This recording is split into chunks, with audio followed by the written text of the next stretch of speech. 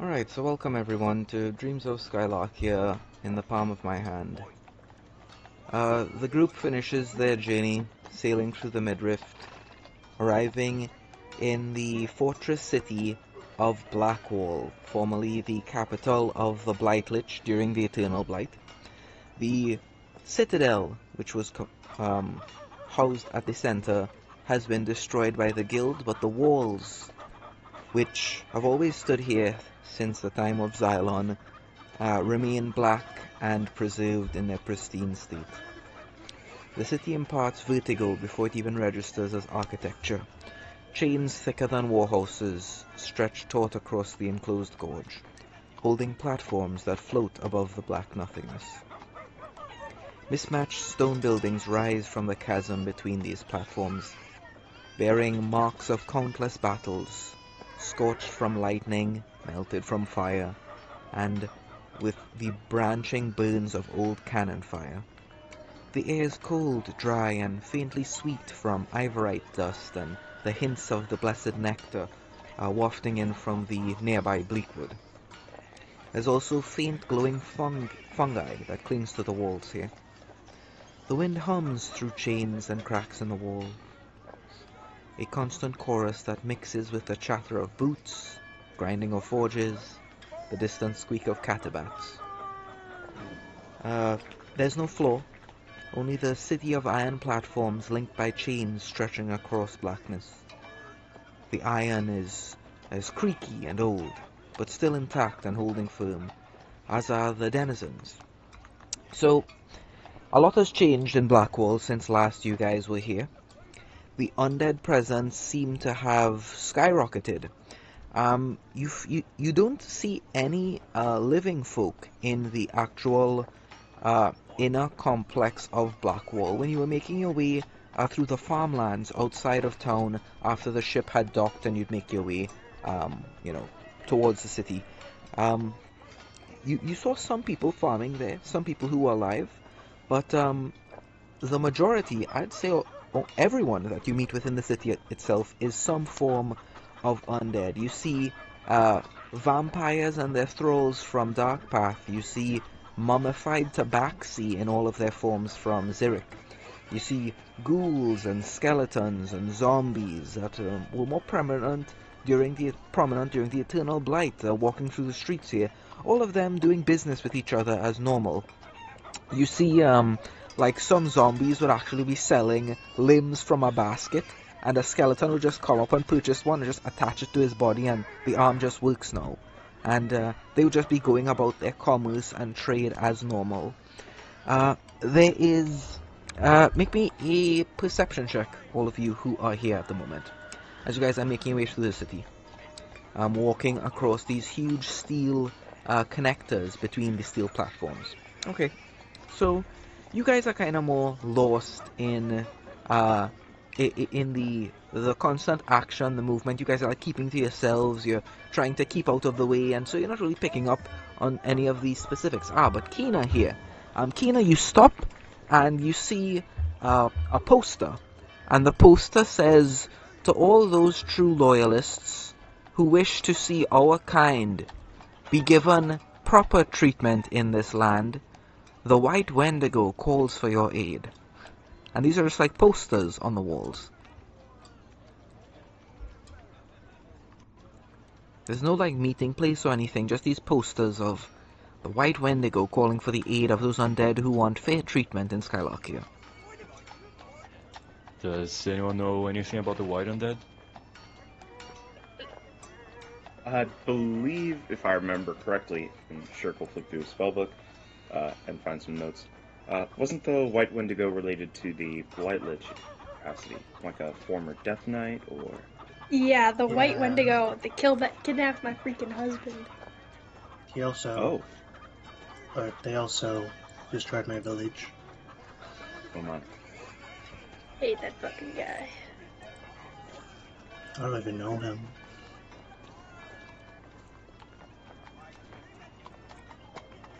Okay, you want us to take a look at it, or kind of just stumble onto it? Firmly good.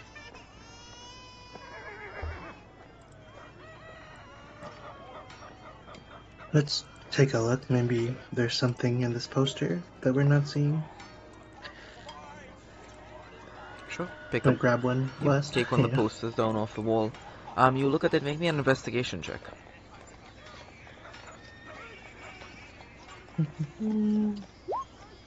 11. Sure. You're studying this thing. It just looks like ordinary paper, best you can tell, Ogre. I don't really see anything on this. Why would they just put something and not really put any details?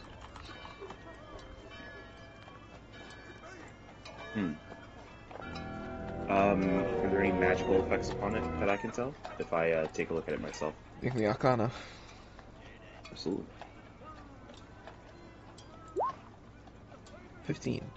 Yes, you do see some faint magical residue on the back of it. Perhaps it's a spell. I compare it to like maybe scrolls I've seen in the past. That.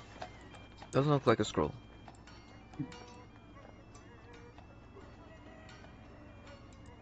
Well, I don't see any harm in holding on to it, so let's keep it for the time being. And I hand it back to Ogro.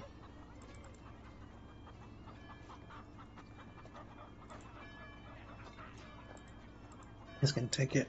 Wow.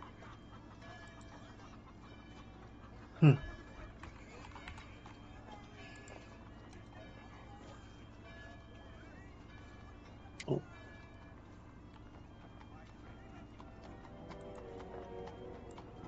This is one of the rolls, right? That we got. Just make sure. This is one of the what? The rolls from last session, the journey rolls. No, we're in Blackwall. Right. This is a city. Yeah, we did all of those. Like those were. This is the end of that trip. Oh, I see. Well. No, you guys just I sailed suppose. past all those things. Okay. I have to ask, did Oni come with us? Is he here? Because I don't think he was like it here. Yes, so some events would happen off screen.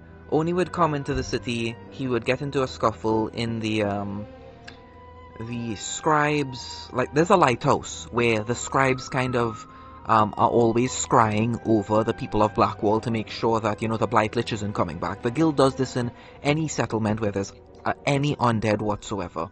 He goes there and he gets into like a little bit of a fight, and now he's in prison at the moment. Loser. Well, You I'm know, glad he was this taken is care of. this is like some very bad karma for him. That's pretty. He wanted to imprison us. For now, he's Right, there himself. A Katibat comes and delivers a letter to you guys, and it's from Oni. Oh my God! It's School Ops Junior. I'm just joking. I think that's racist. I'm joking. No. Oh God. You're right. Oh no. No, he's a... Hey, no, how dare you call me that? I'm a completely different guy called Boolops. Okay. I look at Shrek. You can't say. Sorry. Well, I suppose it's my bad. Lots. You can't. Hey, Bulops. Who sent this letter? One of the prisoners sent this letter, and he said that you guys would give me payment. My payment is 1 gold coin. It's precocious of him to assume. I give him a gold coin. Thank you. Actually, you know what? I'll give him 2. Oh, and I'll how say gracious. it's the extra for Then I'll yourself. give you all some advice. If you want the best potions in town, there's an undead called Jubilee. He makes the best potions in all the undead lands. He's got an alchemy Jubilee. warehouse in the lower eastern mausoleums. And he'll fly away.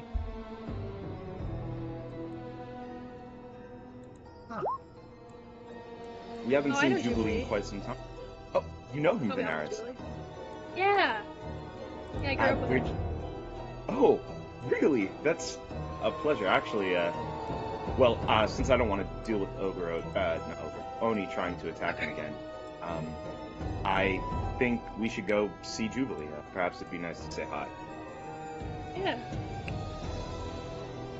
Wait, hold on. What's in this letter, Wes? Or is it just? Yeah, you Oni's cut it open, request? and it says, By order of the Guild of Vow, I demand your assistance in a matter of national security. Come see me at this prison.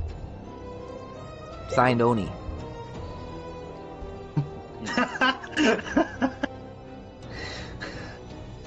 You know,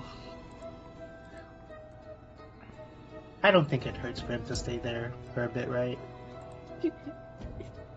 I strongly agree. Yeah. Let's Yeah, just- Wes, oh, sorry. we'd like to go find Jubilee. Yeah, guys, make your way down to the lower eastern mausoleums. You search around, ask a couple questions. There's some ghosts there that are talking to a couple of the mummies from Zurich, and they're like, with the current level of prosperity our people are seeing, I see no reason why we should join the Empire whatsoever, especially not with the amount of supplies of the incantation that we're getting this close to its source, after all. And there are like discussions happening back and forth. Another one is like, I considered going to join the Church of Day, and there's like a random, let's just say a werewolf zombie creature there, and says, I heard that you offer incredible power, but I have suspicions that they have ties to the Citadel, and I don't want the guild coming to hunt me down. And then other people are like, that's just rumors. You're just hearing all these rumors as you're making your way through the lower mausoleums. So, you're crossing the steel bridges, you're asking for directions, you go down a set of stairs, leads you down to the lower levels of Blackwall, into the mausoleums, into these crypts deep underground. You hear the sound of picks going at it again and again. And you see a bunch of people, notably there are a lot of light bloods here, who are working in the mines, and they're using whatever magics that they have to assist in the excavations that's going on down here. There appears to be like underground catacombs filled with dead bodies, like crypts that have laid dormant for, well, who knows, since before the Empire began. And there are a bunch of dead bodies that are being constantly unearthed, like 24/7. You see entire carts of corpses being shipped off and put into large boxes and taken away. Make your way down into the eastern mausoleums, ask around. They lead you to a massive series of warehouses where by some hags in the arts of alchemy. Make your way in, and there is indeed a hag down here who is doing some work. Let's see here. Is, what you call it, that hag from Sturgeon here? Hag from Sturgeon. There was a hag, you met a hag What from was her Sturgeon? name? The one with Ace. What was her name? Yeah, Shilda. Shilda. Oh, Shilda. Yes, I remember Shilda. You know what? She would be one of the hags here. Sure, why not? Roll me luck. Just gotta get above a 10. Let's see, Dragar. Natural 20. Damn, alright, sure. Alright. I just gotta find where I've stored Shilda. Alright, let's see here. Aha, got her. Alright, yes, Shilda. A large Anis hag. These are the night hags. Dark, skin, large claws. She's got a bunch of like potion bottles and vials around her. And you would have met her in your studies under Jubilee, Venaris. So Shilda's there, and she's like mixing this giant cauldron, and she's like singing a little hag song. You know, yes, mix, yeah, whatever. And you guys walk up into the warehouse. It rings a bell as the door is opened. Who's there? Yes, I remember all of you. And as a matter of fact, I guess Ace would be here too. So the massive guard dog, small by comparison to the hag, but still a massive guard dog, kind of sniffs at you guys. It looks towards you, Ogoro, and appears to have some deep kinship with you as it rubs itself all over your body, your arms, your hands, your back, everywhere. It just kind of rubs itself on you in general. It sits. It's a good boy. Yep, it sits. It's a good over there. boy. Shilda says, yes, you're the student that worked under Jubilee, and I recognize the rest of you from your time in the heist in Sturgeon. What do you need from us? You're not with the guild, are you? I already told them I want to work for them. No, but we're trying to see where Jubilee's at. Ah, Jubilee. When last I met with Jubilee, he was in Duskfall, but I suspect he's made his way to Still Shield by now. He's left us here to handle all of the pushing the boundaries on potion making, using the techniques that those really cautious lads in the Arcanum are a bit too squeamish to get their hands dirty with. I see. It's very nice to see you. You too, Ace.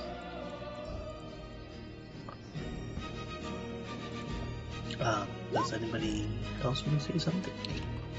Yeah, Shilda, we were here in Blackwall, I suppose, maybe 4 months ago, and last we were here, there weren't so many undead. What happened? Why the sudden? Oh, the human guild's population? been cracking down under new leadership and such. A lot of their higher-ups have been moved over to the front lines, and those who are in power now have seen to it that they'll be exterminating undead in all the reaches of the Empire. So those undead wishing to continue their unlife have decided to pretty much hold up here. It's more so that all the small towns, all the fringe settlements all around the Empire have been pretty much being hunted to extinction there. And this is pretty much one of the last bastions left. Under Lord Kirsten Bruden, he's managed to negotiate a healthy alliance between Sturgeon and our city of Blackwall, although he is in constant disagreements with his step-grand-brothers or something. It's like, I don't know what the Bruden line is like. It's always, it's not very well understood, the Bruden line. Well, that was going to be my next question. So, the mayor is in good health still? Oh, of course, he's in good health. He's Good, been, good. I'm his glad to hairs hear have been graying quite steadily in these last few months. He's under constant stress. He refuses to allow any guild members into his city. Just this morning I got a report that a guild member was spotted outside causing a ruckus of some kind and has been arrested. Yeah, he's hyper vigilant for that one.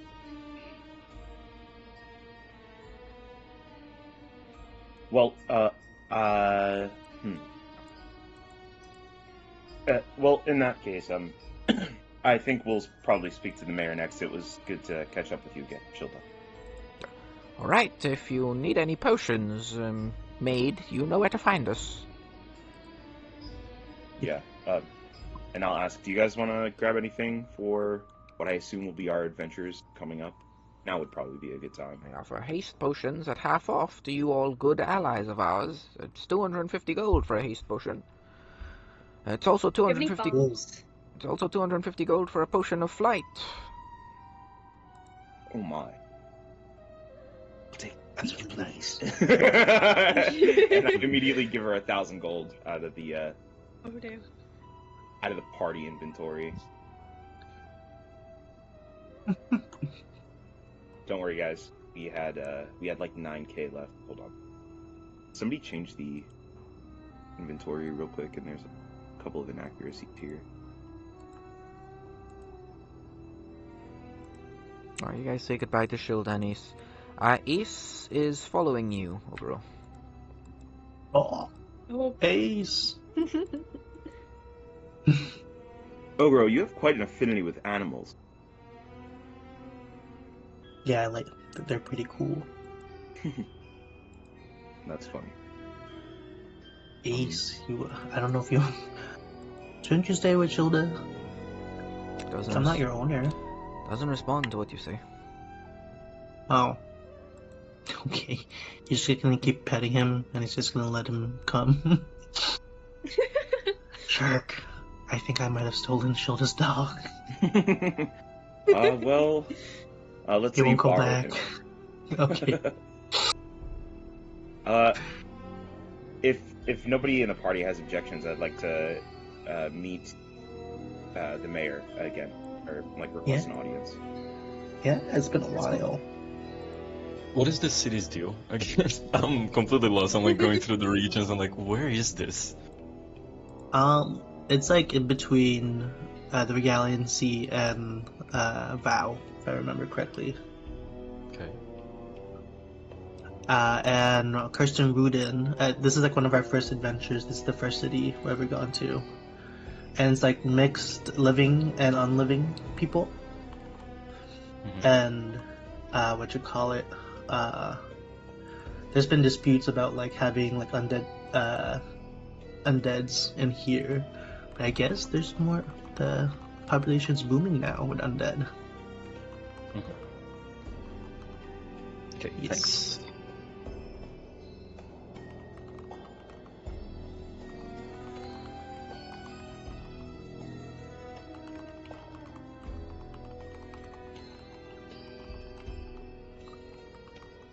Alright.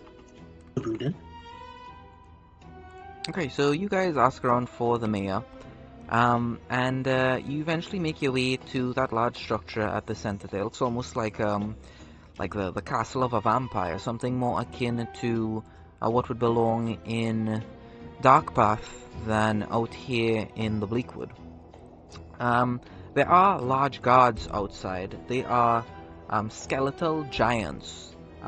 They have like frost tingings on their bones. I would like this would be history or nature from the group.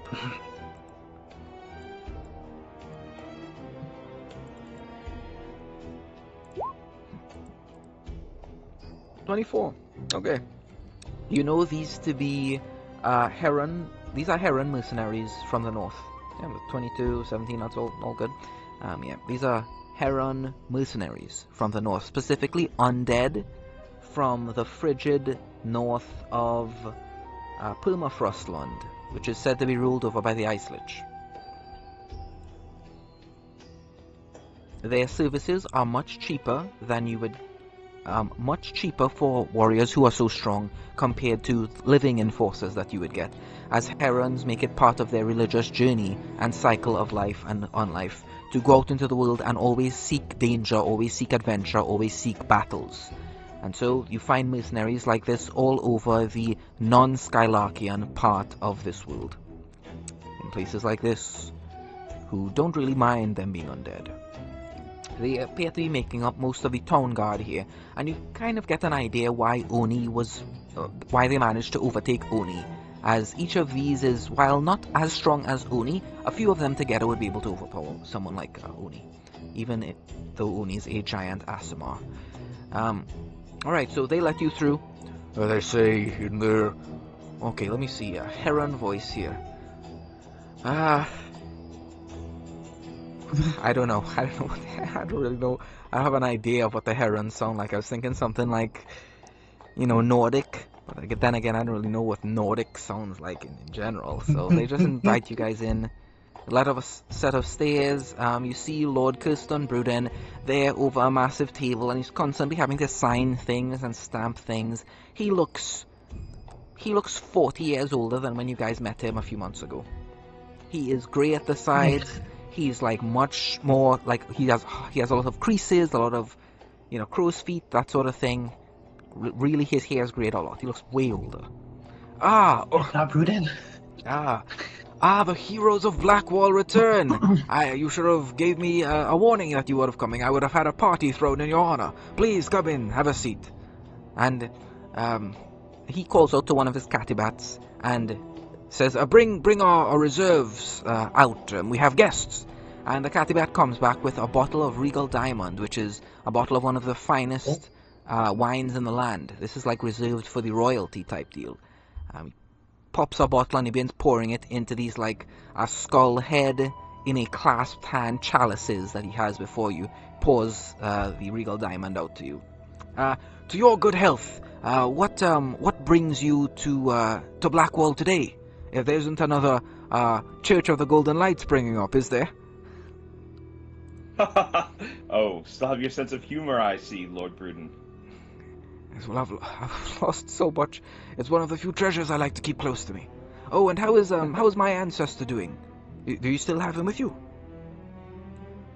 I believe we do. I looked over it. Sure, you look over.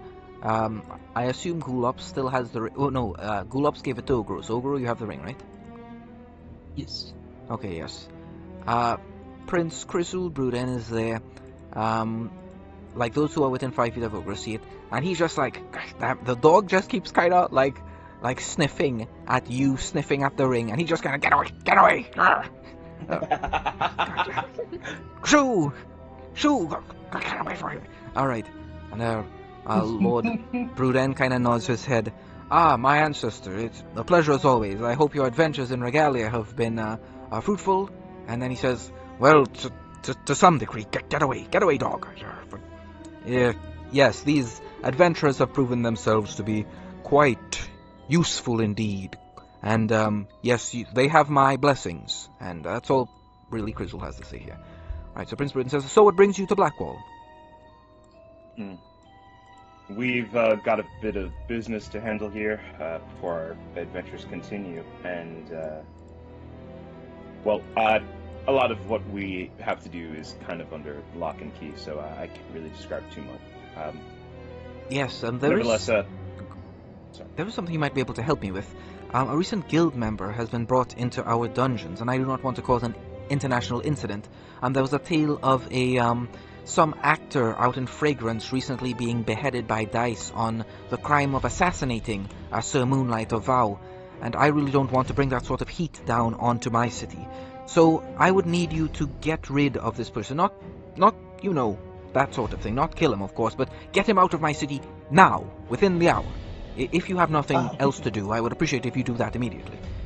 And also there's the matter of this White Wendigo recruiting. There are rumors spreading that the White Wendigo has received, which is the last Death Knight of the Blightlich, receiving some omen, some vision that the Blightlich is due to return soon.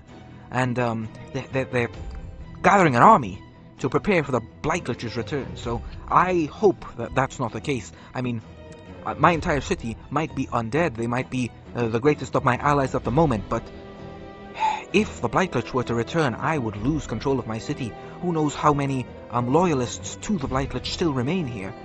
I hope that they are wise enough to understand that if they join the Blightlich, if they fight the Empire, the results of what happened in the last Eternal Blight will just repeat itself. They'll be destroyed. They'll be annihilated. This Empire will sink itself. And in a time like this, where the Church of the Golden Light is a harbinger of horrible things coming, what with the pollution of the water spreading around the entire Empire, with the armies recent resurgent in Zurich, with them stealing the Ascension page of the Necronomicon, with Amon doing his betrayal, it feels like everything is happening at the same time. It feels like the world is burning, and we must. He likes kind of. You understand why he's just constantly stressed out, why he's aged so much. It's like this is someone who's getting glimpses into what's going on the far sides of the world, on not just this plane but other planes, and it's just like taking its toll on him as a living person trying to rule a city of undead, trying to contend with all these different factions and forces. He takes a breath and he sits down, he drinks his wine. Kirsten, just relax a bit. You know we're your friends. You can ask us for help. We can help this fight. Then please deal with this Oni character. It's only a matter of time till his Gravebreaker allies come into the city, try to break him out once they hear tale of this. I want you to get him out of the city. Get him. It doesn't matter which city you go to. Just out of the city. Take him with you wherever you guys are going. Bind him in chains. Okay. Whatever happens. Just get him out of town. Okay. Well, is there a ship that goes to Steel Shield from here? No. You would have to take. You'd have to take one of the airships, right? We do not have an airship port here in Blackwall. The shipmaster has cut us off from all access to airships since the undead presence within the city began to swell. Shipmaster wants to have nothing to do with the undead. What do you suggest as far as transporting him out of here? Well, I suggest you take a carriage, make your way around the edge of the Bleakwood, or where is it you guys are headed? That's a question. Fort Stillshield. Then that's fine. Take him to Fort Stillshield. Have him taken to the fort there. It's a fort run by the True Light. So these would be the paladins of Visulan in training. Have him taken there. Whatever happens from that point on, he can contact the guild, receive new orders, whatever. based off my guard's questioning of Sir Oni, he's not here on official guild business. That makes him a trespasser on these grounds, and I am within my rights to imprison him and have him removed from my city. I cannot, of course, execute him or anything like that, but I want him exiled. I want him out of the city, unless he has an official guild contract stating why he's here. And without a doubt, if he's left here, his other guild company members will get a contract to come here and break him out, and I don't want that happening. Yeah, Lord Britton, you can leave it to us. We'll take care of it. Wonderful. Here, take this. And he gives you a key. It's the key to the dungeons. You can find him, take him, lock him in chains that you find there, and take him out of this place. Go. Handle that as soon as possible. I want knowledge of him leaving this city to be the next bit of gossip out of Blackwall. Got it. Alright, one last thing. Do you know when this White Wendigo thing started? Oh yes, it started only.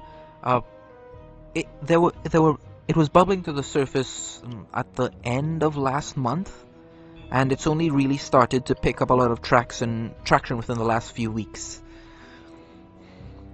Do you know by any chance who's putting these posters up? Well, the Catabats are being paid, and their contracts are strange. When they make a contract with someone and it's up, they tend to forget those types of details. So my guards have been unable to discover more as to who is behind this. Okay. However, the letters, the posters did start coming out of the lower districts of the Lizard Blood and Dragon Blood undead out of Dragar. If you wanted to investigate more, you could make your way down to the lower Dragari district that we have here in Blackwall. Thank you. Of course.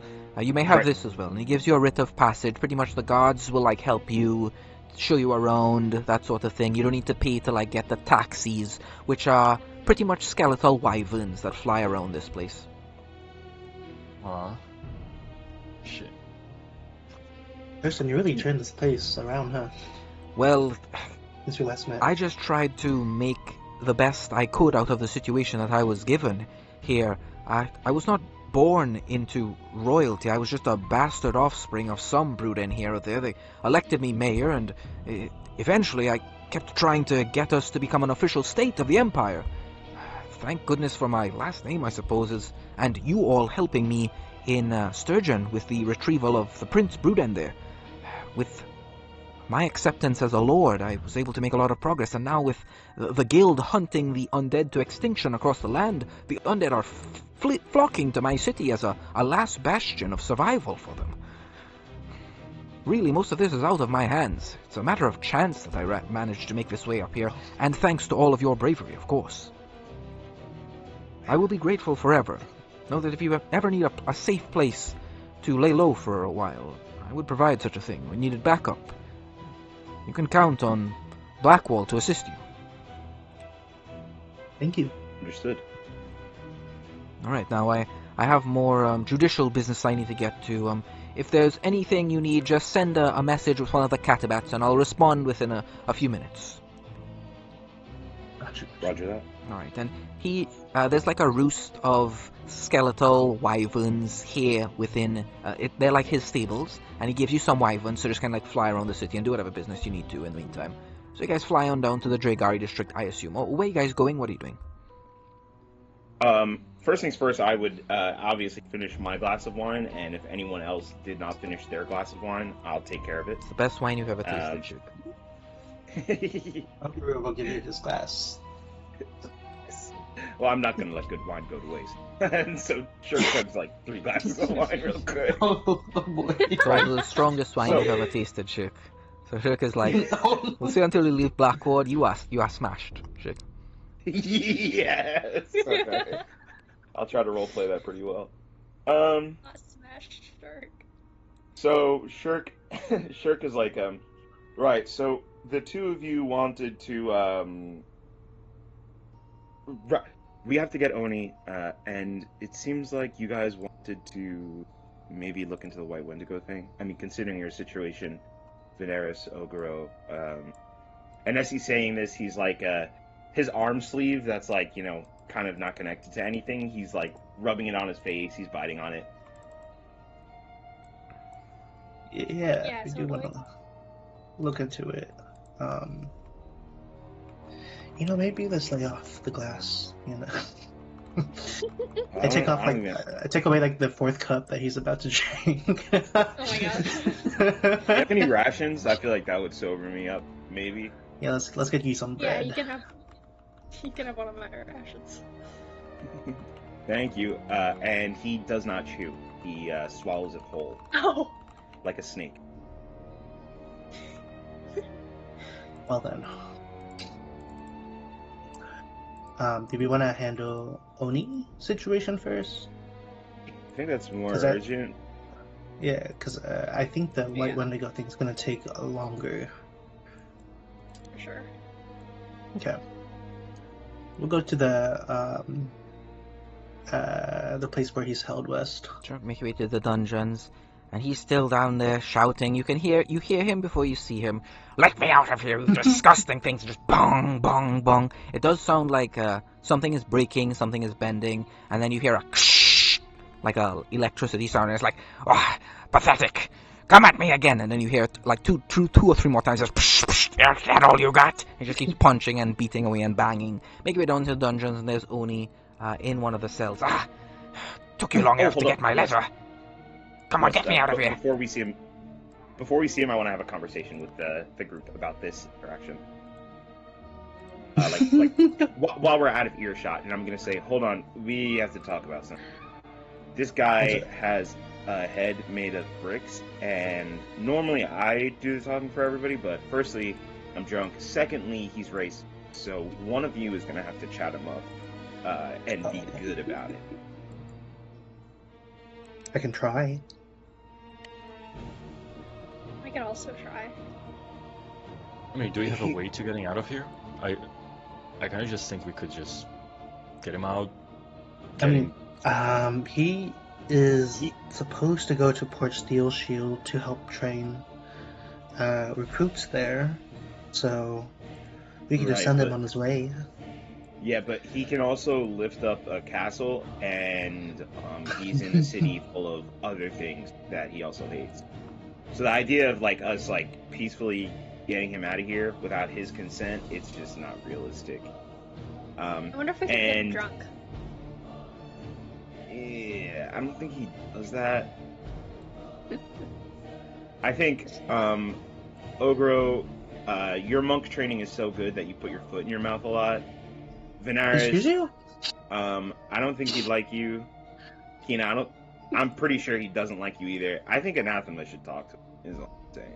That's my suggestion. You guys can ignore me if you want. Is there any more wine? Ogre, I'm gonna look through your bag again. No! Go away. He's chewing him. Do you think we could knock him out? No, not at all. But I think maybe paladin to paladin, you guys might, something might be there. Maybe. I suppose I could try. Good luck, buddy.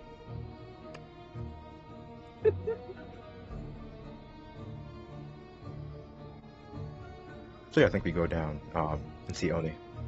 Sure. Going down to the dungeons. You go speak to him. You Anathema leading the charge here. Anathema, show me persuasion. We'll see where it goes from there. And tell me what you say to him. That'll affect the DC. So tell me what you say to Oni.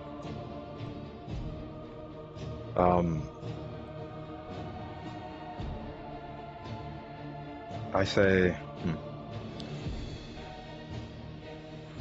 well, it seems Muriel has seen you to this jail cell. And it seems she has sent me to get you out of here.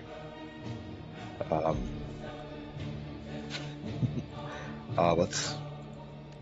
here to take you out. I'm here to take you to Fort Steel Shield. Right, of course. To Fort Steel Shield, and he winks an eye at you. Indeed. Alright, let's go. Open it up.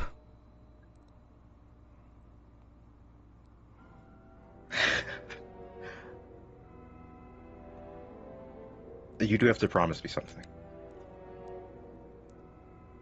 What? You will cause no more trouble in this town. It's this town that's causing trouble with me.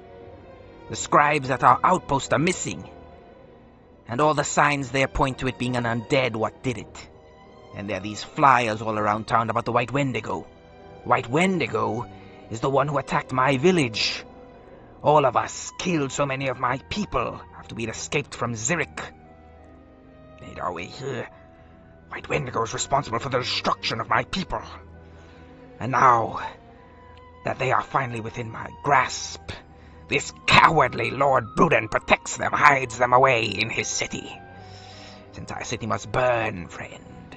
But, right, for now, and he winks at you. Port Stillshield, right. Bruden hides nothing. Listen, you'll get your revenge. I promise you that. However, for the current situation, we need you elsewhere. Skylarkia needs you elsewhere.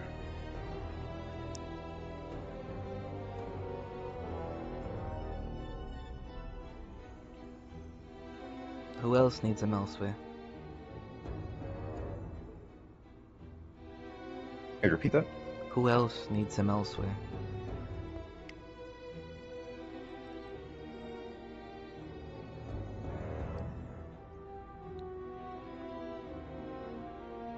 I'm blanking. Sorry. Muriel needs him elsewhere. Yeah. Yeah. I'll let your old persuasion with advantage. 14's not good enough, you gotta beat it. Right.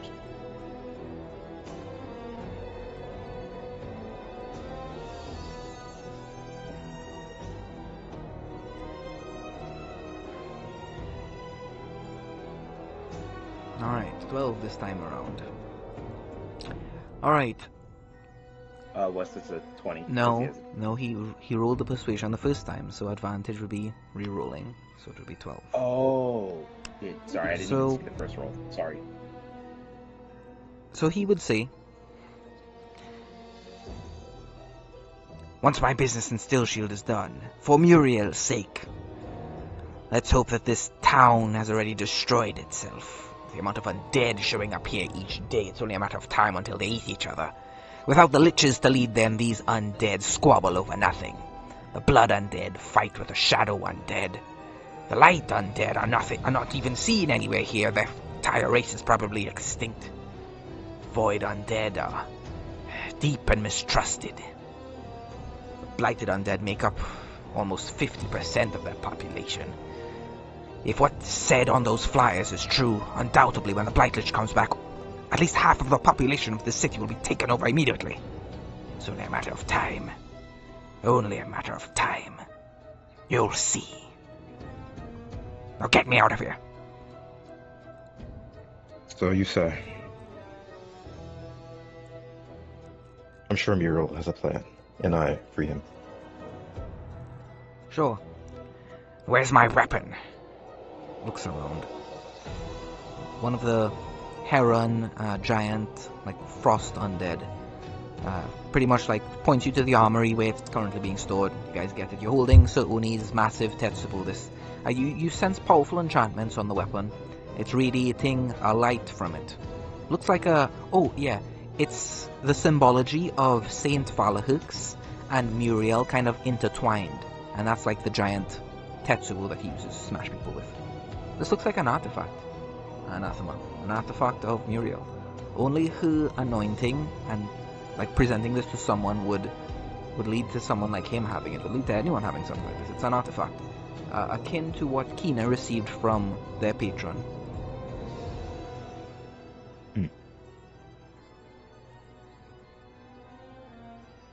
Athema, do we want to give this to him? Of course not. Before? Okay, then. Just hold it. I'm sure you can handle it. Oh, okay. I feel naked without my weapon. You dishonor the people of Zurich by holding it from me. Give it to me. I am a knight of the guild. By what right do you keep my weapon from me? Am I not free of this cell?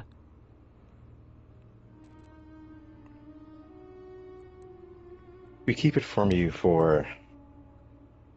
Well, first, there's nothing wrong with being naked. We came into the world naked, and so we shall leave it. And second, it's for the safety of the city. We will hand it to you immediately after we leave. Then we leave immediately. And he begins storming past you guys. Come on, hurry up! His large footballs up the stairs nearby.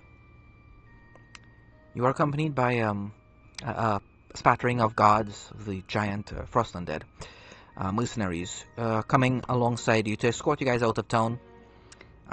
There's a moment here where Sir Uni and Anathema just stop, and both of you feel it in like the exact same moment. There's a chapel here. It's a chapel to Muriel in this place, and there's something wrong. You don't know what it is, but there's something wrong. You both feel this immediately. And Oni looks Whoa. up to the sky, like if it's about to rain, and it does start to drizzle as he does. He looks towards you, Anathema. Both of you can feel like this is some kind of omen. The rain comes down. A drizzle at first. Well, I suppose not immediately. And can I sense where the chapel is? Yeah, you can sense it. It's in the center of town. So I nod towards the chapel and just like gesturing him to accompany me. Guys, take your skeletal wyverns and you guys begin flying there. Are you doing this together or are you bringing the party along? I'd ask. Me and Oni are going to investigate something really quick. Are you guys coming with, or what other business do you want to follow up on? There's the business of the White Wendigo, but if there's something wrong with Mira's chapel, I feel like we should check it out, right?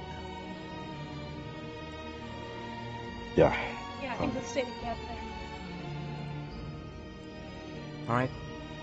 I've made a decision. The group makes their way to the Chapel of Light here within Blackwall. It's a modest structure, pretty much built out of wood. And you can see that people are actively carving it. It looks as though half of the building was attacked recently. You see burn marks along the roof. And yeah, you see like some woodworkers out there. They're like carving bits of lumber into new columns and pillars and stuff. And there's an etching on the top of the chapel, and it says, "We're all a little broken on the inside." And you know this to be one of the tenets of Muriel, is that even though everyone's a little bit broken on the inside, it doesn't mean that they're completely unworthy of prosperity. And you ask, and they say that, so there's this like a ghoul, large as like a humpback creature that's there just kind of carving some of the things, and he turns towards you. His breath is quite foul. And these are like carrion eaters. They eat marrow to survive. These are creatures their soul is made out of energy from the Shadowfell. So this large ghoul fellow there, and you ask him, and he says, "Yes, the chapel was attacked sometime last night. Explosion went off. They tried to burn it down. Some sort of alchemical substance was used, although I don't recall what type. The substance was gone by the time we showed up. It melted a hole through the roof and looked like fire at first, but no, clearly something acidic." You guys are free to investigate if you like. Yeah, Does I this think remind that, me? Oh yeah, go ahead. No, you go ahead. I was gonna say, does this remind me of anything back in Sturgeon? Not that you recall. You're talking about when they broke open the Yeah, safe? the vault.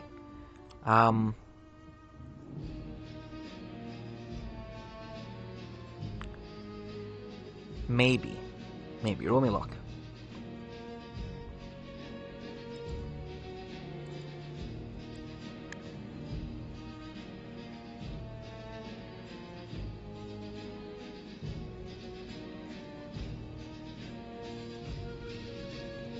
That's going super slow. One of you roll it for me? Okay, It shows up. 13, that's good enough. Yes, there are faint similarities to the tool that Eclipse used to destroy the ring, but that one was like a diluted version of whatever was used here. Just roll me some.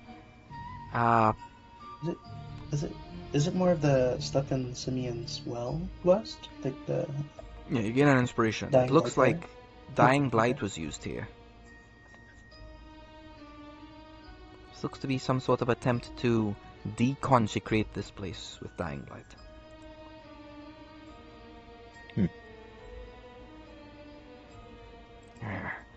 Oni kind of rubs his thumb along the ground. I recognize the smell. Dying Blight. There are only two options. One, they found a storage of this stuff, dormant since the time of the Eternal Blight, or they found a new way to make some. And as far as I know, the only ones capable of making Dying Blight was Ulrich and his Death Knights. So the White Wendigo is active once more. And he's like a bloodhound now. You see this look in his eye of, finally. And you all know that to earn the title of Crimson Knight, you need to either kill an adult dragon or kill a Death Knight.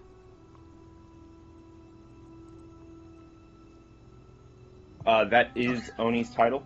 No, he's just a knight. He's not a Crimson Knight yet. I think he's trying to earn. Gets excited to try to earn his title. That title. Got it. Right. Okay. That means they were here last night. More than coincidence that we all showed up this morning.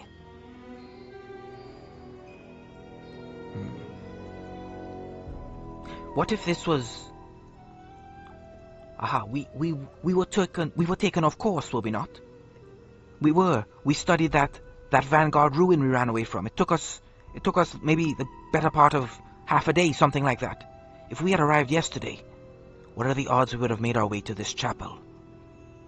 High, very high. Had I heard that there was a chapel of light, I would have come to see it. If we didn't stop at that Vanguard ruin. Maybe. What if this was directed at me, maybe? One of you? And he looks over at you guys. What sort of link do you all have to the Blight Lich? To the White Wendigo? He raises an eyebrow. Hate that guy. Why?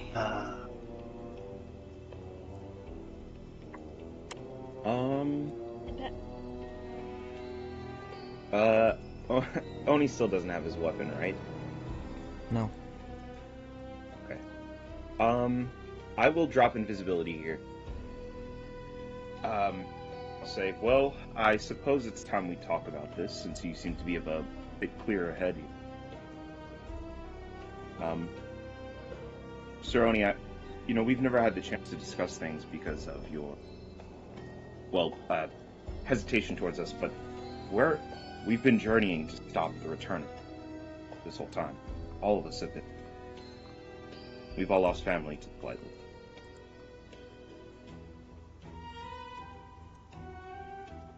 It would have had to have been something more than that. Half the Empire's lost some loved ones during the Eternal Blight. I mean, it ended just last year. It had to have been something personal. They wouldn't have done this unless there was something specific that it wanted from your group, or it wanted to stop you from doing something. Well... No, maybe it was just after me. He kind of scratches out his head. I turn to the party, and I ask, how much do you guys trust Sir Oni?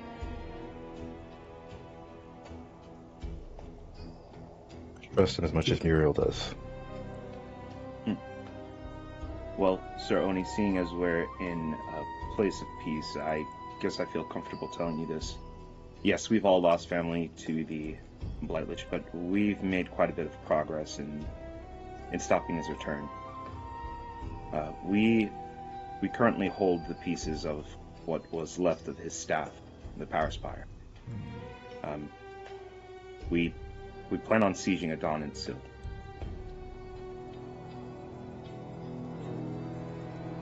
A lot of what you're saying isn't making sense. I don't sense an artifact of such incredible evil on your person. That strange crown your lizard boy over there wears is giving me a strange shudder down my spine, but he looks you over, and elder signs. I see your... Now that I really look at your group, you have elder signs with you. How much do you know of... And he hesitates for a moment. The Great Game. I think we're an inseparable part of it. We haven't put it together yet, so perhaps that's why you don't sense it. It's still in fragments, but I mean, we've been since you've been chasing us, since our journeys through Regalia, and even before you met us back in Fort Stillshield, this has been all that's on our minds. I know this is a bit ridiculous coming from me of all people, but if we could have your help in this matter, I think you'd be a great ally. I can make a persuasion. Sure.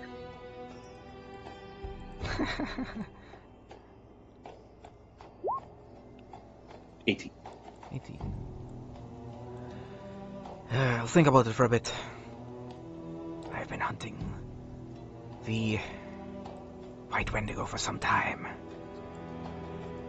This is a fortuitous day indeed that Muriel would send a fellow paladin of hers this way. Fortuitous indeed. Very well, Lightblood. Let us leave the killing of each other until after the White Wendigo is dealt with. Understood. In that case, I think you now understand the importance of keeping peace while we're here. Not gonna fly off the handle or anything like that. Unless I find out that the Lord has been working with this, or even trying to conceal this monster. In which case all bets are off. I don't think you'd do anything of the sort, so sure. Very well then. Then to our pact. As I'll be the leader of this organization, I welcome you all as squires of the hand.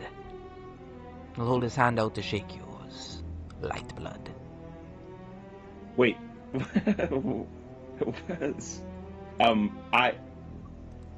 I hold my hand out and I go to shake his hand a little bit, and I'm like, well, hold on, Sir Oni. I'm the leader of this group. Let's not get things misunderstood. Hold on. Right When did we say? When did we say that? I'm behind it. I'm Since the best when? tactician here. I don't see why anyone else should be. Tactician, more like a drunk. Oh, I've had a You're couple literally of drunk drinks. right now. What? Okay. Sir, have since fun. you Alright, are in the alright, stage to lead, Okay, I fine. nominate Ogre as leader. What? Okay, That's wait, hold bullshit. on. No, don't do that. Hold on, No. guys. I have a compromise here. And rather than a handshake between me and Sir Oni, I offered for all of us to put our hands in this.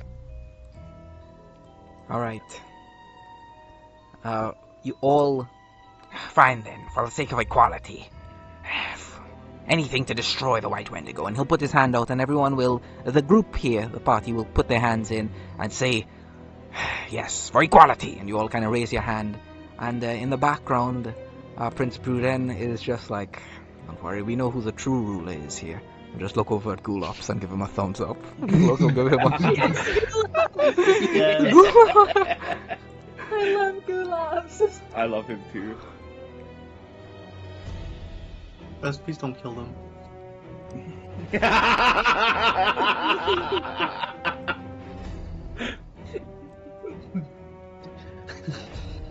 Alright.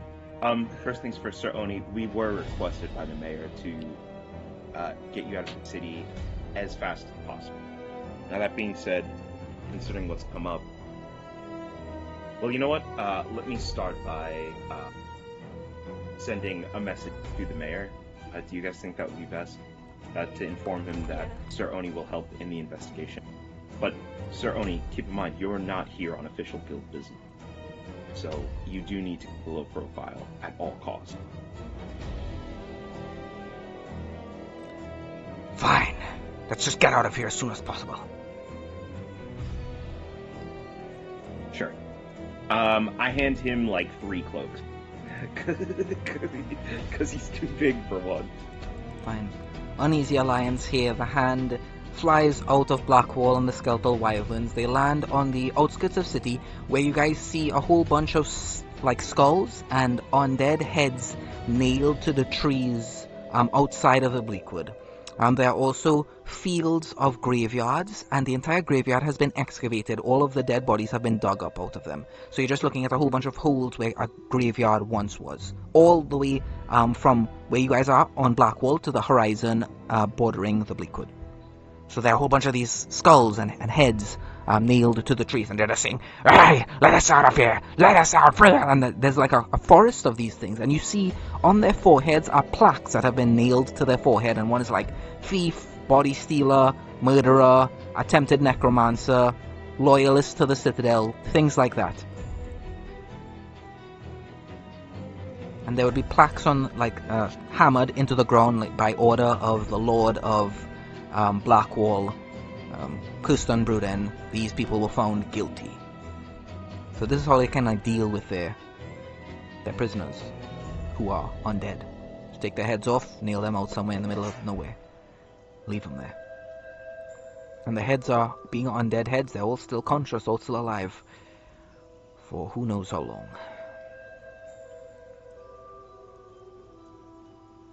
Guys, dismount the wyverns. The wyverns fly on back. You guys are... You know what? Here's what I'll say. The wyverns leave you, and then they come, and then the wyverns come back, and there's a letter there. Actually, Lord Bruden would show up, and he'd say, they will...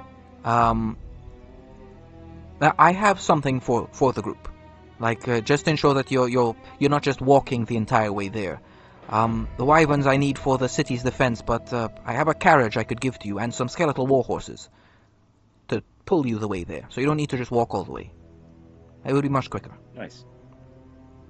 Yeah. Okay, sure. Gives you guys a carriage, gives you guys some skeletal war horses, and you guys are off. Alright, and you guys... as you guys leave, Kenai's like, damn, I really wanted to go check out the Dragari undead sect. Apparently that's where the flyers first started, but alright, I guess you guys are just leaving. Right on off.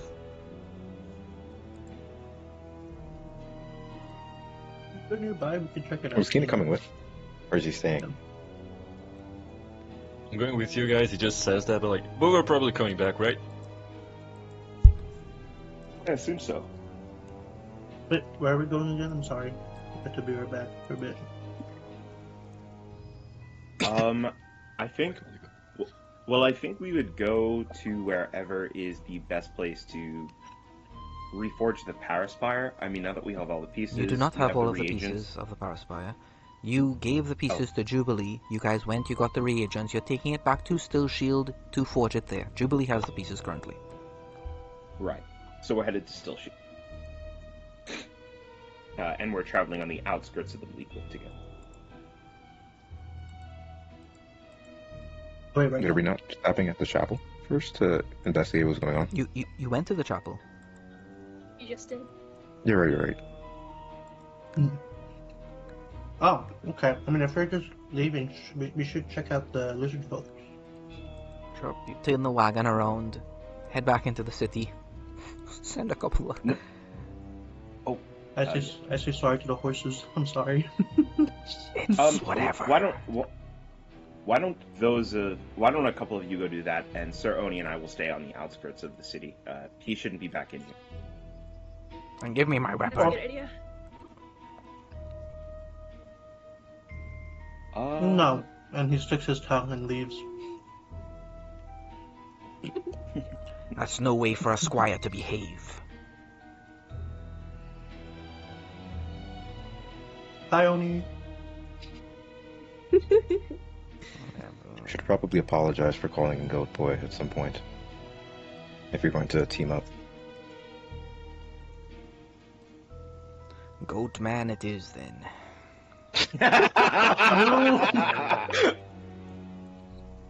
For I'm the away. record, my name is. I don't hear that. For the record, my name is also Shirk, not Lightblood. I don't care what your name is, Shirk. Lightblood suffice for now. Okay. Alright. Alright, you guys make your way down to the Dragari sect. It's so strange seeing the undead that are here getting along well together, because since the Empire has existed, the Dragon Bloods of Spring Falls and the Lizard Bloods of Shadewash have been at a constant guerrilla war with each other. And it seems as though only in Undeath do the two races put aside their differences, as you see Dragon Bloods and Lizard Bloods skeletons, owning stores together, doing business, playing. You see little groups of them, I guess families in quotation marks. The undead here, now that you're looking at them up close, all of them have a spectral outline to them, and most of them have a different colored energy. And you all know that the energy outline is dependent on the lich that created them, while about half of all of the undead are blighted undead, so they have that lime green energy outline. You see fringe groups of the purple of the mind undead, the light blue of the shadow undead, the almost malign, abyssal, dark color of the void undead. You don't see any light undead here. Apparently they're some of the rarest. And the only ice undead you see are the enforcers of the city, the Heron giants, who are employed by Lord Bruton. Alright, make your way down. And what they said was clear. There are a lot more flyers here. They're a lot more prominent than they would be on the rest of the city. While in some of the districts, especially the... Let me see here. The Shadow District, where the more ghost-type elements hang out, the flyers are almost non-existent there. Here, within the Dragari sect, they are everywhere. Every lamppost, every wall has at least one of these posters. And there are signs where a few of them have kind of been taken, but not taken as if they've been torn down, taken as if they've been cautiously taken and taken with them to some degree. Collected. It saw attention. So you guys are in the middle of this district. What are you guys doing?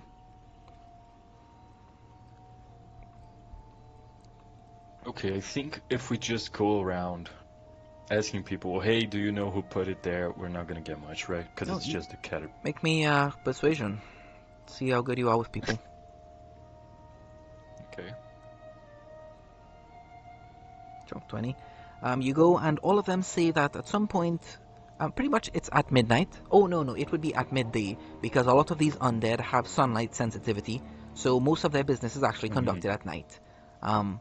Their society is a bit reversed as to how you would expect a normal society. During the day, the entire city looks almost abandoned, as the only people out in public would be the mummies, I would assume, because they're used to that duration heat constantly. But, yeah, so catibats would have come here at midday, and they would have put these signs up. And been questioning some of the catibats. Most of them don't remember, as they have, they would have contracts with the people that they handle this type of thing with. So you decide to chase one of the catibats instead. Follow them around. It would take maybe a day to do this. Are you guys interested in spending a day here to do this? That's a little tough. Yeah. What time is it right now? It's how far in almost the day or midday. night are we? It's almost midday. Okay. So most of the undead would be underground. That's not the problem. The problem is the we gotta get Cerrone out of here as soon as possible. Idea. We could just start taking down posters and see who gets pissed off. Better than nothing. Yeah, let's do that. Sure. You guys have been taking down some of the posters, and your ploy plays off as there's a lizard blood, looks like an older one, still large, still muscular. You can see the outlines of muscles in his spectral outline around the skeletal form. Comes up to you. What the hell are all of you doing? Stop that! The energy coming off of his spirit is that of a lime green color. What are you doing? He looks you up and down. He like really looks at you guys and he says, "Ah, of course. A dragon blood." He looks at Kina, kind of spits at your feet. And nothing comes out. She's undead. Oh, What's it to you? What's it to us? Is the king? What are you talking about? That's... the Empire's cracking down. What do you mean, what's it to us? It offers us hope. Things looked better when the Blight Lich was around. Things worked properly. Everything was in balance. Now look at the world. Visulan's replaced Ulrich for what? Wars in Zurich forever? My own offspring was sent off into those wars to die. They made their way to Springfalls for a better life. And what happened there? They were drafted. Drafted into Visulan's wars. Pulled from all corners of the Empire. You hope all your life that you get out of the swamps and the bogs of the southern Dragar Peninsula. Make your way into somewhere prosperous. Some place that's part of the Empire. My children were sent off to wars to die. And this is a very similar story to the baker, as a matter of fact. To those of you who remember. Oh no, it's a candlestick maker, sorry. That you guys fought outside Blackwall just a few months ago. This is a very common story of... There are a lot of old people around, and their children are usually drafted once they become part of the Empire into fighting in these foreign wars. They never see them again. It's one of the greatest criticisms of Visulan as Emperor is that for someone that's so interested in peace, there's an awful lot of wars.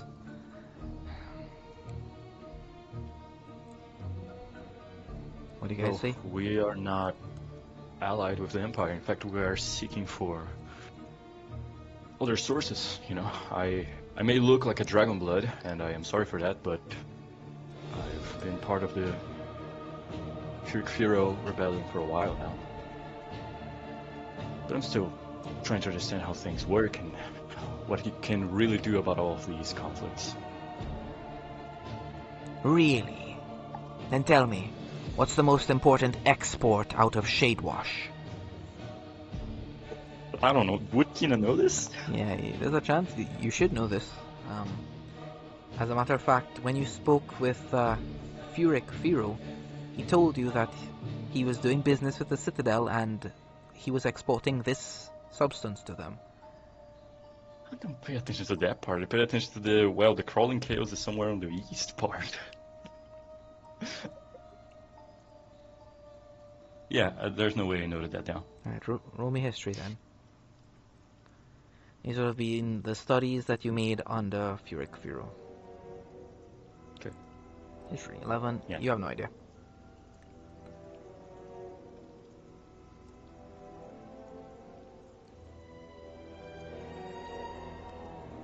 You can take a Alright, you guess. got me. You can take a guess if you want to. What's Firo giving to the Citadel for all those weapons and those soldiers to help in his guerrilla war? It can only be found in... Well, it can't only be found in Dragar, but Dragar, this is the main export of Shadewatch. Would any of us be able to suggest? Yeah. Not unless you've been to Dragar, unfortunately. Okay. Specifically, Kina is the one that might know something, and he didn't study this. He was more interested in the sea, in the power there, in bringing the war to an end. He didn't really care too much about the logistics of what resources that they're here for that the Citadel would need. I'll give you a guess. I literally don't know. Okay, I'll give you one hint. When your group and all of its components are together, one of your members can make this substance. Only one of you.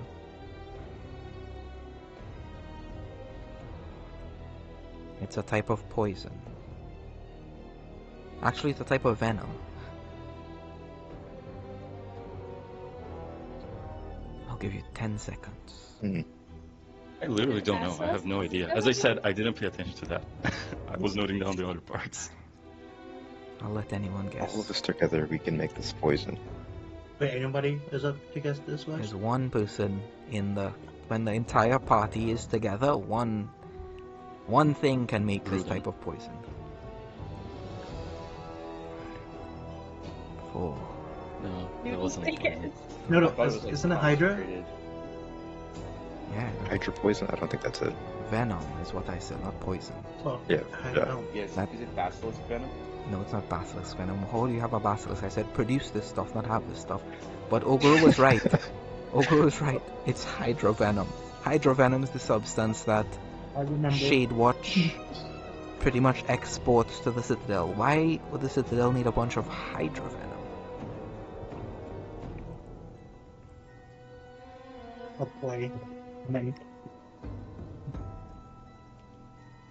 But anyway, you answer this one fellow's question. He seems a bit more likely to trust you now. He lets you know that there's a specific group of blighted undead who they've been getting weird dreams. As a matter of fact, it's not just a specific group, it's all of the blighted undead. You bring this guy to a tavern and you guys talk to him. He tells you that for the last month or so, all us blighted undead, we've been getting strange dreams. And he begins describing these things to you. You should know, though, that whenever we share this information with people, they start having the same dreams too. I don't know why this is, but yeah, the White Wendigo is back, and she's part of the dream, and Ulrich, of course, the Blight Lich, he's part of the dream, and all the shadows are strange. The shadows are like, they're not normal. They like take on a different texture almost. It's difficult to describe. Don't worry, these words are more than enough. Tonight, when you sleep, you'll have the same dream.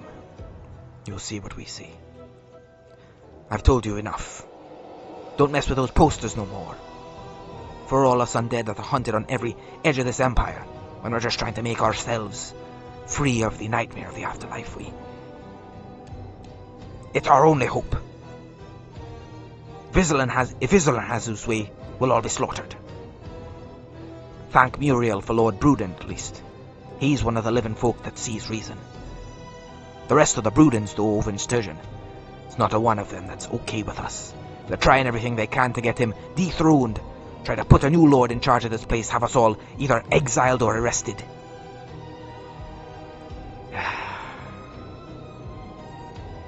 Enjoy your dreams, says the skeletal, blighted, undead lizard blood. As he stands up out of the tavern, he finishes his drink, which has some incantation in it, and he leaves. Meanwhile, Oni and Lightblood, right?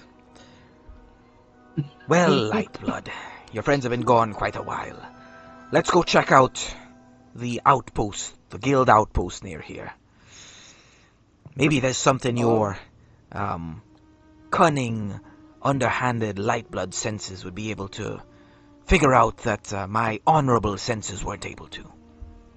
Okay, well, I'd just like to point out that not all Lightbloods are cunning and underhanded, but it just so happens that I am. That's a coincidence.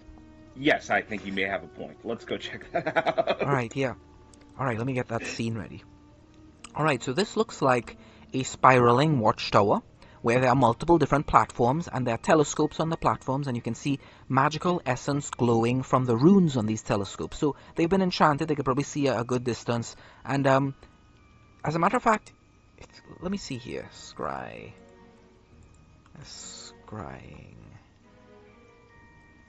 Yep, scrying spell. It's wow, it's a very okay. Wow. All right, so you make your way into it, and it looks like the door has been kicked in, and there are a couple like shadowy guards here, and I'll show you exactly what they look like. They look like this. There are a couple of these guys. Are you seeing it? Yes. Okay, They're yes. like, Make me nature, please. And you see these Yeah, weird absolutely. creatures. There's a couple of them, like spiraling the place.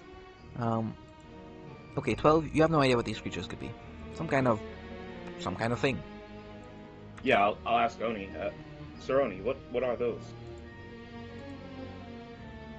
Those some kind of undead made out of shadow. But last I heard, the Shadow Lich retired after the war, gave up, or went into hiding. Could be a sign. that they are coming back into the picture. Although I don't know anything about the Shadow Lich. All I know about is Ulrich, that bastard.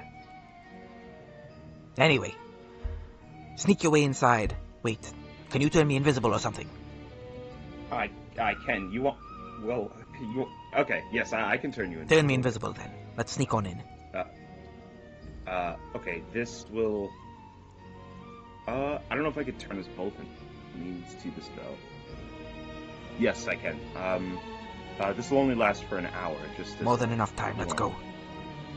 Alrighty. All right, both of you guys sneak into it. The door's been kicked down. Make me investigation. There's a table. There are drag marks across the floor. There are 5 glasses on the table. One of them is cracked on the ground. So there's 4 on the table, 1 cracked on the ground.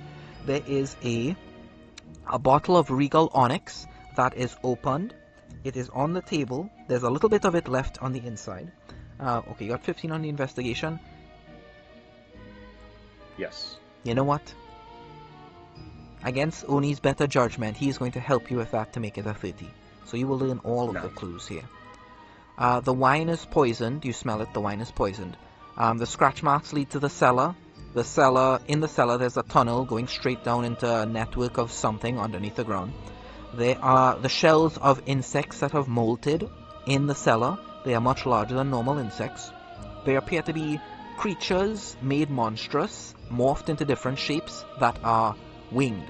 So it would be like a tarantula with a scorpion tail that has wings itself. It would be like a centipede with a praying mantis front to it and a bunch of stingers in the front like that of a wasp. So that, yeah, a bunch of weird different creatures have molted underground here. Making your way up into the upper levels. The beds have been made, so they won't woken up in the dead of night or anything like that.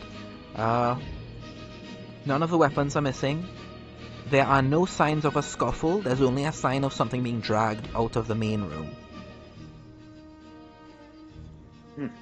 And all of the scrying lenses have been... Like, one of the lenses has been taken out, so they don't work. They look like they would work from outside, but they don't actually function. They show signs of tampering. So the scrying apparatus has been tampered.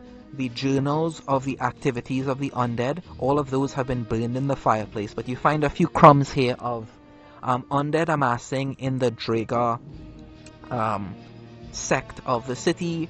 Appear to be making routine trips to the Chapel of Light. A lot of them are focusing on it, taking notes, looking at it, reporting back to someone within the Dragari sect. Yeah. I would also answer any questions that you would want to ask Kirshuk.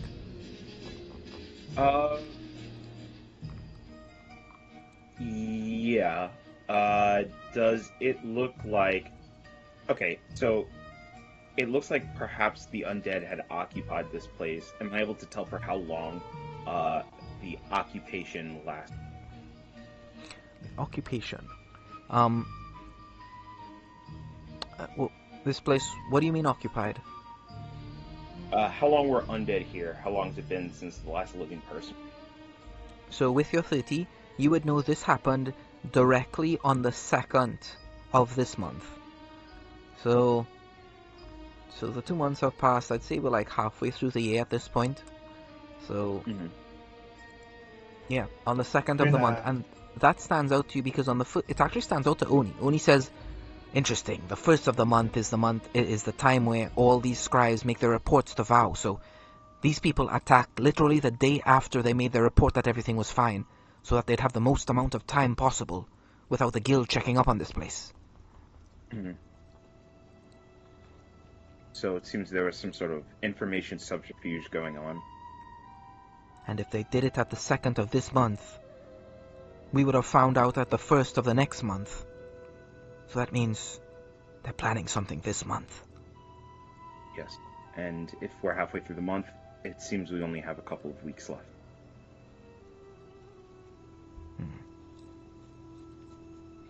The bodies aren't I here. Think that...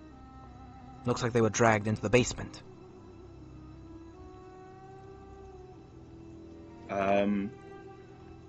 Alright. Sir Oni, do you feel safe checking out the basement? I understand you don't have your weapon, but I can. We've provide already some- checked out the basement. There's a large tunnel down there. Looks like some sort of insect dug it. And there's a bunch of molted, a bunch of molts left behind, as if whatever this creature or these creatures were, they got bigger. Do I see signs of the bodies being eaten, consumed, or transformed? No, there would have been like little fragments of bone left behind if they were eaten. Transformed. Maybe. Make me nature. So Oni will help you with this. It's at this point that the group would have made their way back to the war horses, and the war horses would have told the players that Oni took Shirk to this watchtower. Right, 10. 14. Alright, not that you see, but you know that you're not an expert in these sorts of things. Mm-hmm. Yeah, I'll say I really don't know about exactly what could have happened to the bodies, but I'm kind of fearing for the worst.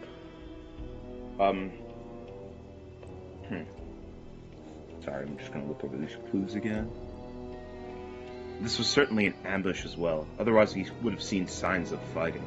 I doubt that. Maybe this happened. The beds were made. It was an ambush. They would have leapt out of bed. They wouldn't have stopped during the ambush to make their beds. And while people are sleeping at the best time for an ambush, they planned to make the attack on the 2nd of the month. So these are people who've been watching these people who knew exactly when to attack and what to do. And why the wine glasses on the table if it was an ambush? Right. Is there any spilled wine from what was... Yes. One of the glasses was crushed along the ground, and it appears to be only of the glasses that had any wine left on it, as there's a smear of blackberry wine, which is Regal Onyx, on the carpet. It's at this point where the party would make their way outside of this watchtower, and they would see the same strange creatures, 2 of them, circling the place. I'd like nature checks from the rest of the group now to know what the hell these things are.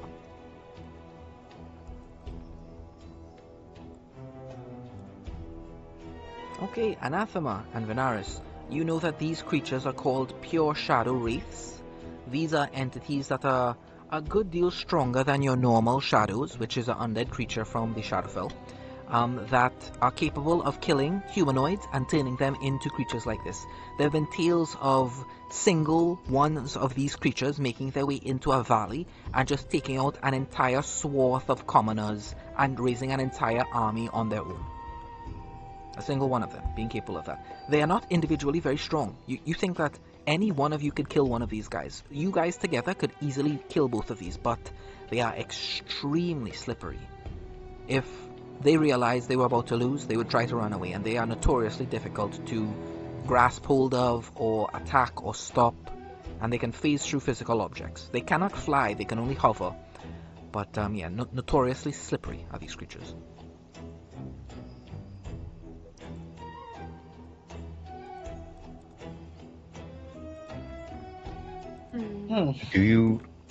Do I think that with, I don't know, something like the shadow splitting arms, we could grab hold of them? You think you could grab hold of them even without the pure arms, but they're very slippery. You can, it's unlikely. I wouldn't say impossible, nothing's impossible, but it's just difficult.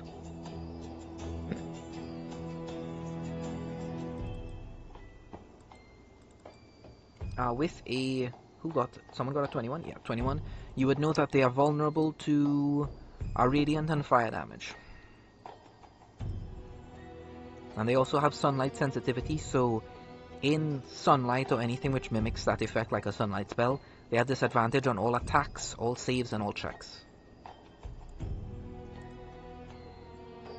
But in darkness they have advantage on all those things, so...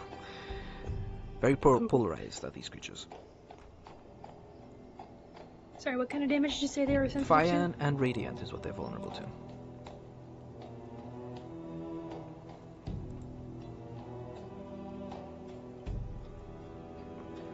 Okay, meanwhile inside, yes, I definitely don't think it was an ambush. It's more like someone just waltzed into this place, offered them all a bottle of wine, they couldn't resist, they all drank, and it either knocked them unconscious or killed them. You said there's poison in the wine, what type of poison? Yeah, I want to take what is left of the wine that I can observe, and specifically what I'm doing here is that, like, from the last time I was in Blackwall, observing, like, the syrup for those, like, little worms crawling around inside, I want to see if there was any, like, transformative agents in this wine using that method. No, there's no transformative agent within this wine. Okay. Uh, there's, the woman that travels with us, Veneris. She's good with alchemy. When we next see her, I'll save this and I'll put the leftover wine into All right, the then. pile. Fine, I'll try to contact her. She was the fiend blood, right? Yes, with the bow. Okay. He's gonna use animal messenger, and you see a little mouse. Unfortunately, it's a skeletal mouse, as that's all they have around here. And comes up and he only whispers something to it, and the little mouse runs outside. And a moment later, Venaris, your skeletal mouse, kind of like tugs on one of your shoelaces and whispers to you that, hey, Oni and Shirk need you, and they're in this place. Which you're right outside, actually. Yeah, okay, I'll just waltz over there. Sure.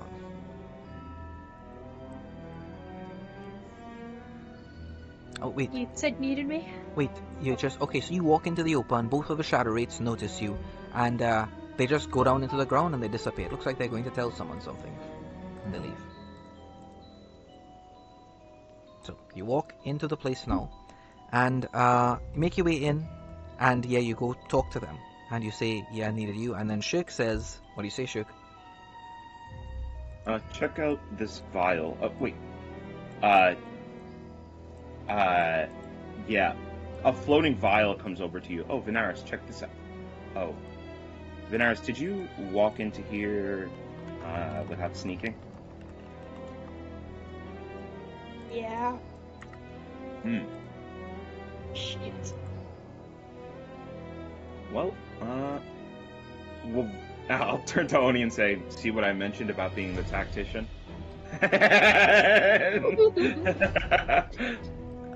Venaris and Anathema, you guys hear like a strange sound in the distance. Shirk, you feel a little rumble beneath your feet. Oh, Christ. Oh, Oni, I think we're in trouble. Let's get out of here. Fine. Search for whatever clues you can. Grab whatever you can. And he like grabs some of whatever bits of journal is still left in the fireplace and he runs out. Yes, I will grab one of the spyglasses. I will grab the bottle of wine. I will grab any biological remnants, like fingernails or anything like that. If I see like, you know, something like that, I just take it. And hold on, Corey.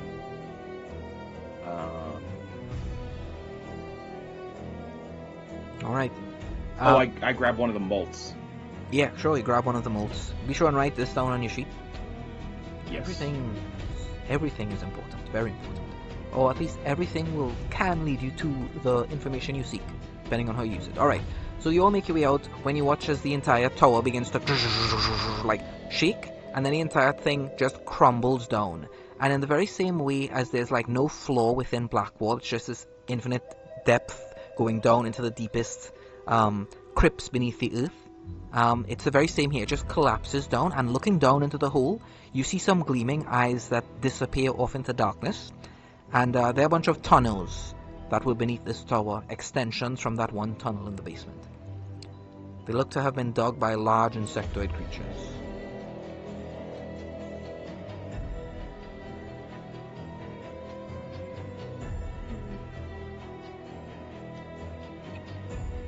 My weapon! My weapon! Says Sony.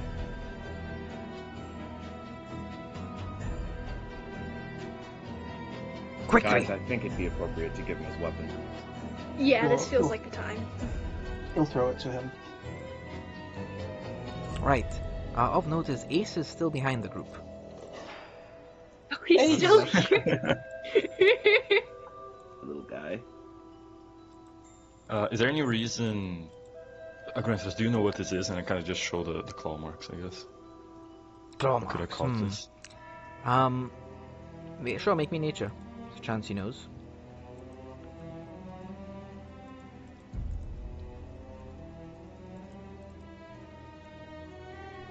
Opening his shit. That's not high. 22, yeah, he does know what these are. They're called cocoon tenders. These are creatures that handle the nests of entities within the nesting grounds of the Bleakwood.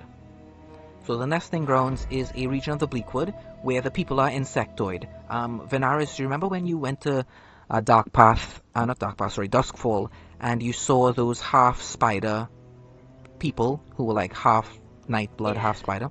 Well, they are supposedly descended partially from these creatures, partially from the curse placed upon them. But some of their people were cursed entirely to become insectoid monsters. And yeah, these are the remnants of those people. So they were once humans like you or I, humanoids, that is to say, but they were turned into these horrible monsters as a punishment from the Nihilelians, and they still survive out there in the nesting grounds. Giant insectoid monsters once were people, still a small fragment of the consciousness of their humanity is still left there, but it's so deep that mostly they're just animalistic monsters. They're always expanding, always making incursions into nearby settlements, and guild companies are often hired to go and burn out entire nests of these creatures when they make those incursions and their expansions of their hives.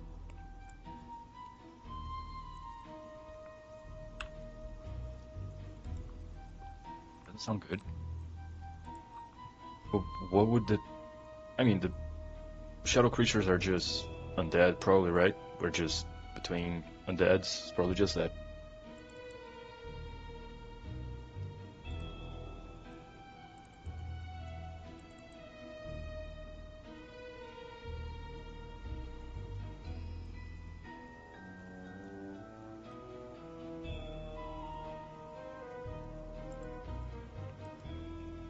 Okay, you sense some movement.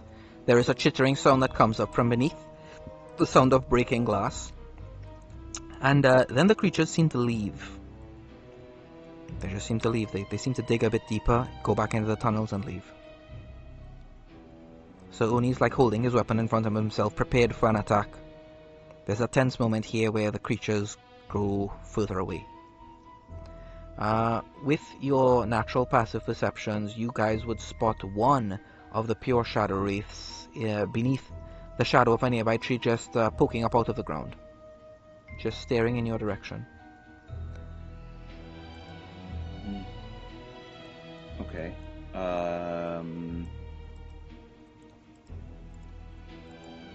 How quick are they? With the very high check that one of your friends got, they move at about 60 feet hover per round. Okay. And are shadow wraiths like intelligent creatures? Yes, they look intelligent. They hold a fragment of the person that they once were.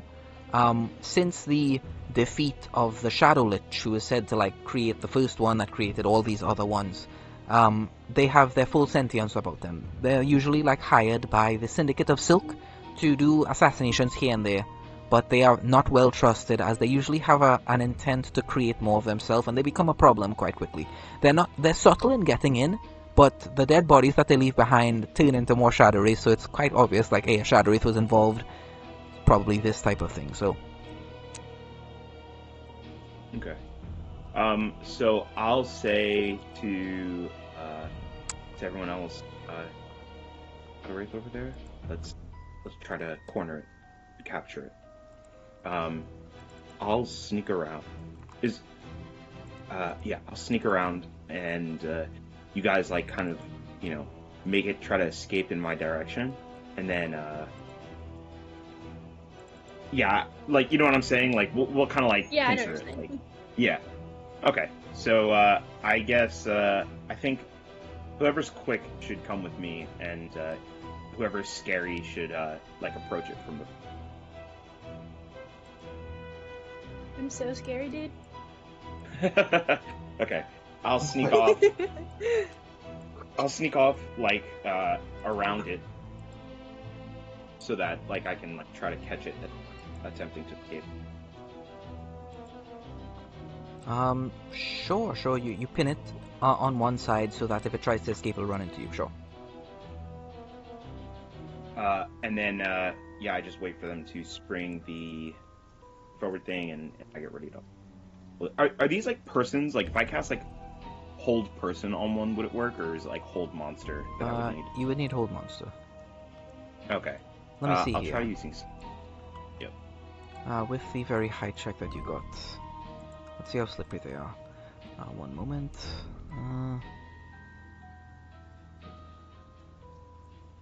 Okay, you would know that these creatures they're immune to paralyzed, so they could not be held.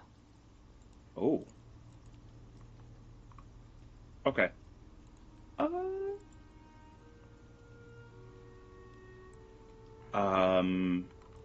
I have another idea. But they do have like a physical form, right? Like if I grabbed one, I could hold on to it or Yeah, something you like can. that. You can hold on to them. Wait, Okay. let me just check to make sure.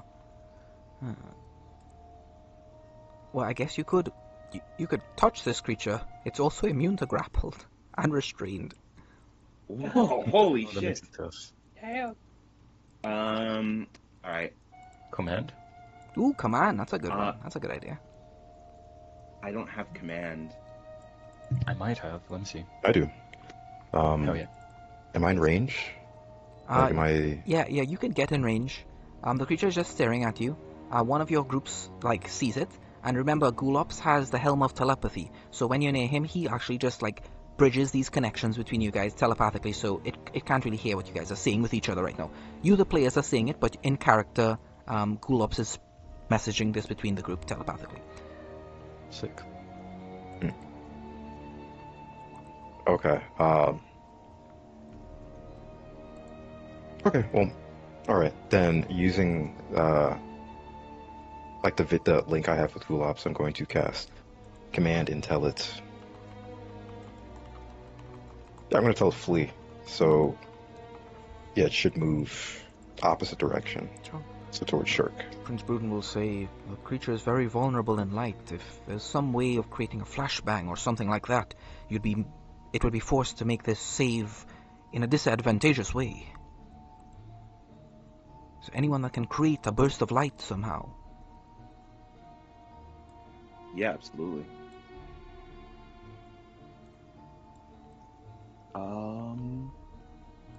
I can douse spaces of oil. We could light that on fire. I can give one of my spells radiant. And like I won't hit it with the spell, but I'll like, blow it up in front of it so that it's like blinded for a second or something like that.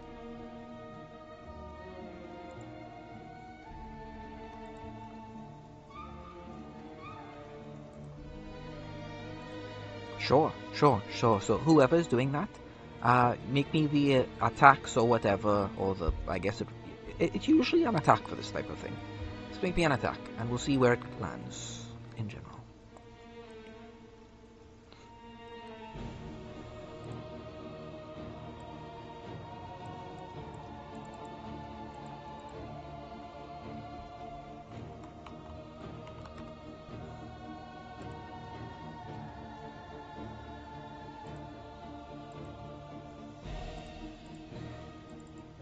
Did you want to do your radiant damage? You want me to do that first? Because I was just going to use silvery barbs, which will force it to have the advantage on whatever it does. Yeah, okay. Yeah. Yeah. And then I can give advantage to the next person that like tries to capture it. So I ready silvery barbs, and like whenever somebody tries to like make this move and it like flees or whatever, I'll force it to have.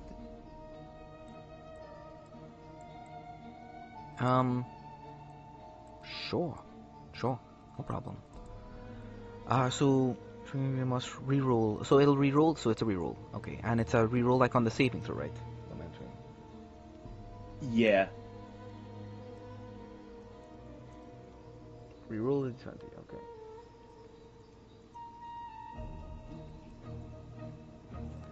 Alright, so we'll say with you guys like setting fire to it, that's what you're doing, Benares. You're putting oil on a dagger, on a arrow, and you're shooting at it. What are you doing? Tell me what you guys do, guys.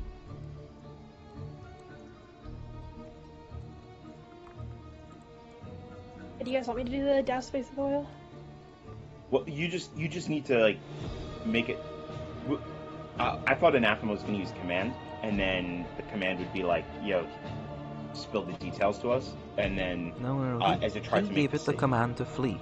Prince Prudence said right before that, hey, it's vulnerable to light in general. If you cut something bright near it to mimic daylight, it would be forced to make that check with disadvantage, but in darkness it would make it with advantage.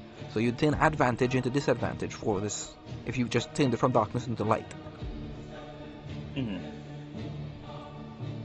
Okay. And then Technically speaking, yeah, it is we'll midday just... right about now. So if you just manage to get rid of the tree above it, it would be in sunlight, effectively.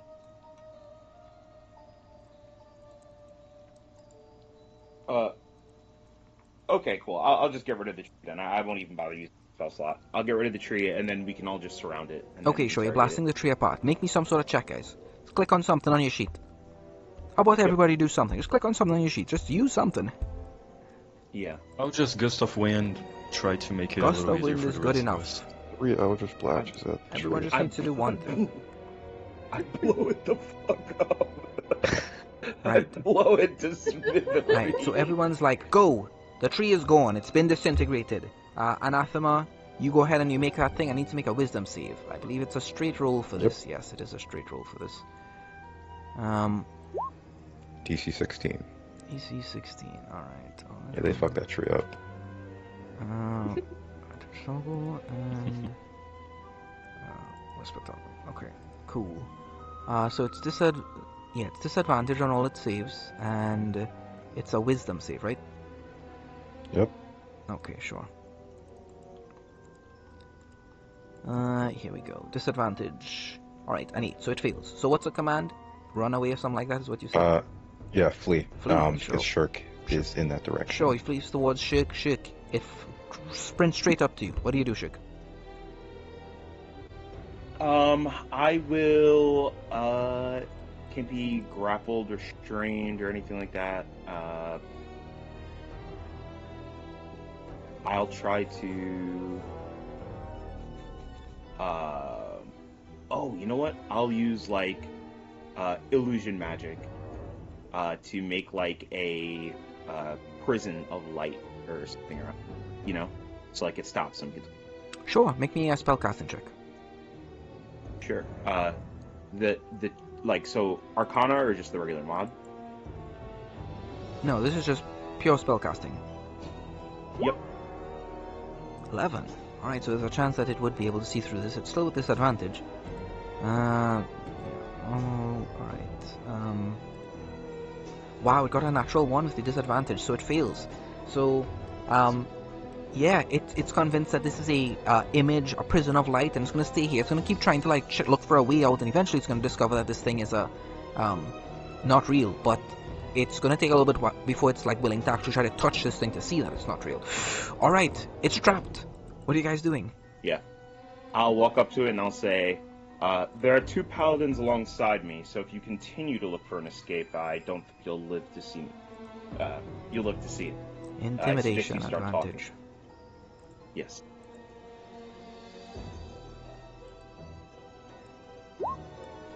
$17. Alright, yeah.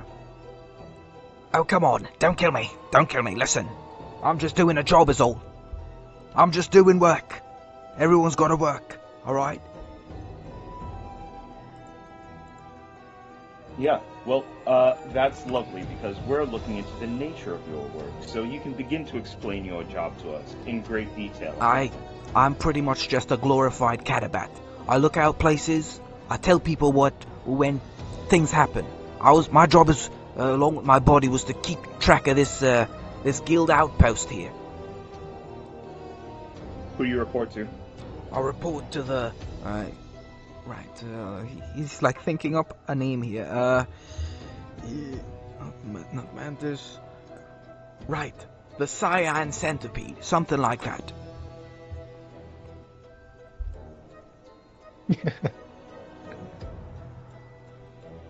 Is, Are the undeads just like a color and then an animal? Is that how they name themselves? No.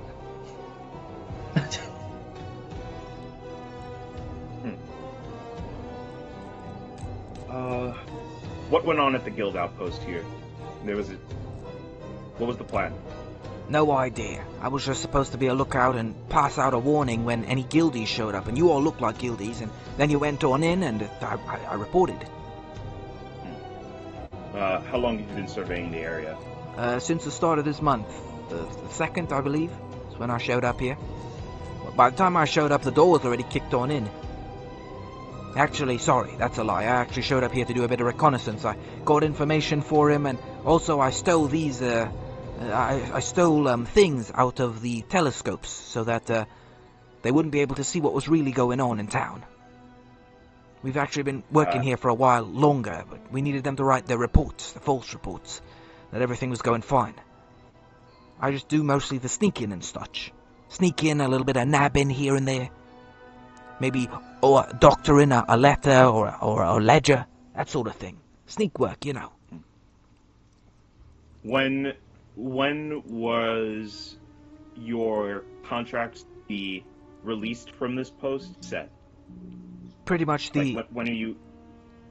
Pretty much now.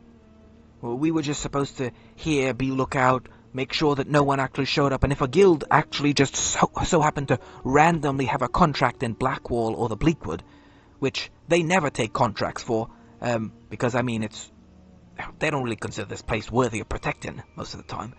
I was just supposed to report to my superior of the Seawind Hive.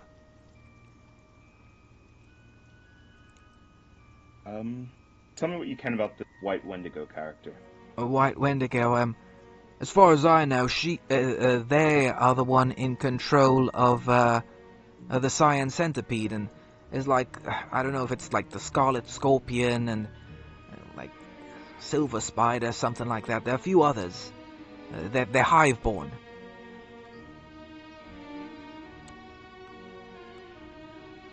Hive-born, like, you know, they take a living person, and instead of turning them into undead, which was the specialty of the Blight Lich that made the White Wendigo, they instead turn them into these insect monsters. Nasty stuff. I'd much rather be me as I am now than one of those wretched insect boys. They're working underground, I surmise. The rest of you have any questions?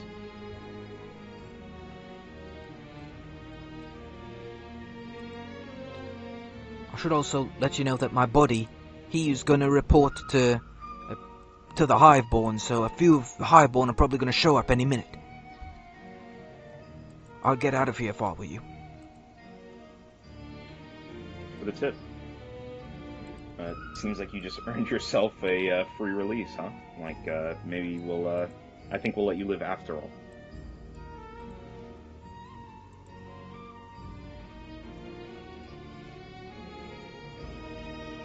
Alright, thank you. Thank you. Oh. Well, those parts you took from the telescopes, you'll hand them over to me now. Fine, here you go. He hands you a few strange lenses. Okay, so I will take these strange lenses. Sure. Each of these is a lens of detect magic. And there are 3 of them. And once a day they just let you use detect magic or identify on pretty much anything. So you get 3 of these lenses. Nice, convenient items. Alright, so you mentioned the Cyan Centipede, Scarlet Scorpion, Silver Spider. Any other of these Hiveborn? No, those aren't just the Hiveborn, those are the elite Hiveborn. I report to one of them. Hiveborn, they come in all different shapes and sizes. There's armies of them, legions of them. And why? Why all of this in Blackwall? Why the subterfuge and everything in a place where the undead flourish? As far as Just I despite know, the guild. the White Wendigos preparing for the return of their lord, the master. The blighted undead, they've all been having strange dreams or something. We shadow undead, we don't have those.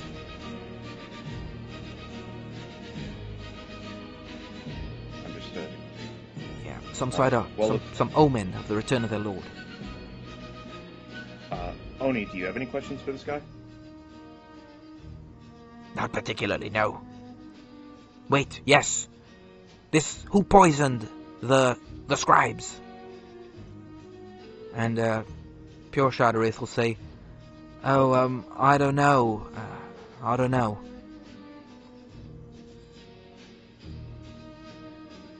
You guys can make me insight. I was gonna say, insight, please.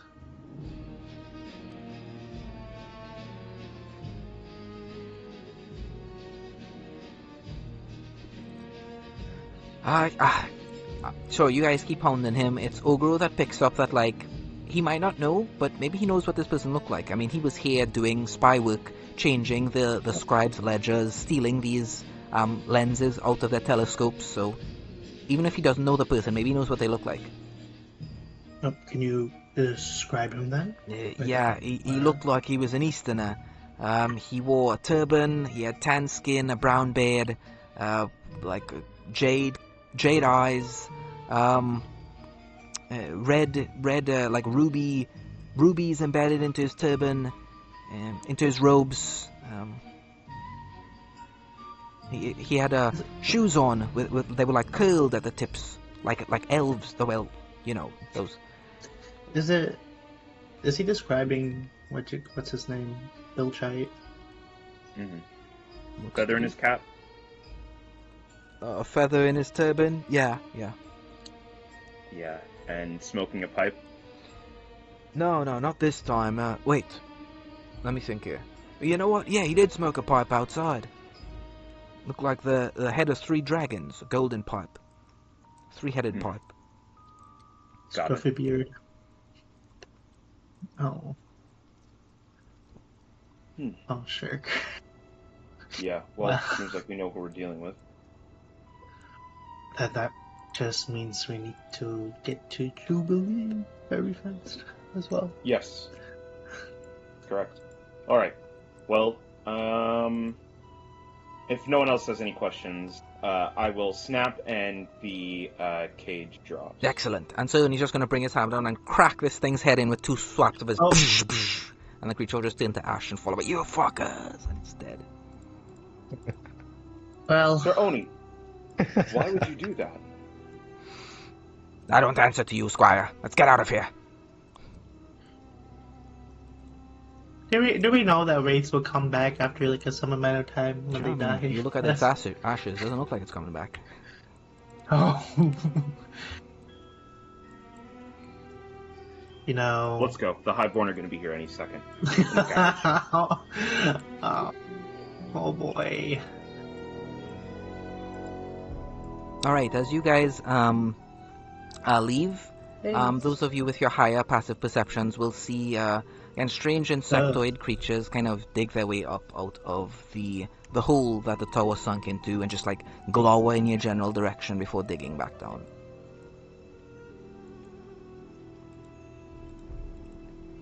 Alright, you guys are back to your carriage. Is he's coming with us? I mean, it doesn't appear to be leaving your general vicinity. Ah, Hell yeah. I'm just carrying Ace. You're like a giant dog. Yeah, I don't think Ogre would care. Does anybody have speak with animals? I wanna understand what's going on with Ace. I don't, fortunately. I can speak with animals. Anyone understand them? Speak at animals. Speak at animals. Yeah. What do you call it? They understand what I say. I just don't understand them. They understand you, or no? I think so. I mean, they respond when I speak sometimes. Speak within himself. Is there a way a Granthus can cast Speak with Animals on Ogro so that he can... Does it say Understand that on too. the spell? You can cast it on something else? No, the reason I'm asking is because it doesn't. So I'm like, maybe make a roll or something. Yeah, sure.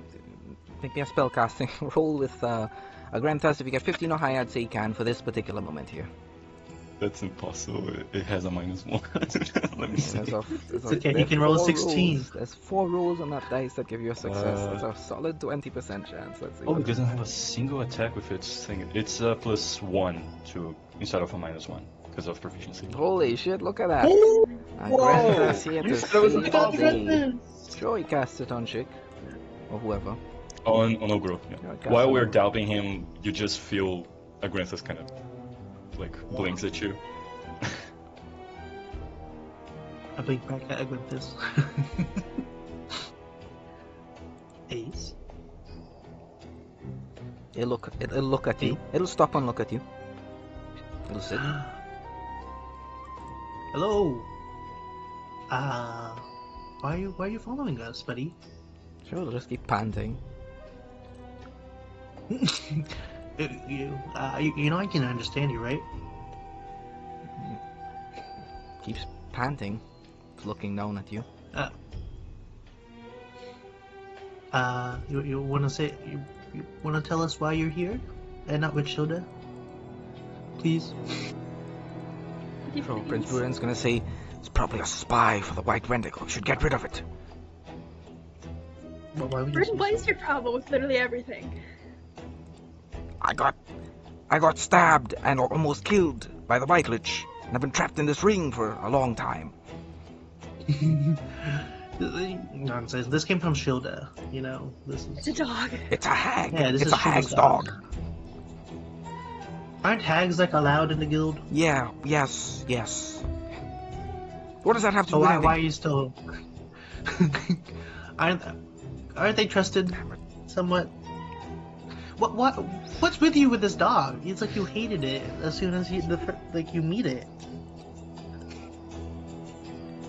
No idea what you're talking about. Why do you I'm hate just a bit dogs? paranoid. We're this close to... Are you jealous that you're not being pet? Like, what's your problem? I mean, that's a better reason than your suspicions, Ogro. Wait, so that means that okay, my suspicions. There is something with my suspicions. Okay, why do you hate the dog? It seems to take an interest on you. It's a blighted undead. Why? What do you mean? Why do I? We've just heard Oh, tales of the White Wendigo coming back, the blighted undead having these dreams of the Blight Lich coming back. you think Ace is gonna hurt us? Is that what you're saying? Maybe. You can make me insight if Ace, you want. you're not gonna hurt us. Oh. Insight. 26. Alright, I'll speak to you in private. Oh, hi guys. Ogro, you don't think, based off Prince Buren's body language, you don't think there's any chance that Ace would hit you right now? Oh.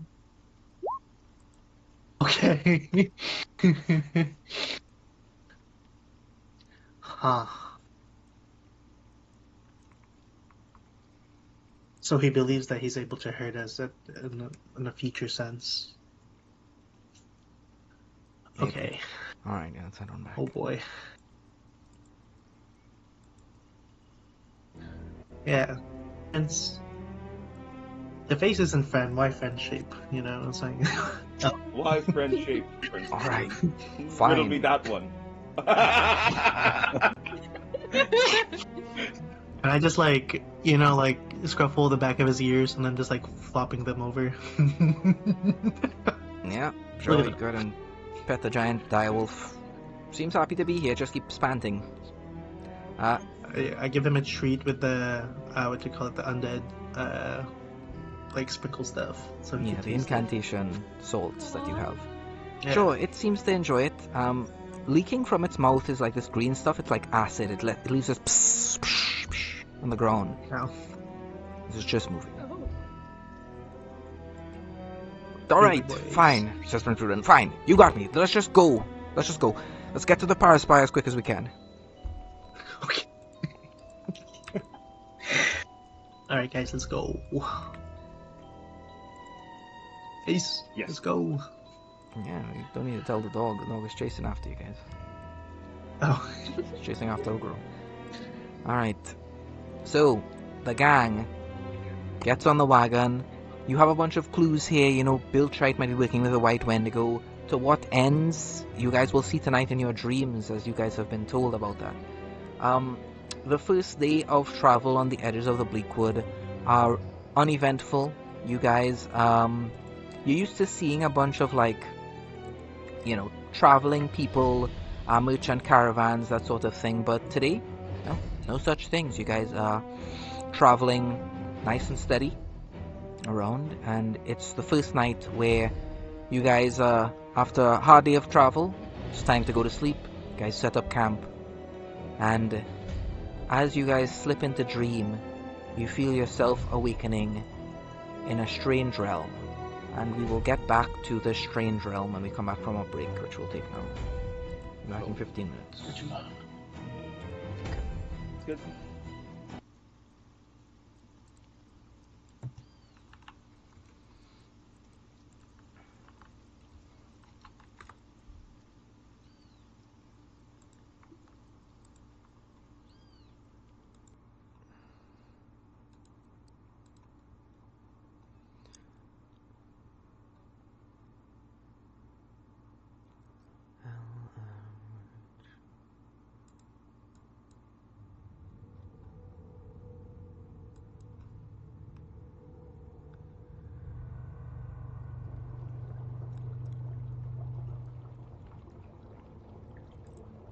Shirk, you are the first to descend into this darkness. There is a whisper in your ear in the voice of Envy and Endings the moment before you arrive here in this place, after you've already closed your eyes, after you've already fallen from the physical prime material. You know the name of this place immediately. It is Kadath. There is a female form in front of you when you land here. This appears to be the remnants of some kind of battle. You see undead fragments of bodies resting to your sides. This isn't the direct aftermath. This is maybe a day after. There are pyres where the enemies their bodies have been taken, piled up, and are being burned. There's a female figure in front of you. She holds a blade. She is a Lightblood. She starts speaking to you as if to answer the questions already arriving in your mind. The rest of you find yourself drifting down to this place as well. All of you are here. You can even see each other, the faint spectral outlines in the distance. But each of you are speaking to this female in front of you, at the center. She says that I was born when you started dreaming, and I shall die once you awake. I think I'm you, she says in a fragmented chorus of a voice to the entire group. The parts of you you can't face in your waking moments. After all, the greats choose only broken, hopeless people to toy with. I think I am the parts of you you hide away. The parts of you you wish didn't exist. Ogro. And when she speaks, the entire group sees Ogro now, taking a more physical, present form in this realm of Kadath. Ogro, you love violence. You left peaceful because he's a pacifist. He was never going to teach you how to kill, how to break bones, how to destroy. He wanted you to become a politician, a monk standing beside kings, whispering in their ears until you grew old and died. What a wasted life. You are a weapon. You know you're a weapon. Why else did you accept the gifts of the Vanguard? You know it's the truth, Ogoro. You've always known. You're not journeying with this group of people to save them, to protect them. You're with them because they attract danger everywhere they go. Because so long as you're with them, you get to spill blood. Anathema. Vigilant didn't choose you for your morals. He chose you because you didn't disappoint him during the Blight. You proved yourself worthy. You were a weapon, Kina. A warrior. Someone who proved himself capable of destroying. Even though you were a blade raised against his very empire, he chose you to become one of his paladins. And where did that take you? What did you do with that power? You ceded it to the King in Yellow. And now that cancer that you recognized as evil is growing in a different host within your very party. Venaris, you are a lost child, playing with powers you'll never understand. You left your home, seeking adventure, hoping that at the end of this your husband would be waiting for you. Now that you know he will in the most wretched form, you still move ahead. Why? It's because you always knew that none of this was for him. When he disappeared, Venaris, you weren't sad that he was gone. You were glad. Glad because you knew how many people you'd have to kill to get him back. Kina, you don't matter. If you died tomorrow, it changes nothing. You've already played your part. Thalassar's already ended your story. What's left for you? Her father cannot be overcome. Her grandfather's as powerful as ever. Sooner or later, she'll get caught up in the web she spent her entire life trying to get rid of. And it'll be because of you, Kina. You'll be the one who made it possible. Even now, that star map that your group let into the hands of the Regalians, or what it held is being tracked down, and it will lead to a war. The ten-headed Hydra will rise again, and the Viro Dominion will once more rear its ugly head. Because of you. Shirk, you're already dead. You died the moment you decided to give your soul to a creature wearing your sister's husk. You've damned yourself. The only difference between you and Prince Bruden are that he's already given up hope. Hope of changing. He's released the reins and allowed himself to be taken along, carried to his destination. At least he knows where this story ends, Shirk. You'll just keep dreaming of something new. A new fantasy to mask the fact that you never loved your sister, Shirk. When she went missing, when you saw her be taken, you were glad. Finally, I don't have to live in her shadow. You want to find your mom and dad, not because you miss them, but because you want to show them how much better than your sister you always were. Tell me I'm a liar, she says to the group.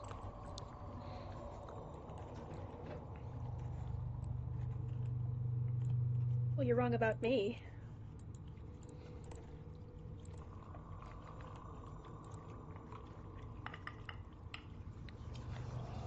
Shirk will say, I am a liar, and that's our best quality.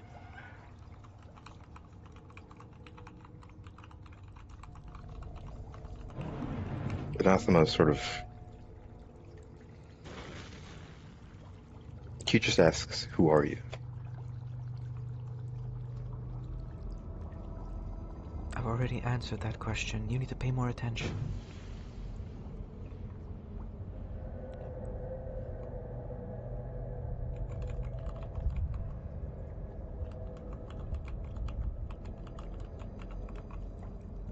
The bodies are piled outside the walls of Genos.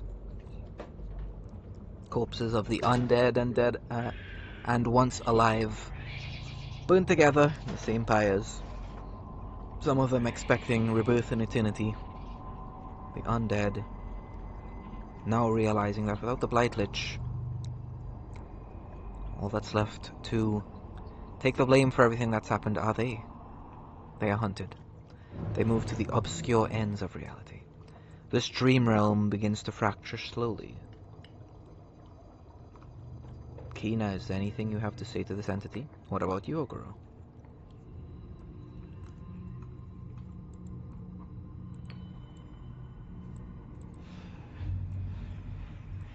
Ina's just looking down, just...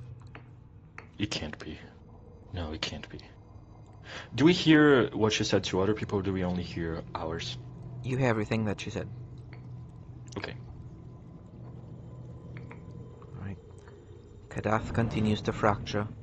Oguro, we can't hear if you say anything. I'll assume you say nothing here. The vision begins to fracture, and it turns into the shape of the Blight Lich. This is the Blight Lich in the prime of his power, at the apex of everything he was. You actually see the image of the Paraspire that he held at this point. And you know that it's only a matter of time until it's reforged, until you use it to find a Dawn.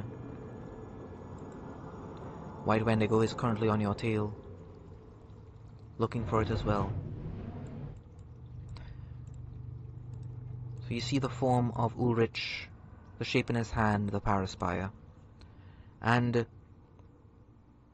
you know that it's only a matter of time until you either prevent his return or see him face to face. Time passes, everything fragments. All that's left here are the chittering of bugs in all directions and the words of that swarm humming, buzzing. Amass, unite, prepare for their return. The White Wendigo speaking to all of the blighted undead, the harbinger of the return of the Blight Lich.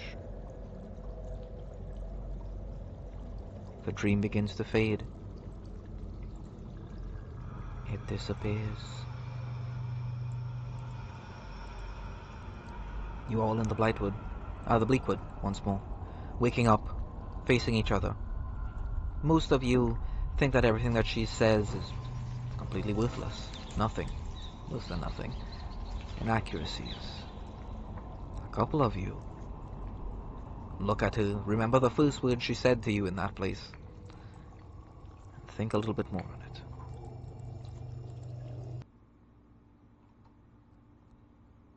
The day awaits you. What do you guys do?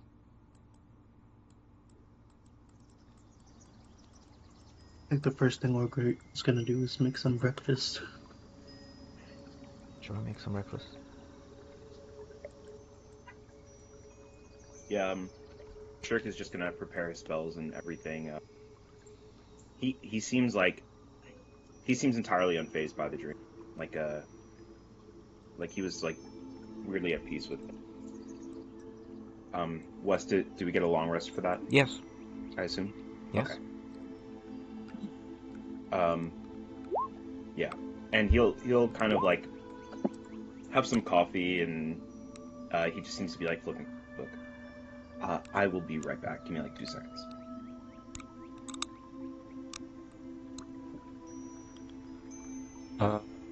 Just so I can keep it on my notes. The 10-headed Hydra will rise again, and the V Dominion, the V something? Hero. Vero. Okay. Thank you.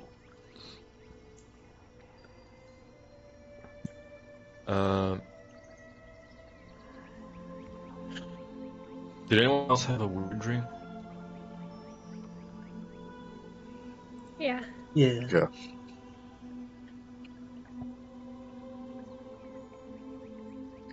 Anathema is just sort of like clutching his head a bit.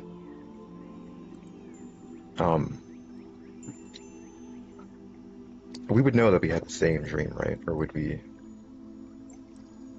You felt the presence of your companions in that dream. You saw parts of them there too.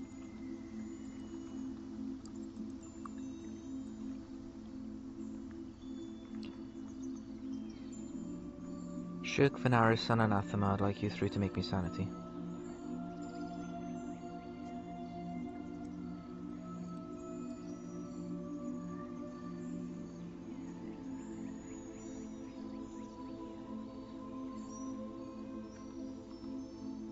Damn. Sure, stay here for the moment, West. Yeah, that's fine for now. Alright, that dream seems to have not shaken you whatsoever.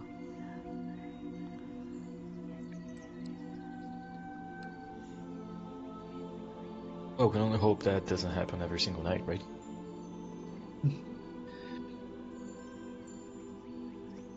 Right, so while I Shirk is... suppose. Go ahead. What should I suppose? Ogro, how's the breakfast looking? Is it? I'm making, what do you call it? French toast, or, sorry, Regalian toast. Yeah, sure. France does not exist. France isn't real. I'm back. Sorry for the delay. Yeah, make me sanity. Ogro, you can do cook's utensils, and we can get into a little bit of a little mini adventures up here. Okay, so everyone gains 31 temporary hit points. Shirk, you're fine. So everyone's fine. Everyone seems to have withstood those dreams, and nothing much has changed. Alright, let's do some journey exploration between here and Fort Stillshield. Yeah, it's safe to assume we didn't see Sorani because it's not fully connected to us and this type of stuff, right? Yeah, so I would like to take a look at Sorani. Does he look like a little troubled? yes, but yes, he does.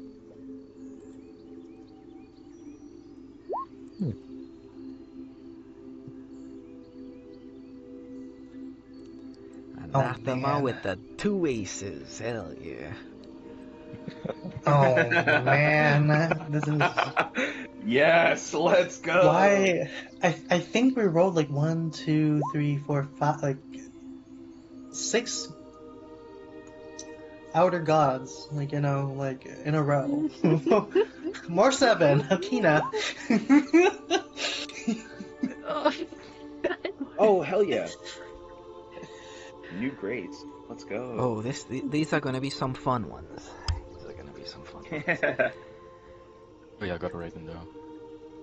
Right, yeah, you press the mean- T, you click on the red, and you just go. What is the temporum exactly again? Is the illithids. That's that big tentacle guy Oh, that you released into the elemental plane of water. What? Yeah. Okay. What are the seekers then? The Seekers are the Whisperers' company of the guild. That's him, the Got it. Shadow, and the Cataclysm. How did you roll a Feldroff again? I just saw it. I don't know. I like it though. I like the Feldra. Shit. Kind of running out of limbs to sacrifice would be a problem. Was the hand that the finger that you put on the acid from the right or the left arm? I healed that, but Don't worry, just it leave was it. I'll from move them around. the left.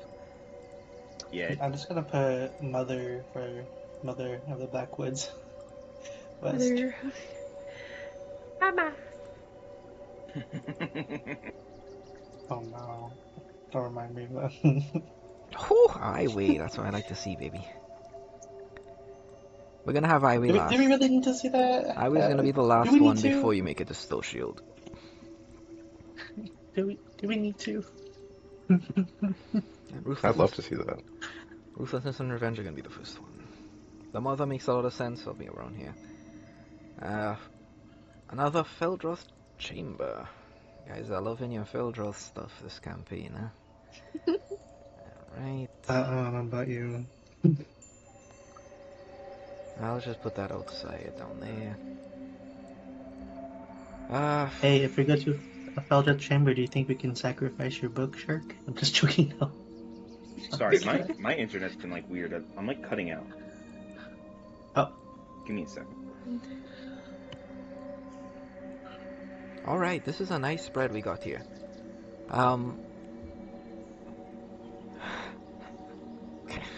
Someone is listening to you. Ogro. The dog. Someone somewhere is listening to the things you say. What do you mean?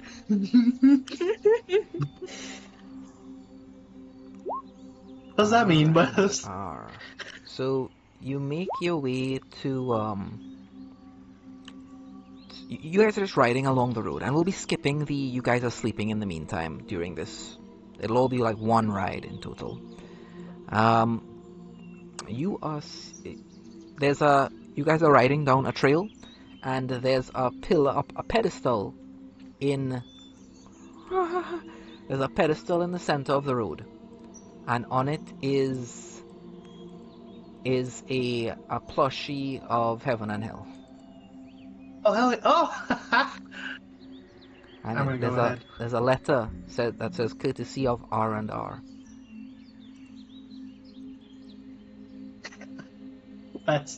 This is what you mean? I'm gonna go and take it. Go and take it, Ogre. Make me sanity, Ogre. Oh man.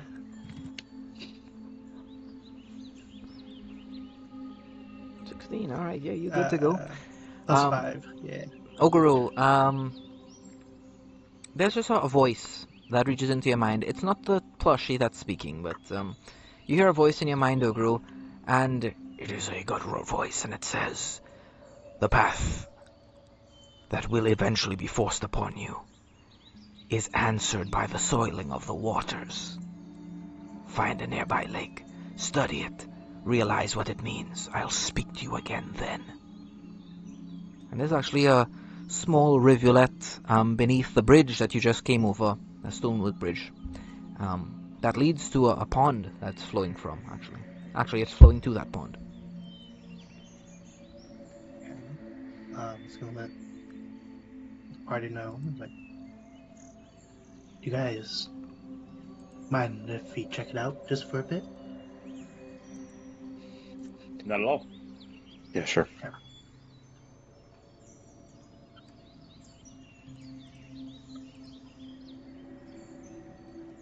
Gonna follow the way to the pond. Sure, make your way over to the pond. The water is not the normal, like, clear, crystal clear, like good, safe drinking water that you've come to expect. It's got a brackish hue to it. It has an oil-like consistency on its surface and a sludge-like texture deeper down. You look towards the water that's leaking into it, and it's the exact same. It's like an oily film at the top, and the water itself is sludge-like. You take out your, like, water pouch, I guess, and Yeah. you pour a little bit of it out, and it's the same. And there's a barrel of water in the wagon, and it's the same. A little bit of oil at the top, and the water itself is sludge-like. It's got a sludge-like texture. Oh. Something is corrupting these waters.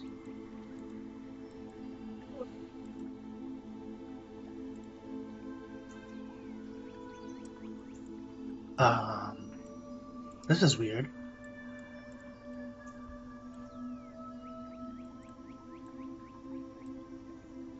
Perhaps have you encountered something like this before? You're more of the nature type. From studies, I believe. What kind of roll can I make for this? You can make me a nature or survival, something like that. I'll be back in 1M. Venaris, you're unable to discern what the source of this pollution is. You've never seen something quite like this before. And how, even if this water here were polluted, how would it pollute the water in your guys' like kegs that you had here? Just yesterday, you guys drank from your water skins and that keg of water you guys have, and it was pure water. I'll be back.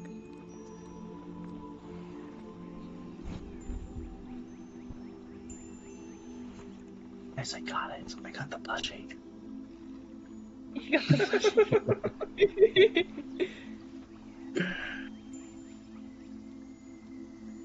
Do you think if Yeah, I the last sleep time, with it like every night, I'll get like some special powers? No, I'm joking. Yup. I think they'll be. I think the powers will be great, dude.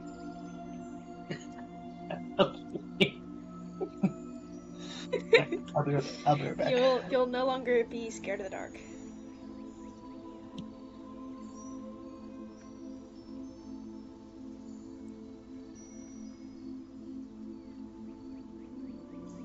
Did anything happen ever since we got to Revenge and we're stuff? taking a break really quick. Oh, I see. Oh yeah, the water's corrupted. That's the main thing. How many of these are there? Like 5, 6? Of what? How many what? Heaven and Hell, Ruthless and Revenge, the There little are friend 10 we met rates. the other day. 10. Holy. There's 10 of the original and 5 of the ones with like the 2 name schemes. All right. Yeah, the water's polluted. Obera had to step away for a second. But I'll suggest to Veneris, it could be like maybe the weave having an effect. Like that's kind of permeates everything. So that would make sense, like how the water in our canteens could have gotten infected. Is there anything alive in the pond? Yeah, there's still fishes alive in the pond.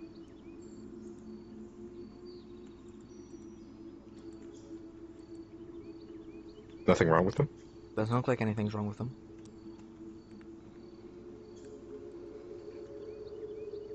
Does it smell funky? Yeah, there is a bad smell to it, almost a sulfurous smell to it.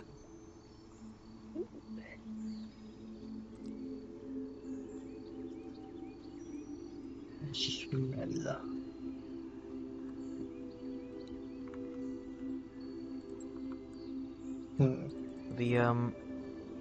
The small pond is to the left of the path.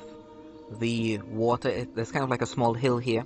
There's a rivulet that leads to this pond. It's coming out of the chaos of the midrift, beyond the forest to the east. You guys got over a small little stone bridge to make your way to the other side of it. Yeah. Okay. Make me history. So we fall. Oh, Make me history or nature.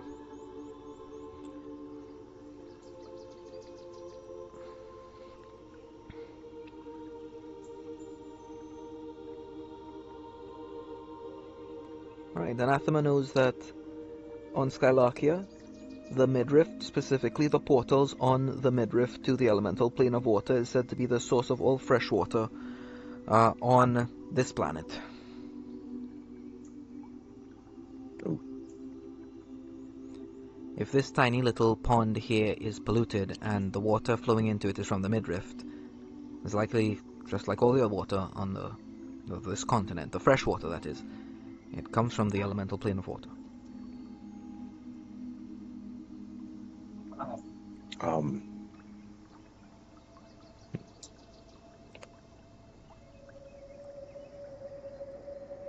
Kina, can you sense anything about this water from Dalasar? I try to, but I imagine not. How do you try to?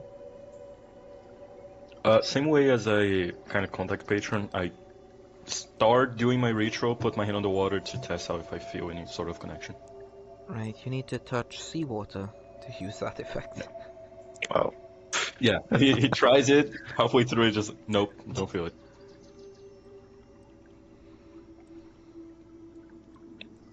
oh, if they're already corrupting the elemental plane, they're already making their move. Well, I mean, I think it's possible that Temporum just has control over that plane already. You know, although we did like fight against it, I suppose. For a brief period of time, we didn't stop it down there.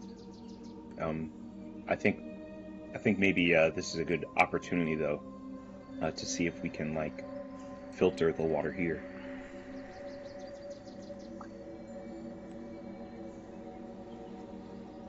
We're waiting to close. Well, I don't think closing the portals would help, because firstly we'd have to travel through the midrift to close them, which is a quick way to die. And then secondly, if we did close them, sure, we wouldn't have any water, since all of our water comes from there. So, kind of a double-edged sword, that one.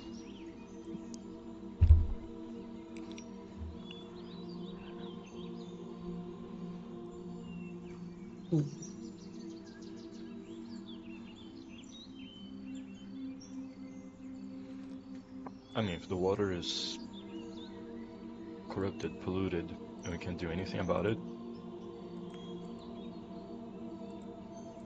best we can do Over. is just take a go for it. Could you? I just want you. Could you remind me where the heaven and hell plushie asked you to come here?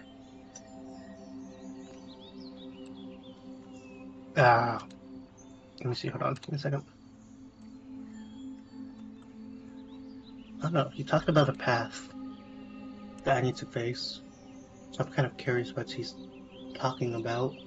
And he wants me to study this water. And Grenthus speaks up and says, "You know who don't need water at all? The undead." Oh. Thanks, Agranthus. Oh, wait. So that means wait. You never know when someone water-related is looking after you, Ogru. No, just if yeah, like again, just that if undead doesn't need water, then that means they're really like this could possibly be like the White Wendigo setting something up, you know?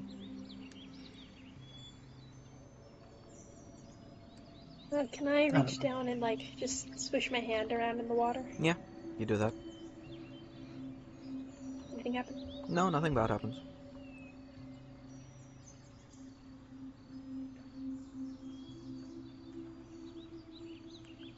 The White Wendigo having...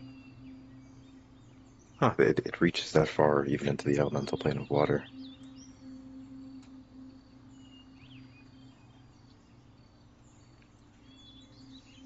Oh shoot, they would have to know what happened when we were there.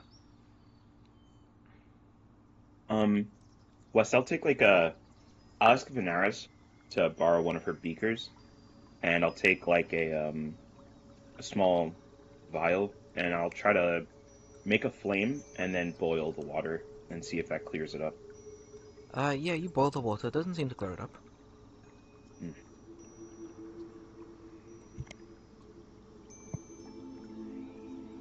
Whatever this is, it's permeated pretty deep.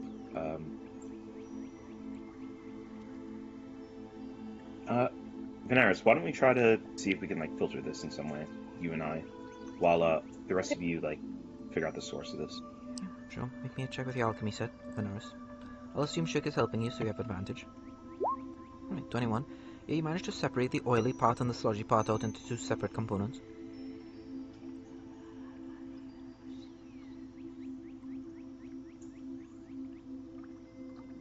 So do we have pure water with us now? No, you have oily water and sludgy water. Oh.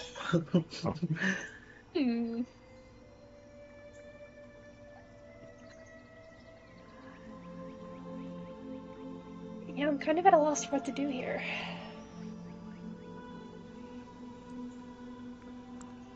That's the point, whispers the plushie in your ear, Ogru. In an unfamiliar voice that you recognize, this isn't the voice of heaven and hell. Who the heck are we? Okay. What do you mean that's the point?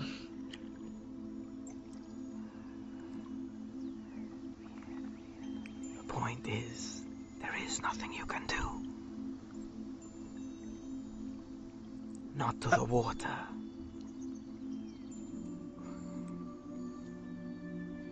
Then something else? The temporum has begun spreading across the elemental plane of water like a cancer.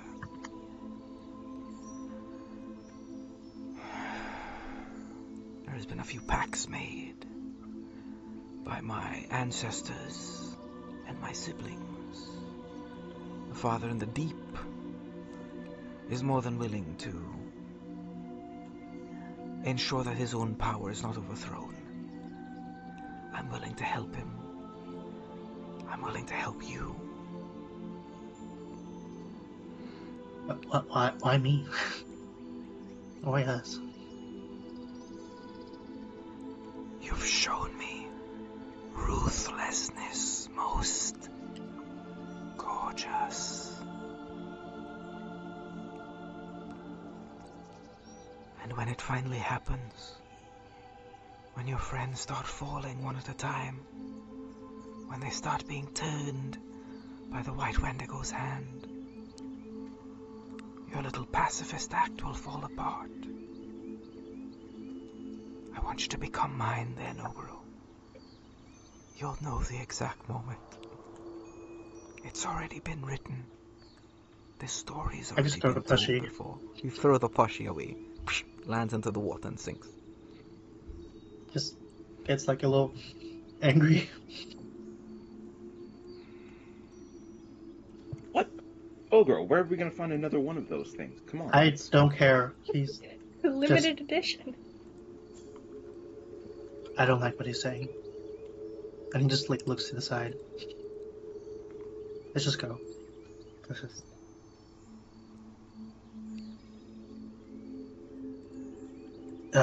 Yeah, can we just go, please? Yeah.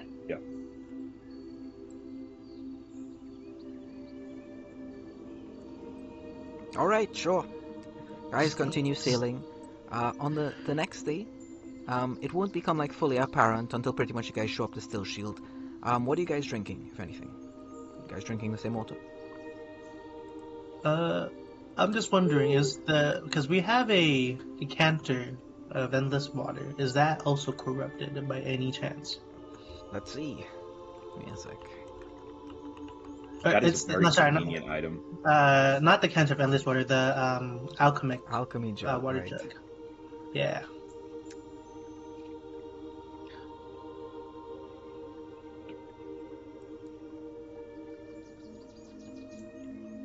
When you ask for anything that's not water, it's fine, but the water does appear to have the same consistency. Oh man, guys, I think we're drinking mayo for the rest of our trip. No! Not the mayo. Hold on, let me see what else we can make, because yeah, I don't want to. Well, Okay, we can eat. I mean, there's either salt water. Well, that's gonna be fun. Wine, honey, oil, or beer, or mayonnaise. I say we vote for the mayo. You know, it's 2 gallons. oh no, how unfortunate. We'll be forced to drink wine. I take out my wine glass and hand it over you to Ogre. alcoholic? Oh, what a shame. Oh, the horror. I can't. I'm not allowed to drink wine. I am. That'd be You're fine gonna with beer. you're gonna leave me to dehydrate. I can't drink beer. Alright, well, You live a very sad life, Ogro. Just hunch over and sulks. I try create water, though I suspect it's gonna do the same thing, but I try. Create water. Yeah. It's interesting. You can choose here. You can create either seawater or you could create corrupted freshwater, with the oil sludge combination. Guys, what if we distill the seawater? You think that would be possible? Yeah, let's do that. I know how to distill seawater. Well, actually, I don't really. I have a guess on how one could distill seawater. Can't be that hard, right? Watched an episode of the hit TV show Mythbusters. You just gotta boil it and then like have like a tube at the top, so like the vapors go into a beaker, right? Yeah, I figured that was the way. It's like all you gotta Yeah, do you is boil dunk it. out, turn it. Yeah, you boil it so it makes steam, and then the steam like evaporates onto this thing. Then you have the water condense on the thing, then run down into a different pot. And then we got salt after Yeah, that too. Ah, sea yeah, salt. salt. Can you make it flaky sea salt, Kina? Just joking. What is flaky sea salt? It's like specific for garnishes and stuff like that. Oh. Yeah. Oh, right, like margaritas. Yeah. I wanted to try and see if I can set up a water desalination station on top of our cart. Sure, you guys begin making this stuff. Is there anyone with any sort of like Tinker's Tools-esque training that could help make this alchemy, this new alchemy thing, that they will use their alchemy tools upon? Can I argue for cooking utensils? Sure, I mean water, yeah, you've dealt with a lot of water before. You still need... You'll be able to help. Let's just say, alright, everyone looking together. Just whoever's strongest, you roll me strength with advantage, and I'll add a little bit for these two using their tools. That's probably you, Anathema, right? We'll see. Just straight strength check. Yep, just making straight strength. Yeah, taking some tools out and making some stuff. Alright, 17. Okay, yeah, sure, you managed to make one of these things. You think water won't be a problem for you with this? With Kina using his spell slots to make the salt water and you guys removing the salt from it.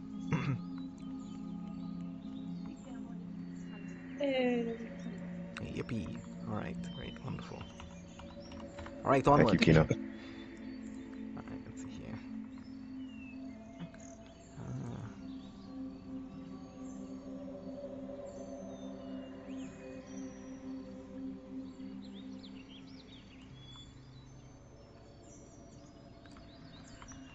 The trees begin to darken. Sky ahead darkens. I'd like a check from whoever's on lookout. You say me? Yeah, I think your perception's better than.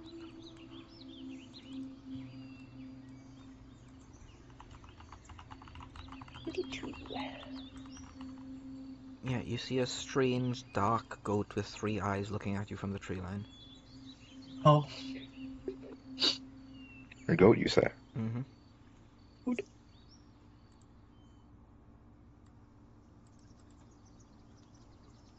Make me- Master only like points to Toad and points to Ogoro. what was that supposed to mean? Didn't he call you Goat Boy? Goat Who man, said that? actually. But What? Who said that? don't worry, Oko. You've been Didn't he call promoted you Goat to goat man.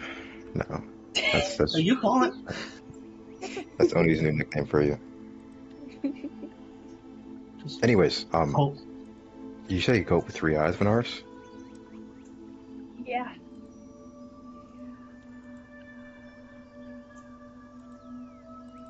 Can we go up to it, try to speak to it? Sure, make your way up to the creature. It's standing there. You notice that it's dark, like all of its fur is completely dark. Its horns are shaped unnaturally and they're not symmetrical. It's got 3 eyes staring at you. What do you say to it?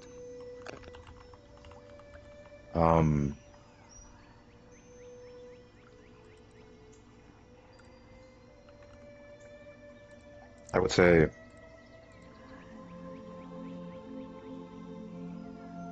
can you understand me first? Can you understand me? It'll nod its head. Okay, do you understand what's... Actually, no, that doesn't make sense. Is there something you're looking for? It'll nod its head again. Yes. Yes. What's Stop your asking name? yes or no questions. What's its name? Doesn't respond to that question. Yeah.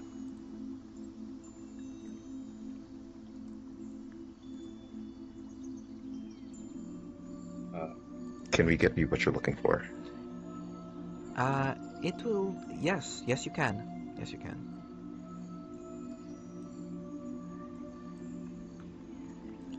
Actually, let's.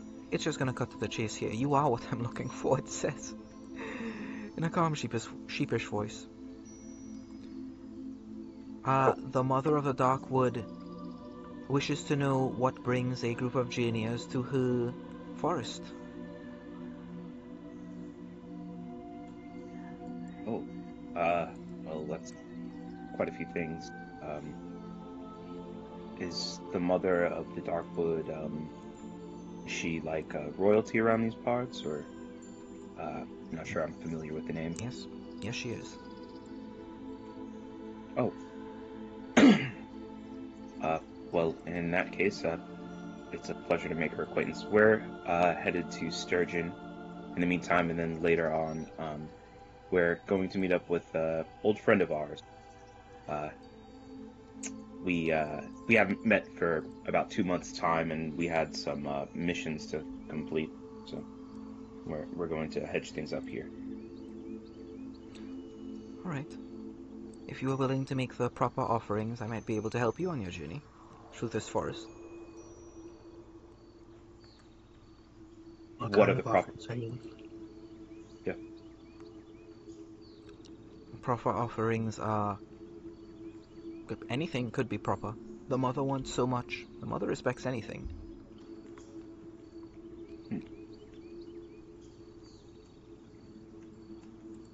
Um. Hmm.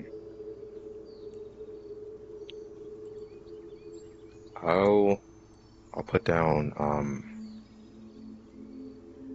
let's see.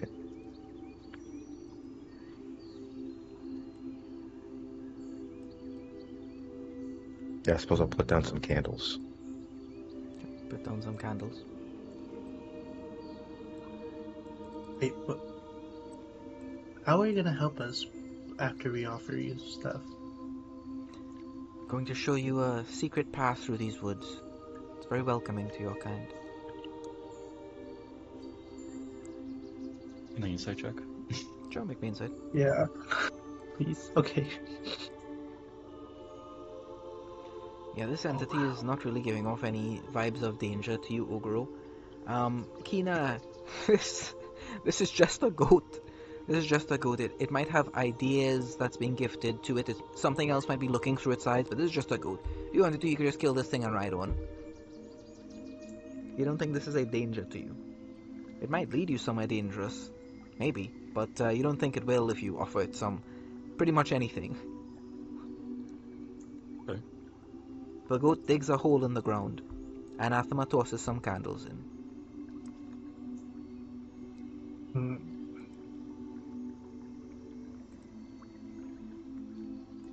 What if I give her my bone crown? Nah. Uh,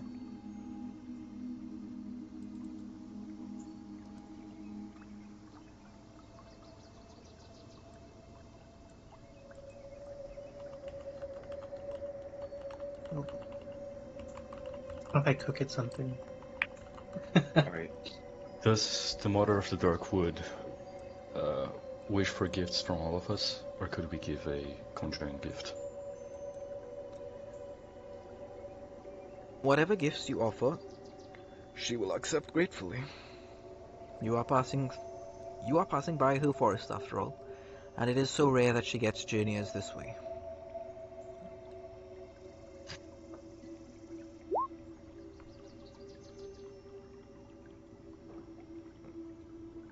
Hmm. She'll put some of the grilled octopus in like a little cloth and put it into the hole.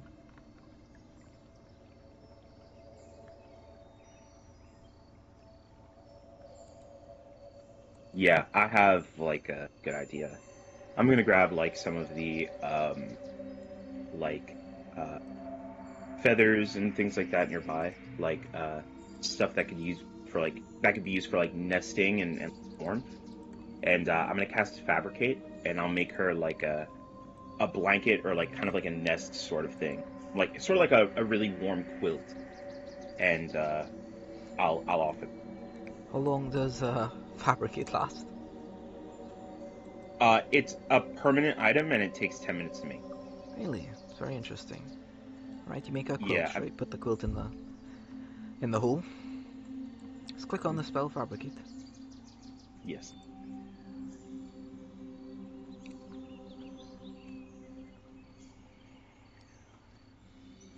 It doesn't say the spell type here. This is a transmutation, I assume. I'll double check for you. It doesn't say the spell type. I think this is like one of the default spells, so I'm pretty sure I just got it from the actual like compendium.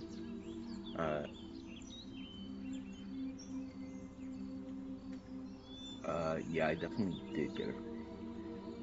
Yeah, it is transmutation.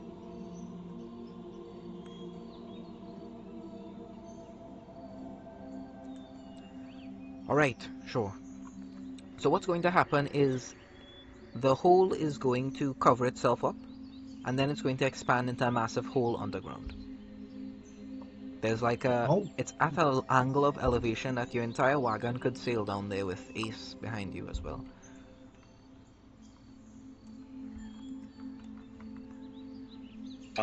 Nice. All right, yeah. Thank you, envoy of the Mother of the Blackwood. No problem. Alright, well, with this, you guys will actually be making a lot of progress. You'll be making the rest of this journey over the course of one day instead of, like, about a week. So you guys will just show up here. A hole will open, you guys will ride down. It takes like 10 minutes, you guys show up on the other side of this hole. It's like that thing from, remember like the Transformers animated series? They would like go through this portal and like take them out onto the other side and they just show up places. It's like that. You show up here. City of Sturgeon is in turmoil. All of the fresh water has been tainted to some degree. The level of taint seems to have increased a little bit since yesterday. Overall, people are upset. They really don't like the texture of this water. They're doing some similar things to like the plan that you guys came up with the like salt water thing, but it's slower and there's a cost to it now versus just having all this nice pure water for free. And so people are just a little bit upset, but they're learning to live with it. Hey, it's whatever it is. They're doing their best. They've sent a guild company into the midriff to like investigate why is the water happen why is this happening to the water. So yeah, that's about it. That's all the encounter there is here. Um, yeah, guys, just keep on going. All right, Felderjosh Chamber. Up ahead, you guys see a tree which has broken and fallen down, and on the inside of this tree was some kind of ruin. There are a bunch of clay jars that have shattered open, and there are a bunch of scrolls that were like hidden within them on the inside of this tree that are just like laying there on the side. It's raining, and some of the scrolls are like getting wet. It's only a matter of time until like some moths come over and begin eating and munching them up. What do you guys do? Shirk screams a little bit as he sees precious, beautiful writings and scrolls being wasted. Ah! Help me take care of these guys! And I'll run over and try to preserve them. Sure. yeah, I'll go will help. Yeah, I'll use Yeah. like some tents we have as like a canvas, and I'll cast like rotation and a couple spells to like, like blow wind here and there and like clear off any of the water, dry it up a bit.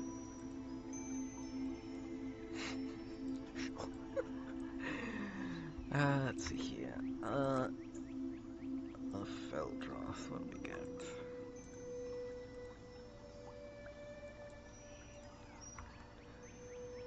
Give me a moment. Let's see.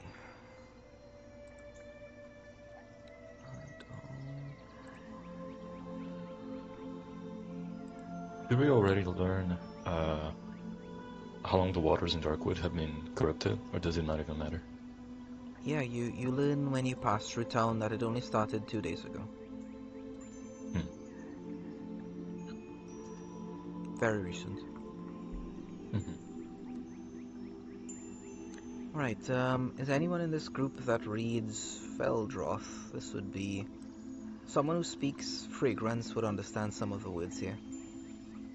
Anyone reads Feldroth? Not Alright, Feldroth, but I do understand. I do speak fragrance. alright, then you'll be making me a history check with disadvantage.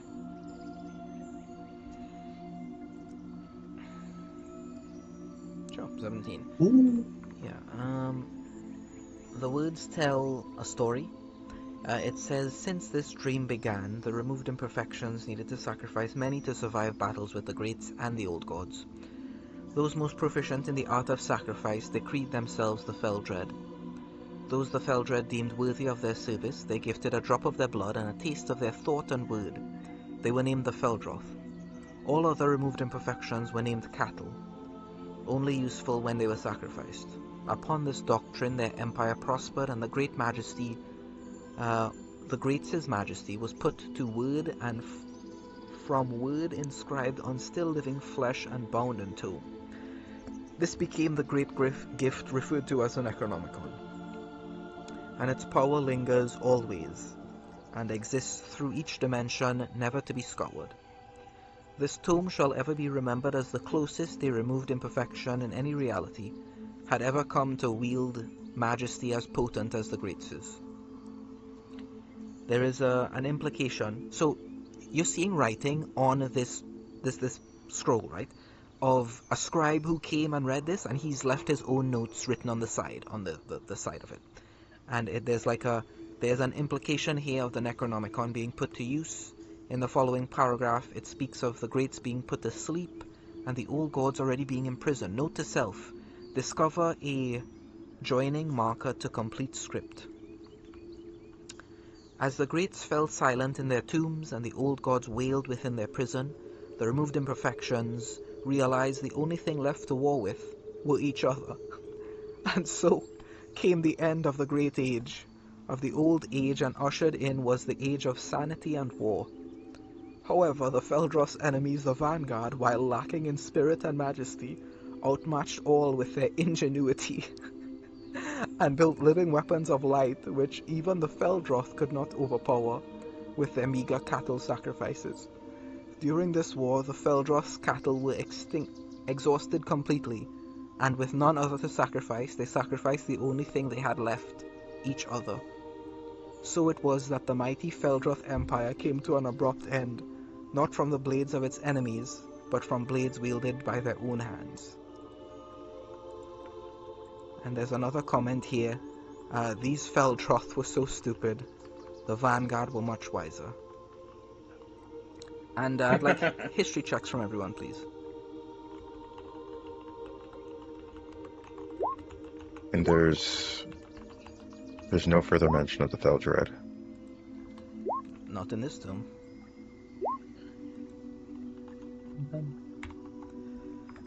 Alright, let's see here. Wow, you guys got, alright, let's check here.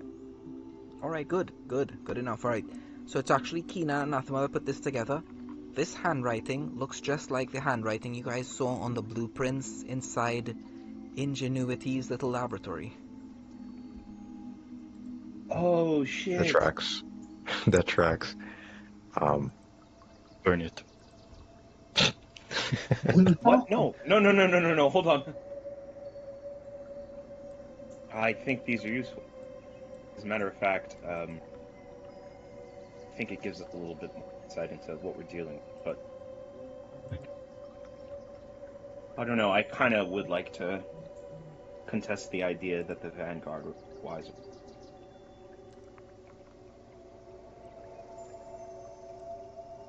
I don't know, man. They got beat.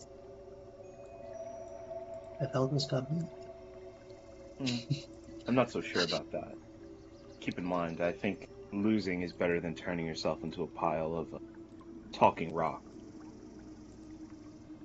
But then they started betraying each other.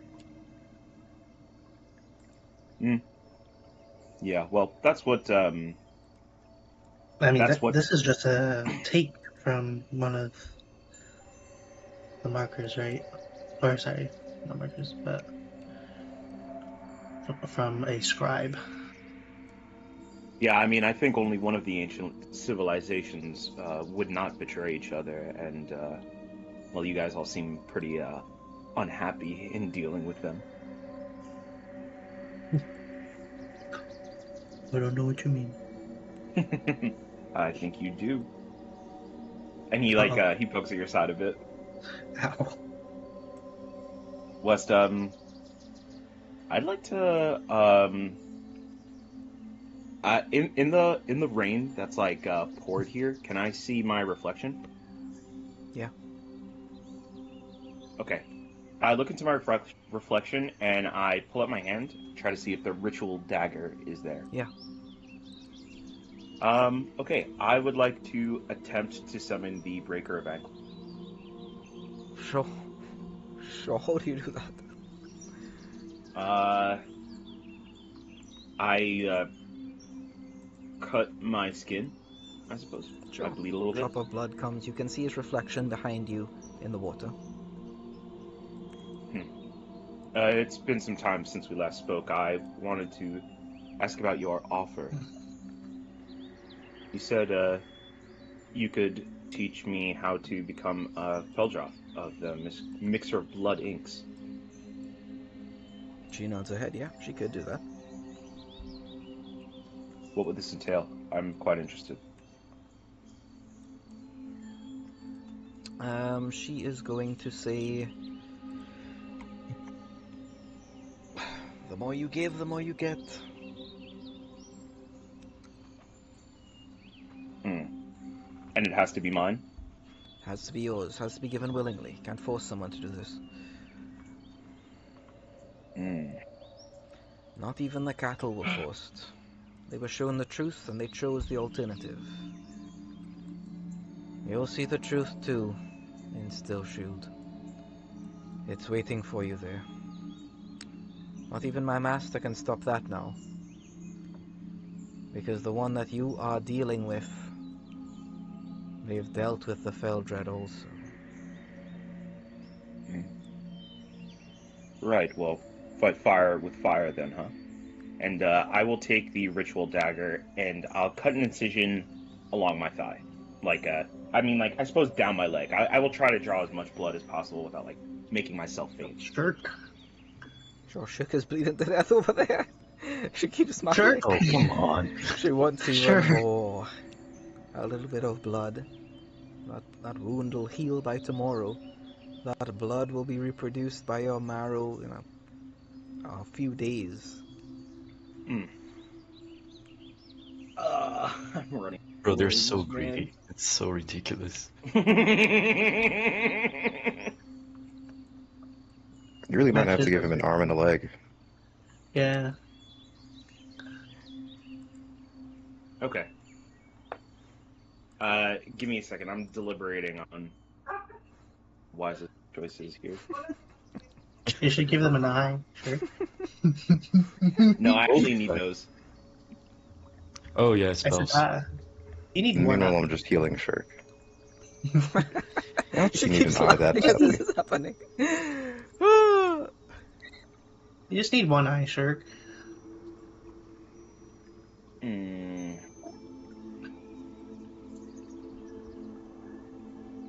I'll be in touch. I'll be in touch. Is all I say for the time being. Coward, don't I- call me. Don't waste my time like this again. And Shirk, price too much to pay, Shirk. And then Ogre smirks. Can one of you heal my leg? Yeah, lay on hands. Right, hold on, Anathema. Hold on. I think he should think about his actions, you know, before asking for heals. I think whatever insult the Breaker of Ankles gave him was enough. Okay. Alright. Sure. Guys, keep going unless anyone want to do anything else? You guys good to go? Can I challenge the Breaker of Ankles to a game of basketball? I only I keep on realized thinking after about this. that. I keep on thinking about that. This is the first time I noticed that.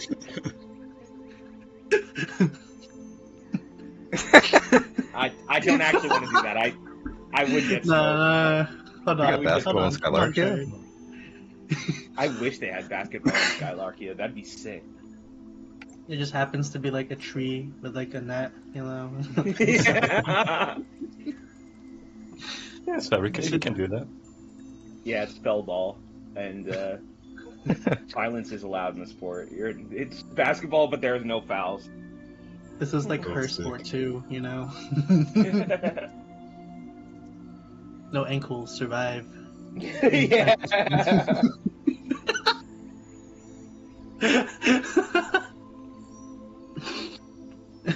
Really quickly, Oh, the scrolls, right? Remind me, is there anything on them, or is it just? No, these appear to be notes taken about a marker by a scribe, who you know to be engineered. Oh. does Oh, it okay. So it looks have a like location of the marker? Oh, a sorry. location of the marker. Roll me luck. There's a chance that he wrote that down. Look. 15 plus 3, 18. Alright, yeah, let's see here.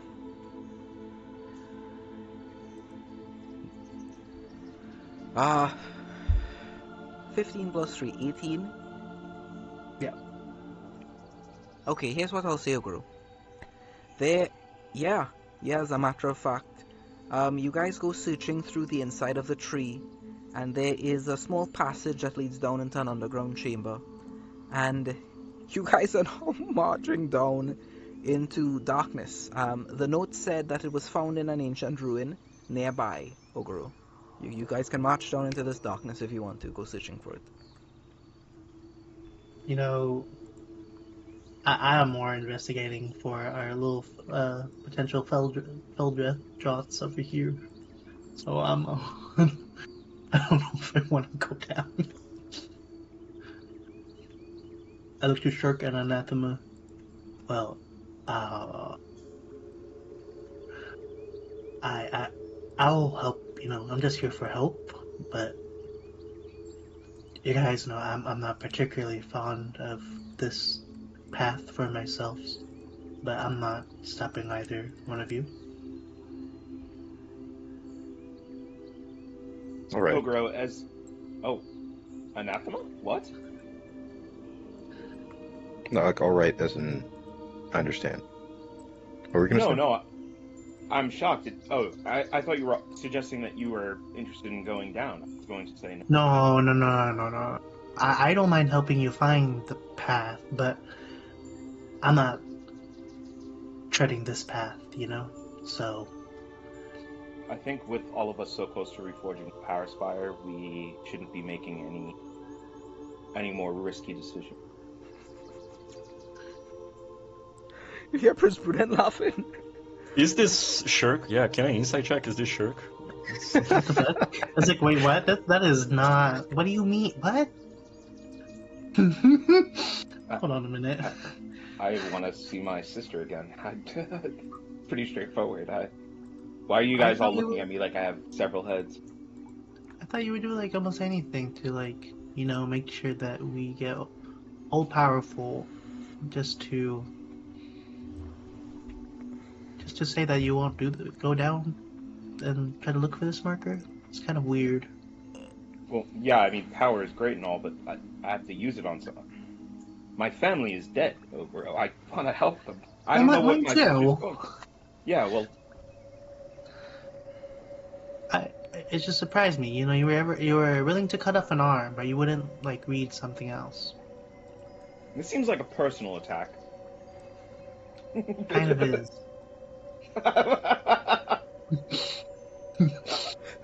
Look, I'll get more powerful later. I have priorities. Okay. Later. Anathema, are you gonna go down? I'm going to go down, yeah. I think that... Okay. If I don't want to leave you by yourself, so if Shirk is not gonna go, I'll go with you. But I'm not touching any of the stuff inside.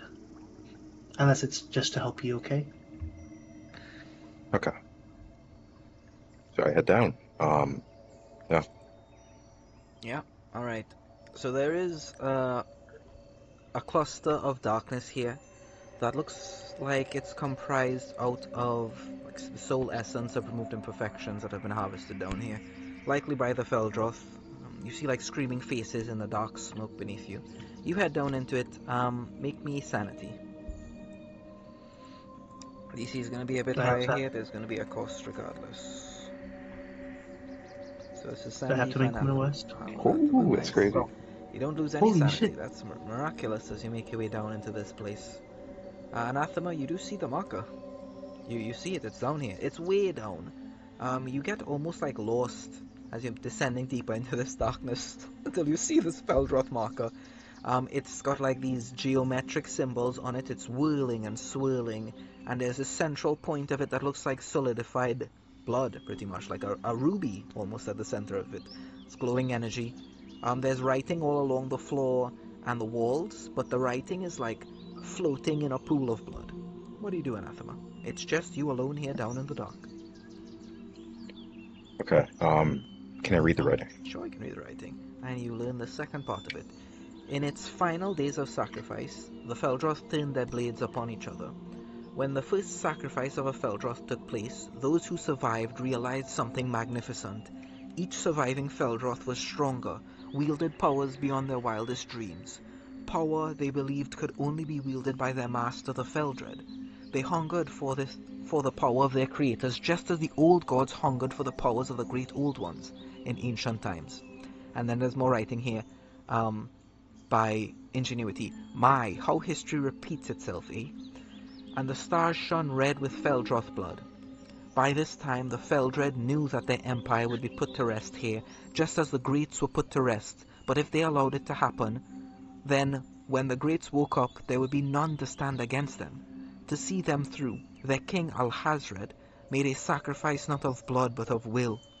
He used all the magic and divine majesty he had to create a pocket dimension, devoid of the Greats, where the greatest of all the removed imperfections could meet together at the end of time to discuss how they might all be liberated permanently of the Great Old One's madness. It was there where the Feldred now dwell, deliberating endlessly with the honored philosophers on the moment when they all might return to strike a killing blow against the center of all creation, the first dreamer. And then there's Ingenuity here. The blind idiot god, the demon sultan, question mark, question mark, question mark. And bring a final death to the great old ones. This sacred realm was dubbed the Hall of Philosophers. Let's see here. King Alhazred made his people a home they would be safe in, but now without his majesty he was merely another mortal Feldroth amid the sacrificial blood frenzy. He fled, for he was now their equal and just as prone to die by their hands as to slay them. Few others saw his wisdom, and fled to the far reaches of reality to live in hiding. For if knowledge of their Feldroth origin were to ever be made known to their brethren, they would certainly be hunted down and sacrificed. And so King Alhazred pledged to journey and prepare for the moment when the Greats reawoken, when he might once more lead his people to a last great victory. His fellow Feldroth faded into myth, all those who survived doing all they could to hide amongst the sons and daughters of the Nayu, and pretend to be just like them, stealing their names and faces. Others still covered themselves with fallen regalia, that none may look upon them, instead choosing to obscure the truths of the past with confusion and memory altering rather than obscure their lineage. And then there's the final writing here from Ingenuity. T.S. This description. I swear a company of our guild may fit it. Could it be? Question mark, question mark. And that's the end of the second marker. And Anathema. You've braved the smothering darkness. You've reached out to the marker. You've deciphered what it said. It does cost you a single point of sanity, but you can now roll on the corruptions table. Okay. Oh.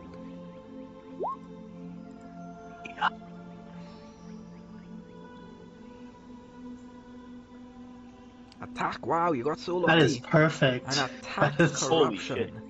Holy crap. Alright, so whenever you make roll me luck. Nat 20, nat 20. Yeah, get another nat 20 here. All right, good. All right, That's pretty good. from the Feldroth, huh? All right. Well, let me take a look at your spell. Let me take a look at what you got here. Attacks, sacrificial. It's a pretty sick lore, though. Oh, dude, the fell drop is sick. Yeah. All right, it Yeah. does modify a multi-attack. So now, when you make the multi-attack action on your turn, you get to make one extra attack. Woo! Ooh. What? That's crazy. Holy shit. So you can modify your multi-attack feature, which is you get to make one extra on top of the already extra that you have. So you make 3 attacks instead of 2. Okay.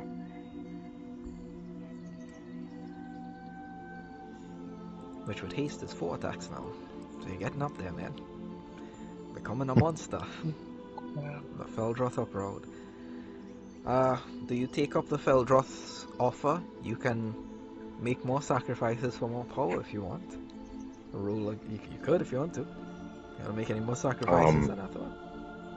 This is to the... This marker belongs to the Anointer of the Sacred Pages, right? Or is it someone else? Well, these markers were actually... let me get the exact information for you here. The Feldred. Alright, so there's someone called Dactul Feldred. He's the Keeper of Histories. He made all of their markers. But through these markers, you can speak into the song to communicate with any of the Feldred.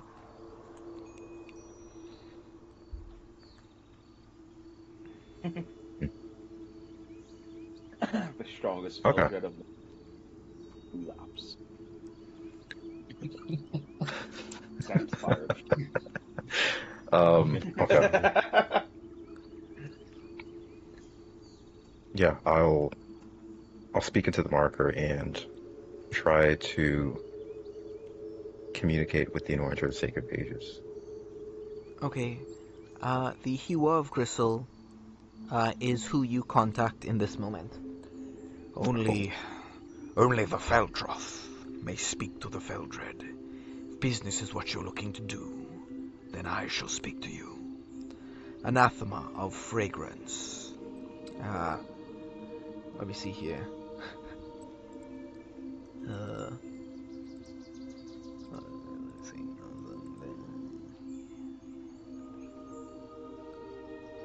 There we go.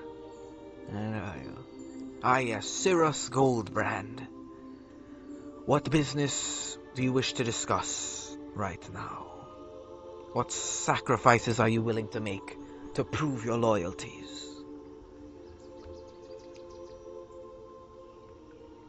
The path to becoming a Feldroth.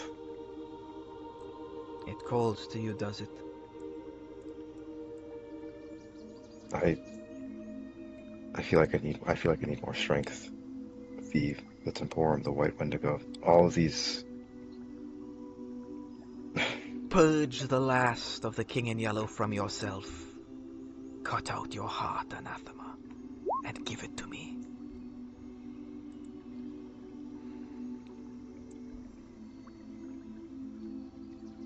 So that's where he resides. And yeah, how do I do this?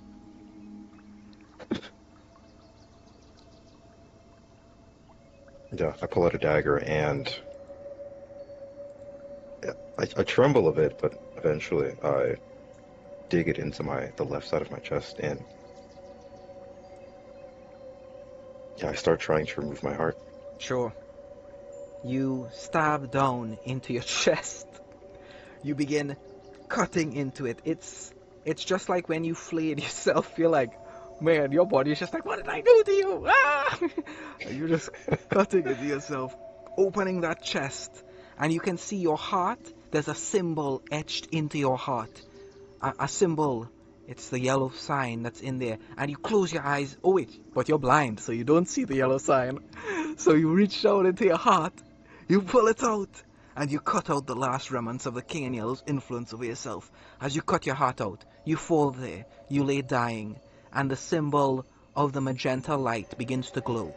As it's about to activate, a hand comes out from the marker. It's the hue of Gristle. He brings a dagger down and stabs into the symbol of the Paladin Queen, filling it with Feldroth energy.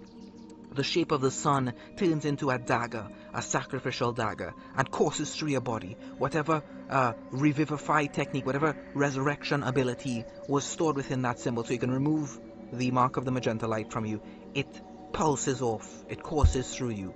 And as a result of this, your constitution does go down quite significantly. Lose 5 points of con. But your strength goes up to 24 as a result of this, as your muscles bulge. And this is enough, Anathema. You have begun your path. There's only one step left, Anathema. Anathema. You've cut your heart. You've given your life here, Anathema. That's it. That's the moment. Anathema. You feel yourself become a Feldroth. You feel it. It courses through you. This knowledge, this will to sacrifice, this giving of your own life, this new birth. As you're reborn, you see things differently. You recognize, and add the state sheet, write it as I'm saying it, you recognize that the greats themselves are weapons. Weapons to be used against each other. And as a Feldroth, you now know how to do just that. To use the greats against the greats. That is the philosophy of the Feldroth, that now pervades your consciousness. Whew, yeah, you cut your heart out, you feel your muscles get much stronger as a result, as the new heart that pulses through you is an engine of rage that courses through you, that demands you sacrifice, demands you kill, demands you tear limb from limb your enemies. Alright, let me see what else. Wow, you don't have proficiency in dex saves, you also gain proficiency in dex saves. So I'll add that as well. Alright, yeah, you are on your way to becoming a monster. There are barbarians up in Hera that will look towards you and cower at your new strength, Anathema. All of your armor turns red and it now has like spikes and blades everywhere. Your horns curl backwards and expand upwards. You now have the horns of like a full buck. Just a giant set of antlers instead of the just normal backwards demon horns. Your claws, they grow out and you gain like unarmed attacks if you want to. You can also, you gain a climbing speed, so you can now kind of use these claws to climb on walls. So write this stuff down. You gain an unarmed attack, so your unarmed attacks are now 1d8 plus your strength. So you got these huge claws that kind of come out. They're like Wolverine from the fingernails, kind of. You could like... Oh my gosh. send these nails out, and you can use them to crawl on walls, so you gain a climb speed as well. And your tail grows much longer, much larger. Actually, you grow a size category, so you're now large. Holy shit. Oh no. Holy shit. Is your tail already prehensile? Like, do you have a fifth arm? Or a third arm, rather? Or however many. Is it an arm? Is what I'm asking. Can it grab stuff? Stop asking about it. I don't think I've ever used it. Oh no.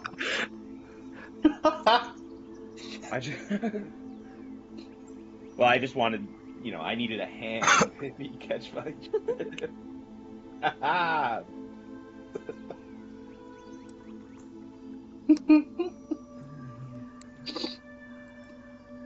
Alright, you come out with this grand realization, this entire new way of looking at the world. You are now firmly Feldroth. Your source of power is now firmly vengeance, and you feel it. You feel it begin to break. There is a sundering with your bond to Muriel here. You are becoming an agent of destruction, a force of revenge, a weapon to be wielded. And strangely, Muriel is not opposed to this. It's so odd. Her relationship with you is now... it feels stronger, Anathema. Stronger, and You now realize there's a side of Muriel that no one sees, apart from maybe her father and her brother. And now you. And maybe even Oni saw a part of this. Yeah.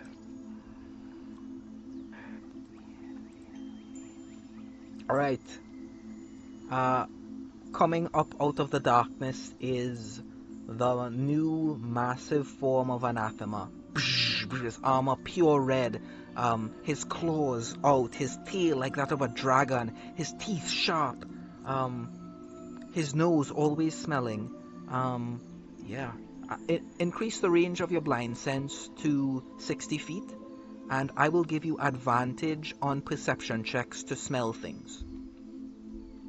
So, Okay. before you had disadvantage on all perception checks after cutting your eyes out, it's now just normal, and you have advantage on perception to smell anything. As you have this heightened sense of smell and hear, and that's now your better blind sense. And you're just more Anathema. You're a beast. You're an agent of the Feldroth and Muriel combined. Nothing like you has walked the prime material before. Anathema, you now finally feel strong enough to actually beat Oni. To go toe-to-toe with him. As Anathema walks out, I'll snap my fingers. I'll summon a bunch of magic circles. Say, what'd you do with Anathema? Who are you? I am Anathema. He growls at you like a werewolf. Oh, I am Anathema, you paltry fool. Bow before my might, or become cattle. oh wow. I'm not gonna bow, but are you sure you're Anathema? I mean, like, I wave my hand in front of his face. Sorry, Not that was gonna- I apologize for my outburst. You smell the wine on his fingertips. This is shake. Yeah, you smell the cheap wine and even cheaper cologne. It's a shake. Damn. Cheap cologne. My cologne is sourced from the finest spores in all of Verdantis. Shirk. Scenes for this shit. Shirk, we will need to get you some more expensive cologne.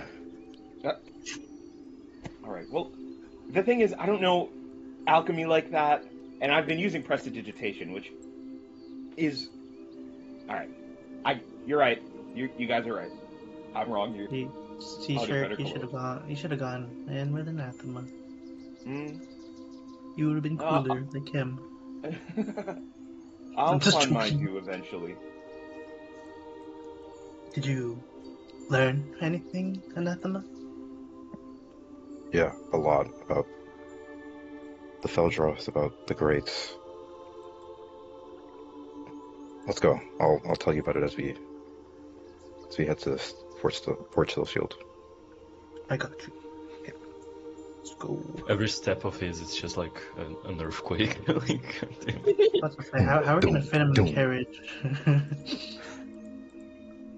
Anathema, I have to say, I like these new horns. Quite cool. I start poking them. Can't reach. Thanks, Shirk.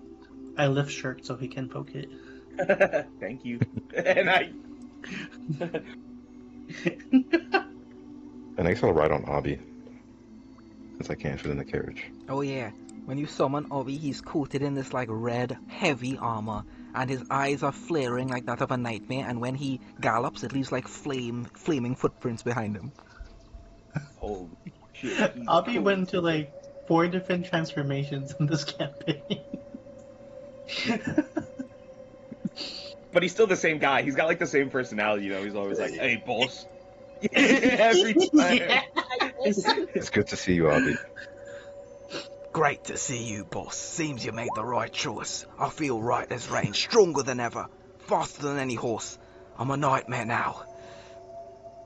I suppose we both are. I suppose.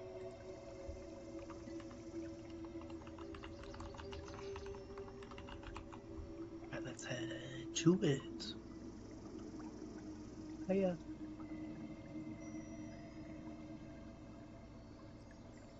Oh, I have a picture of Abby.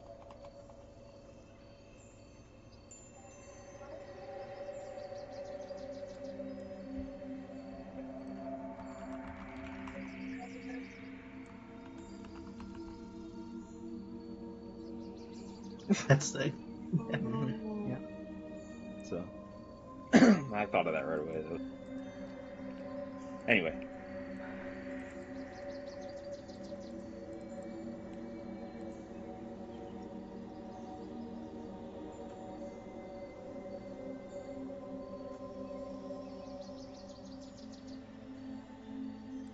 All All right, right. onward Well, and then upwards. on to Fort Steel Shoes. Yeah. All right, you guys We follow go. the path of burning horse prints as. Oh right, you need to choose your Feldroth name. It's time for you to pick your new name. I was gonna Anathema. ask, does he not have to wear a mask either? No mask? Well, you do want to conceal your identity now, but it's assumed that he'll be wearing like a helmet. The picture is just like Oh, him okay. without the helmet, but being in full plate, it would assume you have the helmet on. So, Got it. Anathema, you gotta choose some type of name. So, usually, this is just like a rough idea for when I was making the Feldroth. Their name is an animal's name. So, for example, the hewer of Gristle is Hog, and the breaker of ankles is Boa. So, that's usually how it is. But you could choose whatever you want to. Like, you could call yourself the Cutter of Tendons, or something like that, or in general, whatever name you think is cool, that would work as like a Feldroth. Bonus points if it fits to the Feldred that you are now, kind of like under joint property. You're like both Muriel and this Feldred have invested into you. And for the first time, I guess you get to see her, as she will appear here before you to anoint this name upon you. Uh, wait, it was Zaisha? She was the one that... Right, because you cut your eyes out. So the hue of Gristle came and it's the anointer of sacred pages, right? Yeah. Okay, this is a very important person. Sure, why not? She'll come here to knight you as one of her Feldroth.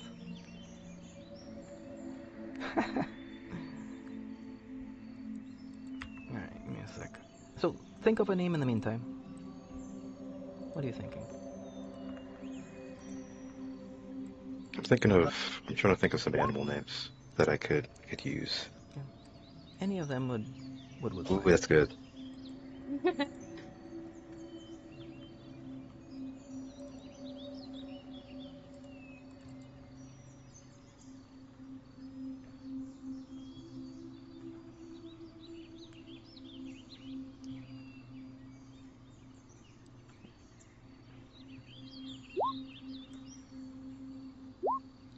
She even tells you what's going to happen, so you will get little glimpses into the future. I won't tell the entire group. When she comes, when you've chosen your name and she anoints you, we'll go into a private channel. But for now, you guys can all come up with it together. Let's see. I'll keep coming up with these. I like them. Because of is like that's what they all kind of use, but like there's only so many animals. Oh, in the middle. Yeah, you don't have to, like, hold to that. Mm-hmm. Yeah, cat. I'm not gonna force you to do that. That's just like one of the things that just have so happen to pass by as an idea. But if I were to like run out of room to create new Feldroth, I would begin breaking that rule. Mm-hmm.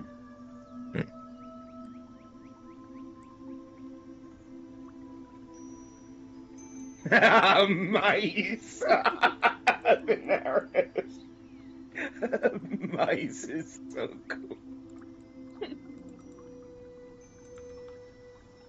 I'm like multiple of them.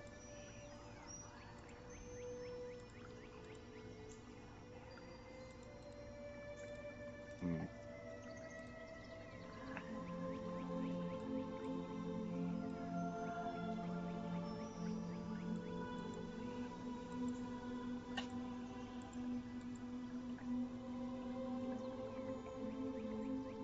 Oh shit! You know what would be so cool? You could be like the ongoing cross, but instead of like cross as like C, you stylize it as the letter X, so it's ox. You know what I'm saying? Yeah, I see that. Oh, Ogro, that's fucking cool. He will be the dog. The dog. You got that dog in you. The dog, yeah. It's either Dismantler or the Decimator. You know, that I think both would be good.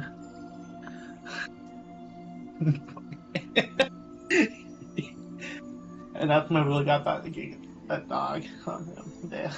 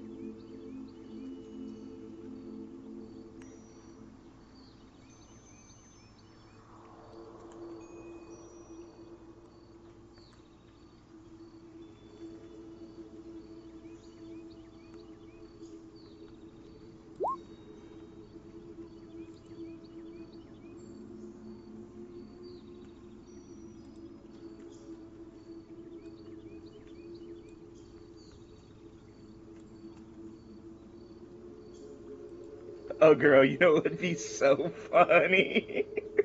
What? If he was the vindicator of skin. No. Boss? What? Yeah, it's. There's a previous character. A former character was the vindicator of sin. Indicator of song. Oh. Yeah. Oh, Well, no, right. there was a claimer of song, Vindicator of Yeah. Sin. So the Vindicator of Skin, he flayed himself. No. Oh.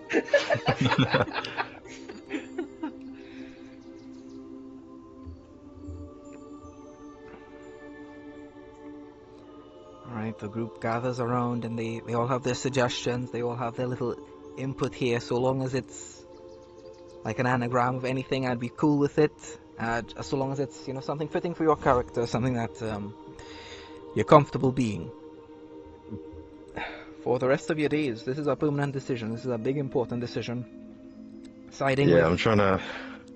Yeah.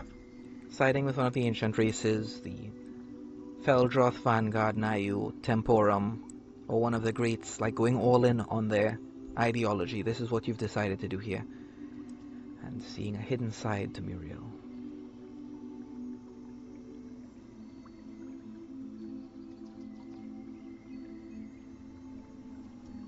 For the record, I think Duck's pretty Wait. cool. Is this like... Hold on. I think I'm thinking too much.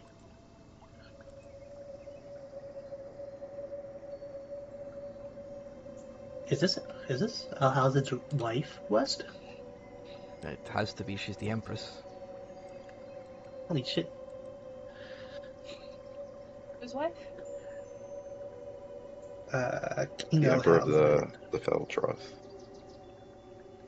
Emperor of the Feldroth or Feldred? Both Yes. work. Feldred. Both work. Oh my god, you got the eyes of the... Holy shit. Mm.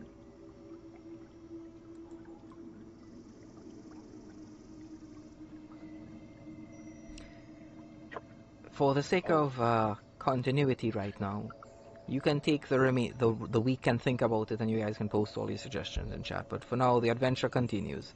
Alright, now it's time to get into the rocky road. Alright, first off, I'll say what she says to you in secret because she's a very wise person and she's going to give you excellent advice. Tell you what awaits you guys in Still Shield and how to maximize your chances of survival. Although it's more important that you be effective than you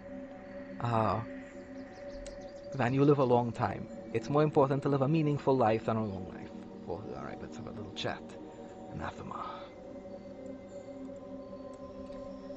The form of Empress Saisha descends out of nothingness. The sky goes completely red. All the raindrops begin to go as red as blood. A gate opens in front of you. She herself is holding a key not identical to the one that you all hold, but similar.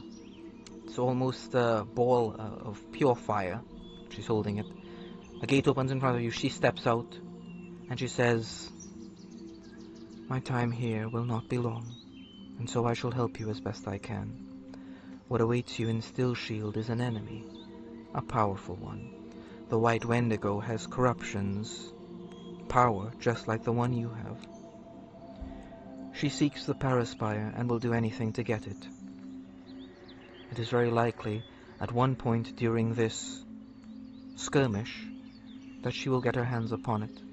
My Feldroth, my champion. You have cleansed yourself of the King in Yellow, and now, together, alongside your goddess Muriel, who herself, you must now know, is a Feldroth, we will achieve much together. I shall speak with her, and she with me, and both of us to you in time. For now go, and wield the power that I have given you, to the best of your ability. More power will follow, as you slay enemies in my name. All those you sacrifice from now on, offer them to me, and I shall turn them into your power. Together, we will watch the greats fall against each other." And she'll nod to you. And she's waiting for your fealty. Normally when a knight is blessed with their name, they bow, and then the queen person type will bring a sword down over their shoulders. So that is this moment, Anathema, and we'll say for the purpose of this, she anoints you with the name that you choose here, right now, and then she's gone. And she will answer any questions within the next minute that you wish to ask her. Know that she has wisdom from vast eons, so she knows a lot. What do you ask of her?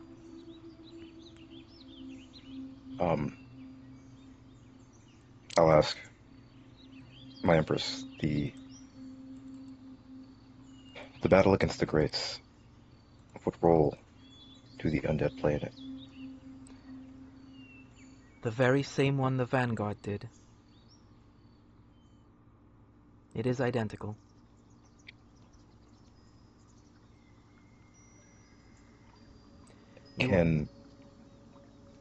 You were right when you guessed that. Okay. Can figures like Orcus be dealt with? Absolutely. There was a god of undeath before him, there shall be one after him, and you shall have a place in seeing who sits upon that throne.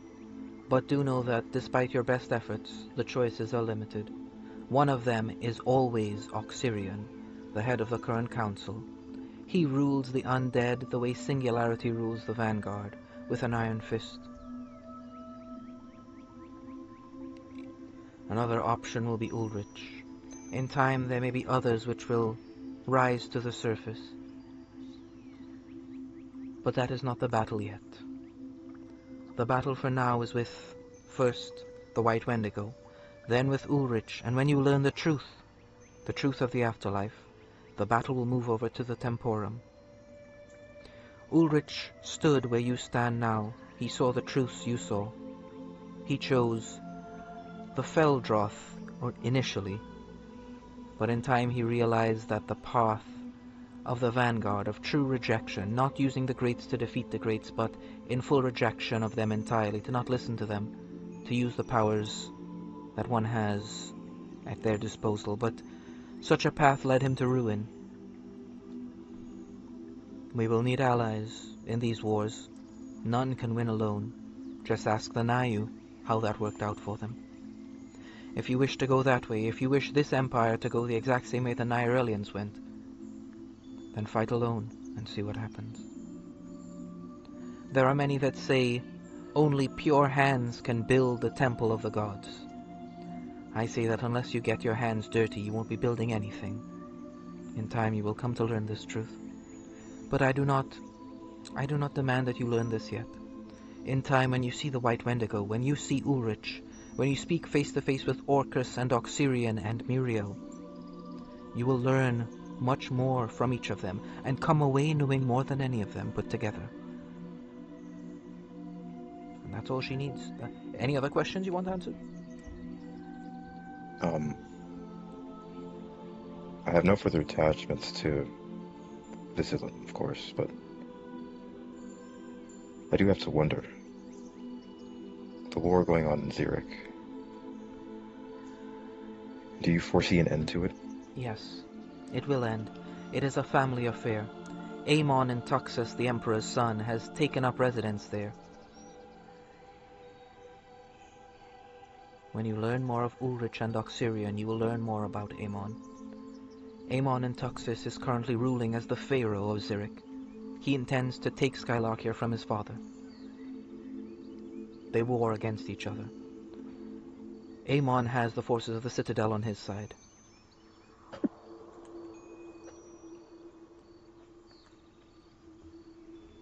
I see. Thank you, Empress. Your I will deal with the White Wendigo. Your sacrifice is appreciated. Slay many, and then she'll say your name here, the final time that your name is spoken and this new name is taken up, and you become this new person, take on this new image of the fearsome, whatever your title is. Alright, and with that, we go back. Cool. As I put on chapstick. You put on chapstick? No, we were talking about, well, the dumbest topic, really. Pick up, if I'm being honest. Yeah. Oh, can we? No, Wes. Can we just? Yeah, can we just ride through that? Is that possible? Can we not just No. I don't Hey, want you to chose starve for it. another Somebody chose this one. Yeah, who chose this? Hold on. Who did? Who chose this? Silence. Complete silence, just crickets. Choop, choop, choop. Alright. We're gonna die. Okay, alright. Wow, there is so much here. So, you guys are writing. Let's change this. You guys are writing when one of you, the person who's like at the reins, you notice that you fall asleep for the briefest of moments. Like you're just tired, you're riding into the night. Your eyes just close for a single second, and you wake up like, and you're looking to the horizon, and it's just an endless desert. Oh no. So who has the reins? Who's good with horses? Probably me or Oguro is getting no handling. Yeah. On rock, paper, You got scissors the- for it. I was gonna say you got the better perception, so. Oh, not Welcome this home, Mom. motherfucker. Yeah, I can do it. Thank you. Just click back on to roll 20 and I saw that fucking thing. I believe in you. Yeah, this is gonna be Benares. Alright, it's me. Sure. You're riding through an endless desert. You see a cathedral on the horizon. It rises up to the heavens. You look to the sky and it's just blank whiteness. You see stars, but they're pitch black. It's like looking at a reverse night sky, whereas a normal night sky would be black with the little dots of light. Here, it's just pure white with little dots of blackness. What do you do?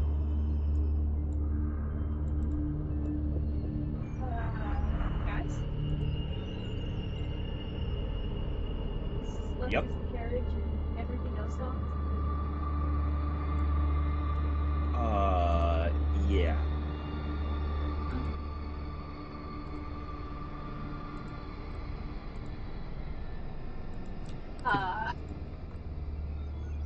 Could you repeat that?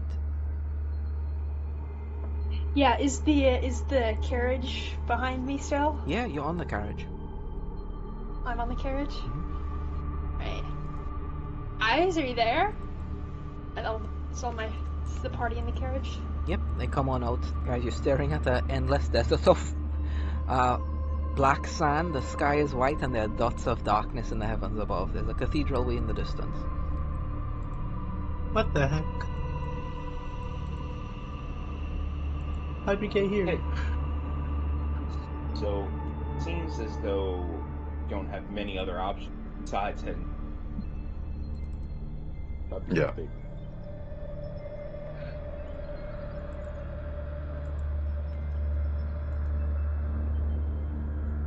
Okay, so you're in control of the carriage for now, so you riding forwards? Yeah, we can ride forwards. Alright, so you begin making your way forwards. The two horses, they were skeletal, they just turned to dust. The carriage Oh. rolls to a stop, and the carriage begins sinking. The shadow beneath the carriage is very similar to that of the shadow creatures. The carriage is now sinking. What do you guys do? Getting off the carriage. Yeah, I'll hop off and try to see if I can. Alright. Now, devoid of the carriage, you guys continue along. You are starting to sweat, starting to get thirsty. Try to summon some more of the seawater to begin purifying it. The magic isn't working. Everything starts feeling heavy. Magical items start feeling mundane. There's a weight to everything. It feels like your strength is leaving you. But there's something more that's filling you. There is this structure, and it grows closer and closer. Take a few steps and it's larger. Take another, it's even larger. And you make your way within it, up to its massive doors. And they swing open. There's darkness inside here. And laying on the floor in the middle of this cathedral is a small object. As you begin to walk towards it, the walls start cracking. They start to sunder. And now you're in space. As the desert falls out from beneath your feet, as the walls of the cathedral crack, the object starts falling from the cathedral. It looks like another, like a plushie. And it's now falling into the darkness. Gravity begins losing its pull on you guys. You're thin, you're skinny. What are you guys doing? I'm gonna summon my arms to try to catch that plushie. Okay, yeah, your arms actually do manifest here. Even though there's no magic in this place, you dive down into this well of energy. You can see the desert sand falling down as the cathedral is beginning to break apart and split and sunder and spiral down into this darkness. You reach out and you grab hold of it, and for this briefest of moments, you feel one with the cosmos. Make me sanity, Oguru.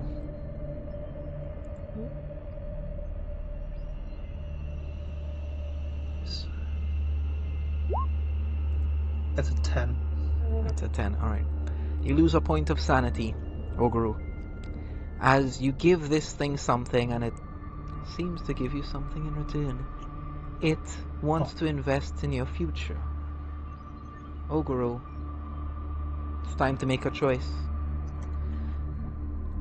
Venaris has made their choice. They know who they side with. Anathema has made their choice. They know who they side with. You've chosen the path of the vanguard. You've received their blessings. If this entity is to impart its blessings onto you, it would replace the vanguard, the gifts that they have given you. This is almost an antithesis to what they gave you. Even now, you feel yourself still capable of saying no, of falling into the void, of disappearing, of going back along the path that you were once on. You're uncertain whether or not an opportunity like this will present itself. It's alright to say no. The decision is yours. Everyone has their own decisions to make, and it's about waiting for the perfect opportunity, the right moment, to make that choice. Is this a choice you want to make? You grabbed the plushie, you walked to this place, made your way into the chapel, you dived for it when it was falling away from you. You can choose to hold on, or you can choose to let go. It's alright to let go. There are other things out there, other plushies waiting to be claimed. Is this the one you want? It makes no words to you. There is no voice. There's no bargaining. It's just a decision. To hold on or to let go.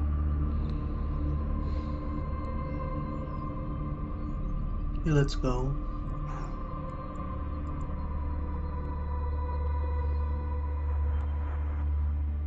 The will of the cosmos grows distant from you and silent.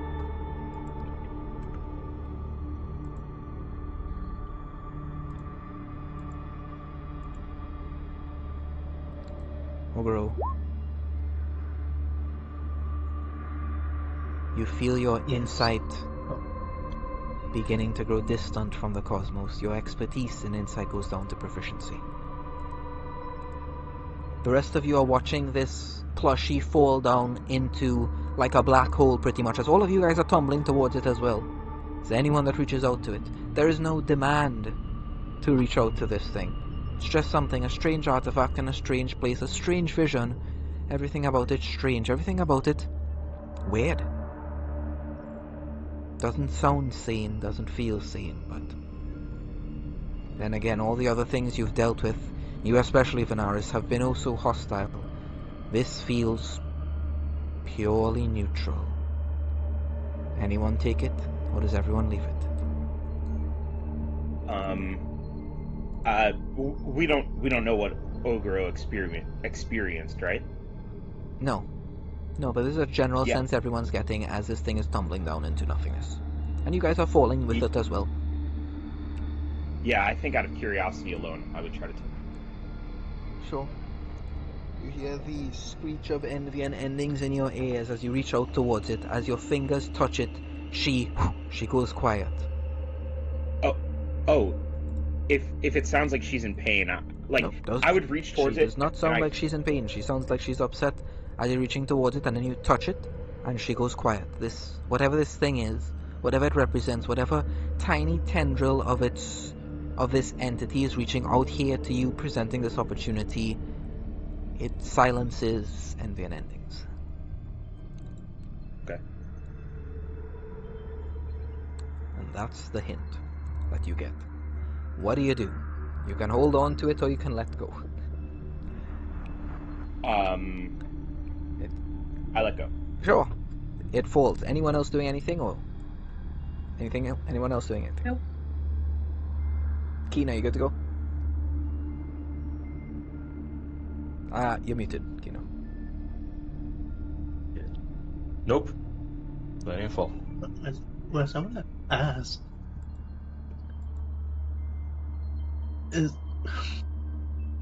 can I insight why I feel like the will of the cosmos with this being? Yeah, sure. Roll me insight. Okay. 19. It's a 19. You can spend a point of luck to succeed. Or an inspiration. I'll spend the inspiration. Alright, I'll talk to you in private. You can hear me? Yes. This is the cosmos.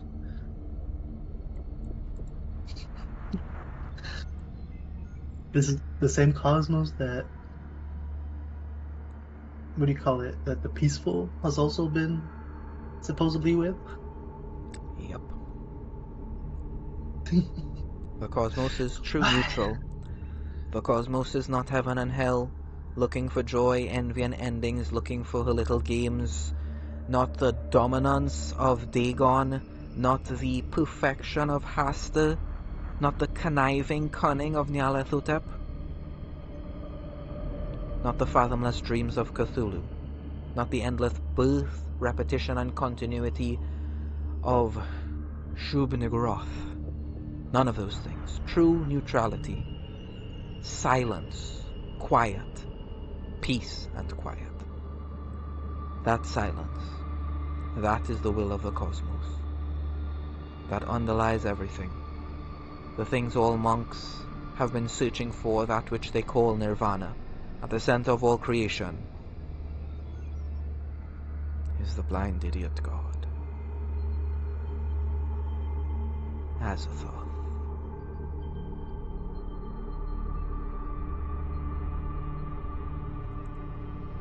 Huh.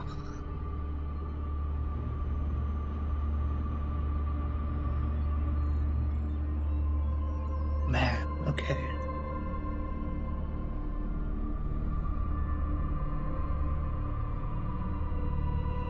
Okay, if Uber is able to get that information after, is he able to chase it still? Even if he did let go first? Yeah. But this time it's further down, and with the mass you currently have, with the air resistance, it's going to be difficult. You'll need to sever those vanguard parts of yourself right now if you want to make it down there. If you want to grab it with your mouth, you can. Yeah, he will try. Yeah, Sure. that's the case. Alright. Oh Let's man. go back. Oh, this is gonna hurt. Oh shit. Alright, you guys watch as Oguru takes one of their hands, and you hear the sound of the as the vanguard parts of his is sent into overdrive, and Oguru rips both of their legs off and uses the right arm to tear their left arm off, and then bites their right arm off and goes plummeting like a meteor straight into the void. And right before the plushie disappears into the black hole, Oguru grabs it with their mouth, and then you guys are just riding through the Bleakwood. Just riding through the Bleakwood. Holy shit. Is Ogro a paraplegic? Oguru, you're gonna need help from your friend Yeah. Akina. Yeah, Oguru is missing their arms and their legs, but what you Oh gain my god. is perfect insight. Oh girl, what the fuck happened?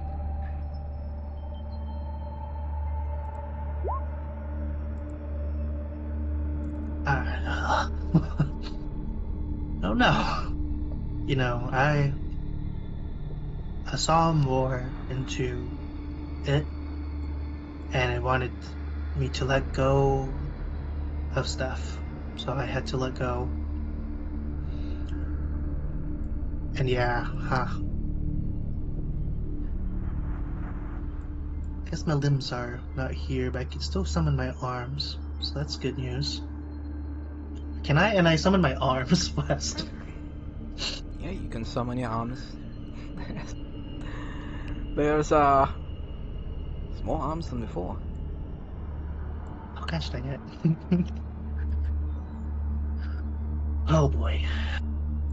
Oh, might need to look for a healer, guys. Yeah,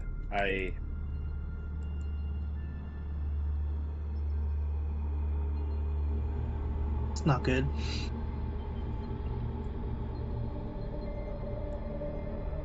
There's no shot any of us would have any understanding of what this could be, right? That contacted us. Mythos is the only check that will get you that. Two of you have it. Roll me Literally Mythos. don't have it. Yeah. I can make a wait, mythos no, my sanity. Insanity. I mean, you don't need to if you don't want to understand. No, I would like to understand that. That is a. Bro just got his freaking arms ripped off. I would Yeah, like to understand. is my friend. 15 on Mythos, Wes. 15 on Mythos. 15 on Mythos? Damn. But yeah, you know who this is. I'll talk to you in private. Yeah. Bye. Shook, Holy shit. That was... That manifestation, that appearance, the way it presented itself, no words. This wasn't like heaven and hell. This wasn't Dagon's dominance. This wasn't Haster's perfection. Oh my god. The temporal marker spoke about this. That was Azathoth, Lord of the Greats. The progenitor, the source of all existence, who gave birth to Yog-Sothoth and Shub-Niggurath, and those two gave birth to all else. That was the will of the cosmos made manifest. The being that the peaceful has been searching for in all his, since time immemorial. And you guys just found it. And it disappears, gone forever.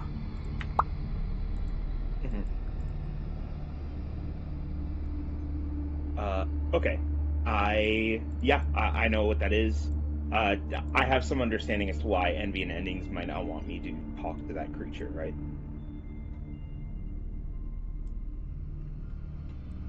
Yeah.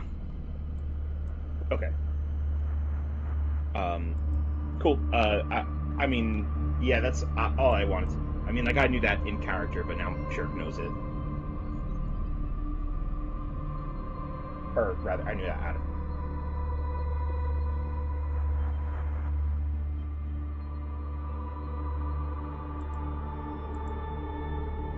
Okay.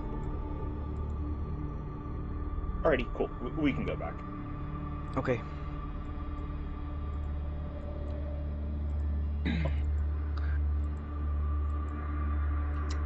Alright, Oguru. You feel... You do gain an ability corruption here as a result of this. You are approaching... Oh boy. You're approaching the moment that Peaceful taught you about. The nirvana. The hearing the will of the cosmos, Oguru. You can now... It takes up a corruption slot, but you gain a bonus to insight equal to your wisdom mod. So now your insight modifier is double your wisdom mod plus your double your proficiency mod. Oh wow. And what the, how do I add that? Let me see.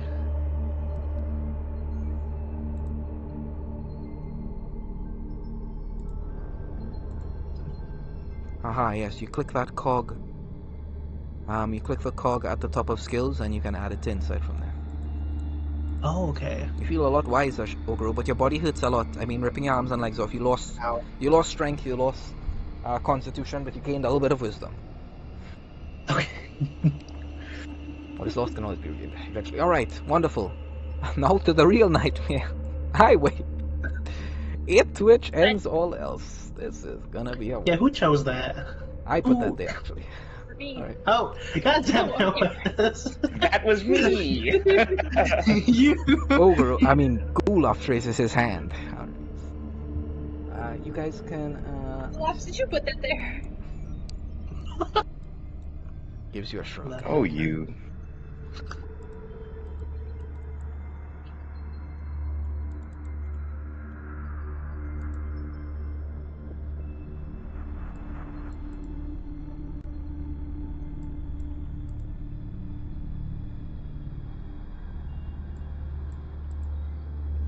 Did I just get the...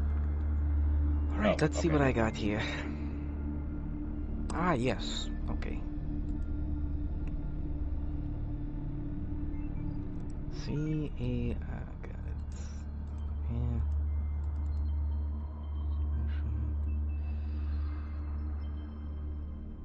VM. Is there anyone with less than an hour left to play? Me. Oh, I'm good. How long, Kino?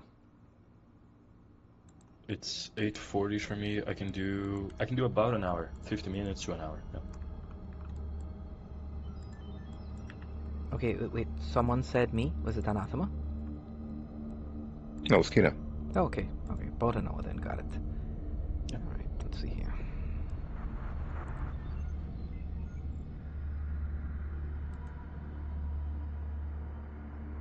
Okay. Whoever is riding, whoever's at the reins at the moment, you see this in the road up ahead. Looks like there's a small black hole over there.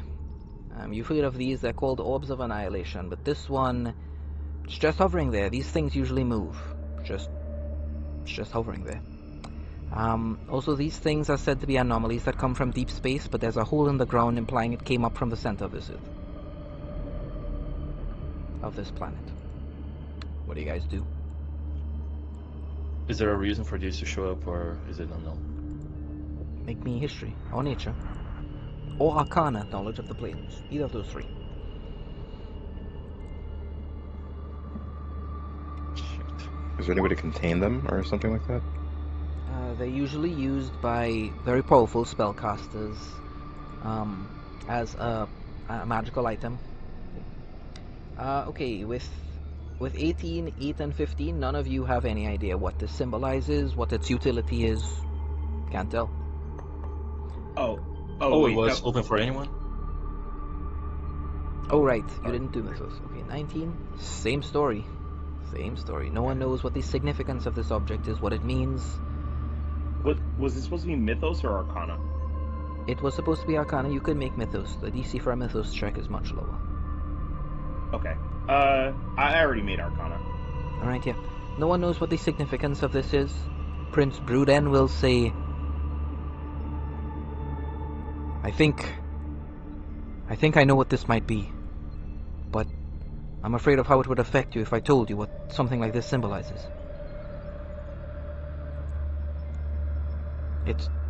Is it good or bad? It's worse than bad. Is there a way for us to avoid it? You could just ride straight around it. It's a small thing. The orb itself is maybe like 5 feet across, and its area of influence is maybe 15 to 20 feet across. You guys could just ride straight around it if you wanted to. It's not the object itself that has the meaning, it's the symbology behind it. What's the symbology behind it, Bruden? With your new insight, you can tell that he's hesitant to tell you the full truth of what this usually symbolizes. He'll say,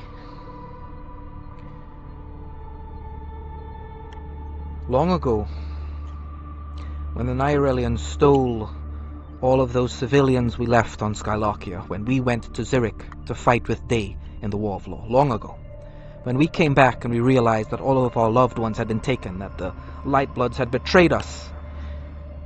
He looks at Chuk.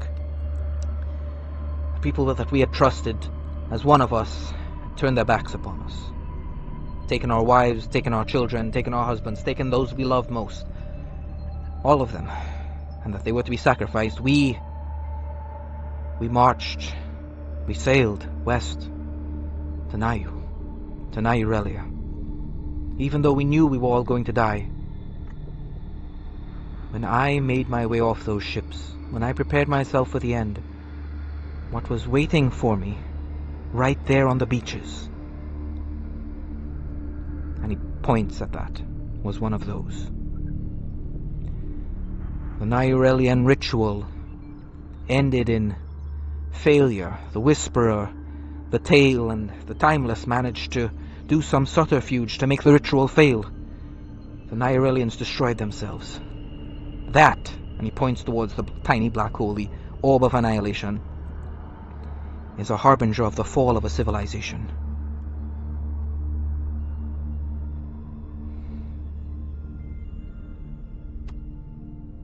Cool. What's the three names again, Wes? The Whisperer, I got the Timeless Tale, and the Oh, Timeless. thank you. Oh, boy. Oh, Well, In the distance, as he finishes saying this, you guys can see Port Stillshield. But it is not like this. It is not pristine. It is not a little paradise trade port town with an academy on one side and a fortress on the other, nice and safe and secure. No rays of light shining down, marking the sign of vigilance protection. Instead, what you see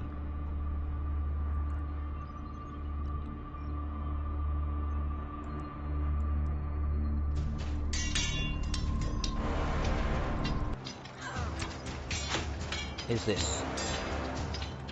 Oh, Oh boy. no. The city is besieged. Ranks of blighted undead rise up from the ocean, the sewers, climbing down from the mountains, out of hidden barracks and stowaways and ships. The city is besieged. You are staring at the beginning of the second eternal blight. You guys are staring at the walls beyond the orb of annihilation. What do you do?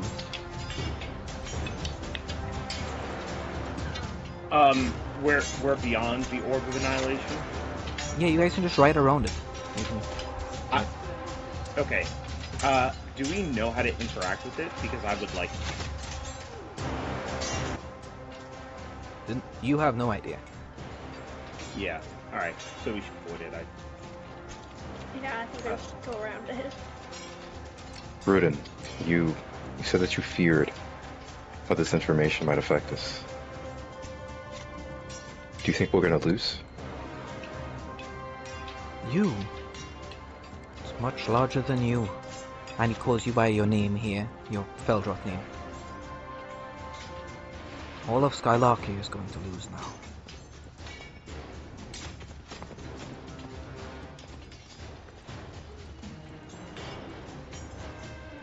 Okay, then we need to really go to Jubilee right now. Let's get going.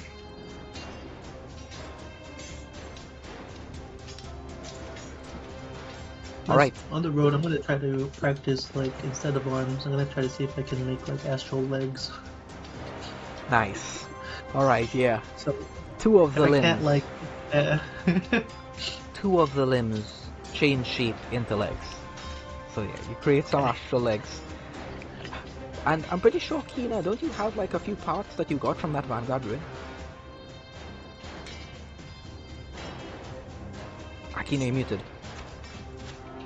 Shit. The only one we decided was the prosthetic arm and the bind, but I might have found other common ones maybe.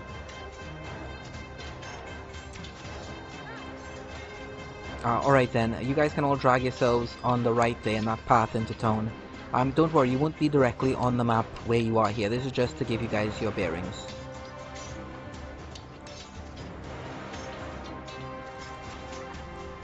Yeah, as Ogro summons his arms, I'll summon my ground and prepare myself for combat. You know, looks a little jealous at Ogro's legs. Looks back at his back leg, looks back at Ogro. Nods. it has, like, a golden glow to it. But, Prince Bruden, I don't understand that. The Blight Lich isn't back yet. Isn't that correct? I thought we were... You're right, he isn't back yet. Doesn't make sense that he is. So then these undead, they're not controlled by the Blight Lich. Would they still be under the influence of Orcus? Does it matter who controls the undead? No, I suppose not, but... I mean...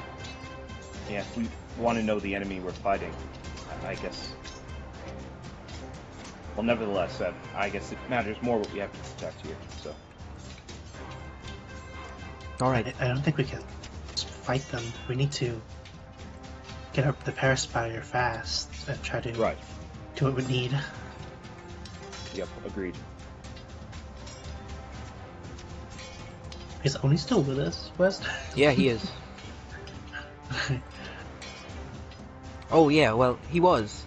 Oni goes charging in on his warhorse and breaks through the front door and is born into the city. Can we... Okay, I was gonna say, can use him as a distraction to get into the city, but...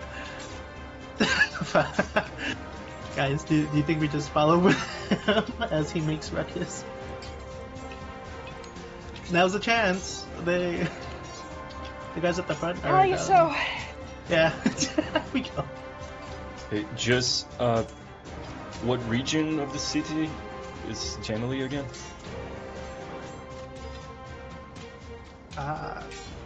We're still in the Bleakwood region. Now, you left him at the last time you saw him, you were at the Good Jerry's. which is a tavern on the docks. Okay. Okay. Where would the docks be in relation to this map? As Like, far west or from at your least, as far west from your position as oh. possible. What you're seeing is one of the regions, one of the parts of the entire city. It's just a I representative. see. Okay, then. Oh boy. Yeah, let's not use Oni's this quote-unquote distraction to waste. Ogro, with your insight, you sense unallied forces in the trees to the north and the south. You're the only one sensing this. In the north? To the north and the south, in the trees, you sense non-allied forces. Non-allied to the Blight Lich or non-allied Non-allied to us? to you. Sorry. All right, let me see what I got here. I do actually have something. Let's see. All right, right. Open ground stretches from the tree line to the walls, about 300 to 500 feet. That's the distance between where you guys are right now on these walls. Uni's already charged through and broken through the first barrier and is in there. You can hear him fighting, charging in somewhere. You actually hear what he says. He says, "What? No, Damvo should have held the fort. He's in danger." And Oni charges off. You aren't familiar that Oni even knew who Damvos was. But thinking back, you do remember that Damvo said he actually fought alongside Oni during the Eternal Blight. There are scattered wagons, there are barricades, broken siege gear, and burning debris all around you. There is no full cover, only partial, desperate shelter like overturned trees and broken carts, signs of people running away. Smoke reduces long-range visibility, but not targeting from the elevated walls. It's difficult to see exactly who's on the walls. They set up all these pyres and they're burning smoke to keep themselves masked. It looks like they are not obscured whatsoever by this darkness that they can see through. The walls, undead man the parapets, their ballistas, scorpions, and necromantic artillery, which are being aimed outward towards you. If you make your way out into the open, they will likely fire upon you. Chains and hooks hang from the walls, used to drag screaming people upwards. So they're like people impaled on the walls. You hear people screaming. There are people screaming from inside. It's pandemonium. On the harbour flanks to the left and right, the docks and the bay water churns unnaturally. You can see undead shapes, massive undead sharks swimming beneath the water. Drowned undead climb hulls and piers. Ships begin to sink as they burn and break. The sea itself is hostile. The undead expect a fight. Above you, you see air denial units, massive clouds of blighted skeletal vampire bats moving through. You hear someone say, "Ah! Ah!" and fall to their death. So this person, the person that just fell to the death, you recognize them as one of the magic salesmen who worked at the Arcanum and sold you some magic stuff when you were in town. He was both flying and invisible, and the sonar from the vampire bat still detected him and overcame him, and he still died. Blighted gargoyles ambush people from the tops of buildings. Winged wights command the aerial undead. So it's intelligent what's going on. It's not these are monsters attacking randomly. They're going to select the most vulnerable people in any group that they select and focus all of their attention until one of them is dead and then move on to a different person. Blighted vampires fly here and there, screeching, grabbing hold of innocents, lifting them up into the horde and sucking them dry before dropping their dead bodies which fall to the ground and turn into undead to stand up and kill their neighbors. Necromantic ballistas fire these chain-spinning bolas that wrap around people and drag them down for them to be surrounded by ghouls and eaten and converted. And the wind here is malign, swirling like a tornado. As you guys can see in the distance, there's a constant updraft of corpse ash and screaming souls as powerful necromancers are casting their spells, channeling it, so even those trying to fly are caught in this wind. Flight is not possible. Flight is possible, but safe flight is not.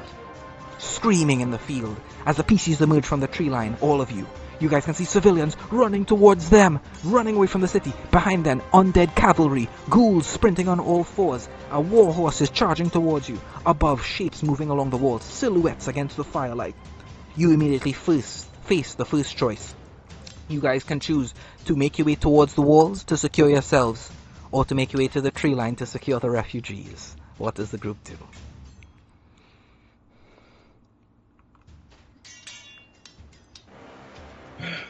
Well, normally it's not my place to advocate for the protection of others, but that being said, for every person that dies here, it's likely another undead has risen. So I think we should prevent the most amount of death as possible. And in doing so, I think we expose ourselves to them. But Anathema, you're quite big now. I'm sure you'll keep us safe, right? I'll try my best. And Shirk. Yes. There's no need for logic in this. It's just the right thing to do, isn't it? He doesn't respond, but based on the look of his face, you could tell, like, he's making an excuse for himself.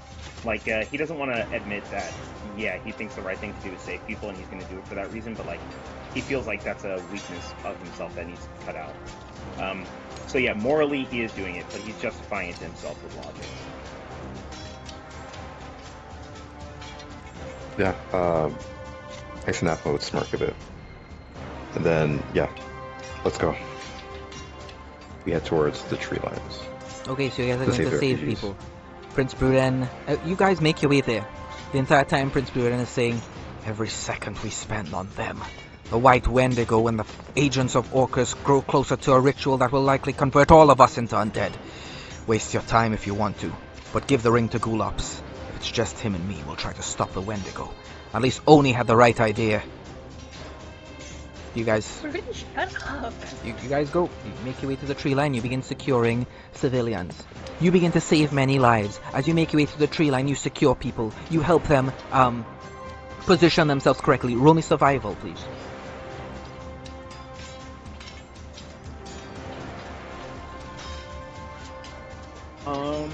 Wes, is there anything more tactical I could roll here? Like, could I use maybe, like, my experience planning to change from survival into, like, maybe, I don't know, history? Like, do I know previous battles? Yeah. I'll let you roll history.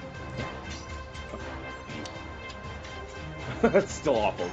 Alright, so the only people that are helping are really I got a 22 on Kina and survival. Veneris. Okay, so Kina and Veneris are doing everything they can. Kina, you've been in a continent that's been at war pretty much from the moment you were born. You know the best way to survive.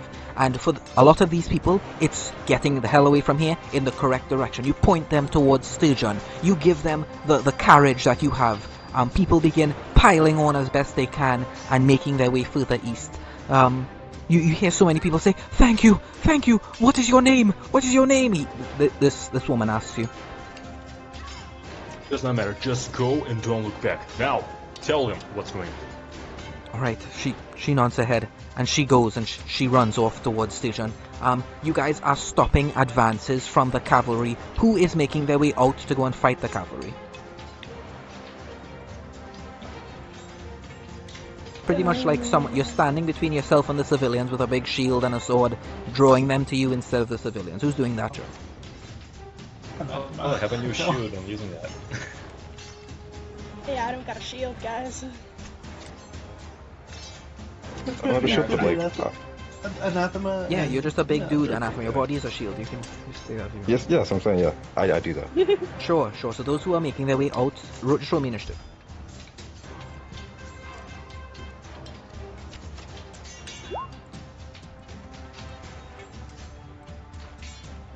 Alright, and we'll go with... I'll just save this for now.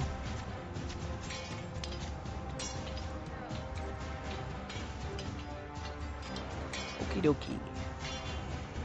So Kina, you're up first. There are large hounds. I'll show you kind of what they are at the moment. About like this. Like right here in front of you. And they're charging. They're trying to reach out and grab hold of the civilians and pull them back. These hounds are not difficult to hit. They got an AC of 10 and they only have 25 hit points. So for every 25 damage you deal is a kill to one of these hounds. It's another civilian saved. So Kina, tell me what you're doing.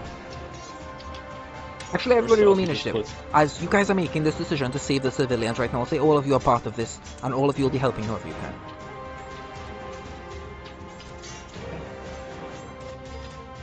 So the enemy is a little bit tougher than last time, but easier to hit. So you gotta get 10 to hit. Every 25 points of damage is a kill towards these creatures. There are ranks of them.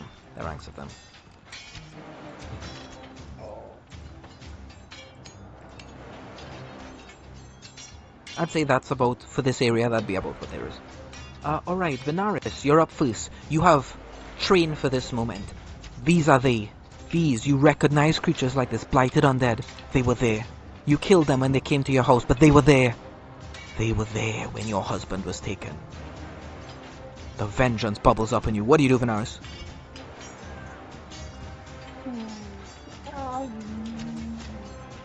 I'm gonna cast Firebolt and do a whole load of damage. Sam, whichever dog is closest. If they're in a perfect line, then just choose a random one. Sure, you fire at one of them. Normally, this would not be enough to take one of these things out, but they are vulnerable to the radiant damage that you deal thanks to your Page of Perfection, the Page of the Necronomicon, the Golden Mirror of Carcosa that you have, Venaris. The King in Yellow is on your side. As the first one dies.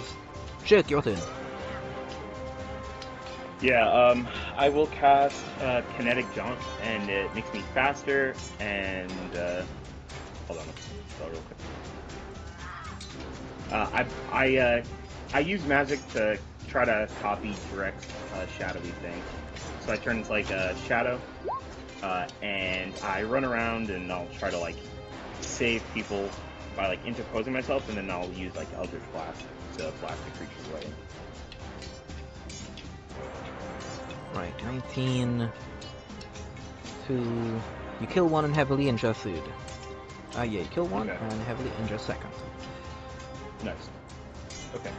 Yep, that's what I'm doing. 4 of them remain. Alright, we'll just see if it's this one here. Heavily injured. Alright, Ogro, you're up. Prince Buren says, enough of this time wasting. Give the ring to Gulops now. You say we need to go fast, right?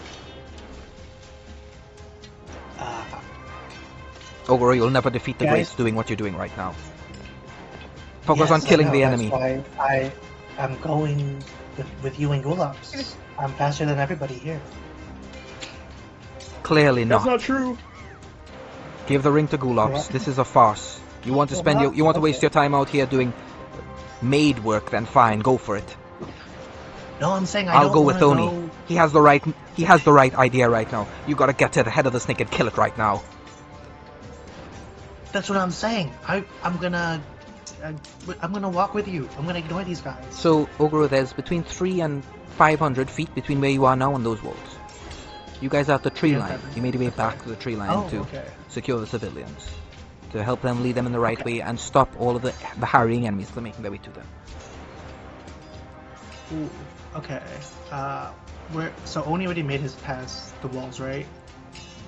Yeah, he got on his horse, he broke... Many... Go ahead. Oh, sorry. Go ahead. He Go got ahead. on his horse, he Sorry. just charged straight through it, broke through the front, and just charged directly into town. Oh, okay. Okay. Okay. Here, I'll give Gulops the ring. Alright, Gulop Then- turns invisible and says, Master, it's been a pleasure. It looks like we'll be parting for now. Bye, Master. I'll see you when I see you. And Gulop turns invisible. Bye. Good luck. Will Gulops make it? I mean, like, the bats were able to pick out, like, invisibility with their sonar. I don't feel comfortable just leaving Gulops with the ring. I feel like we should all go, or we shouldn't. I can cast Pass Without a Trace on myself. I don't know. That creates an aura around you. Can one of us go with Gulops? Any one of you can go with Gulops. I'll absolutely go with Gulops. Okay, on your turn you can decide to do that. It's Ogoro's turn now. Ogoro gives the ring as a free action to Gulops. Gulops goes running off. Got it. Still have your action, bonus action, movement, Ogoro. I will Okay, assume... is it safe to say Go ahead. that Pain and Panic is no longer with me since I No, cut Pain my and horse? Panic now applies as Okay. part of your astral arms, pretty much. Holy shit! Oh, okay. That's cool. Okay. Yeah, I'm gonna deal with these guys first, and then start heading there. But let me see here. There is 1, 2, but instead of punches, he's kicking Alright, instead. right, so those two... Yeah, okay, so those two kill 2 of them and injure the third. Okay, and then I'm going to Fury of Blows. Alright, so with 2 more. Flurry of Blows, I'll just say both of them die. You just rip them apart, and with that, the current regiment of undead that was sent to harry those particular civilians have been dealt with. What's the group doing? They have a moment here with civilians from this region of the city, this particular part, run off into the tree line, and you guys give them directions, and they go running. Okay. Shoot. Okay, I'm gonna tell the guys there's like some weird stuff like in the north and south by the gates themselves. They're not our allies, but I don't know what they're doing. You think you can pivot Uh, one against the other?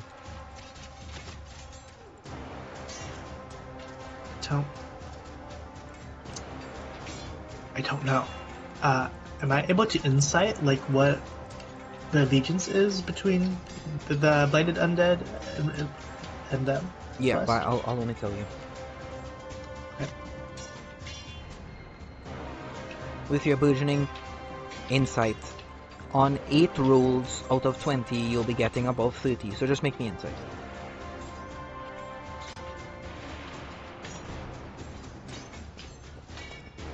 That's a natural 1.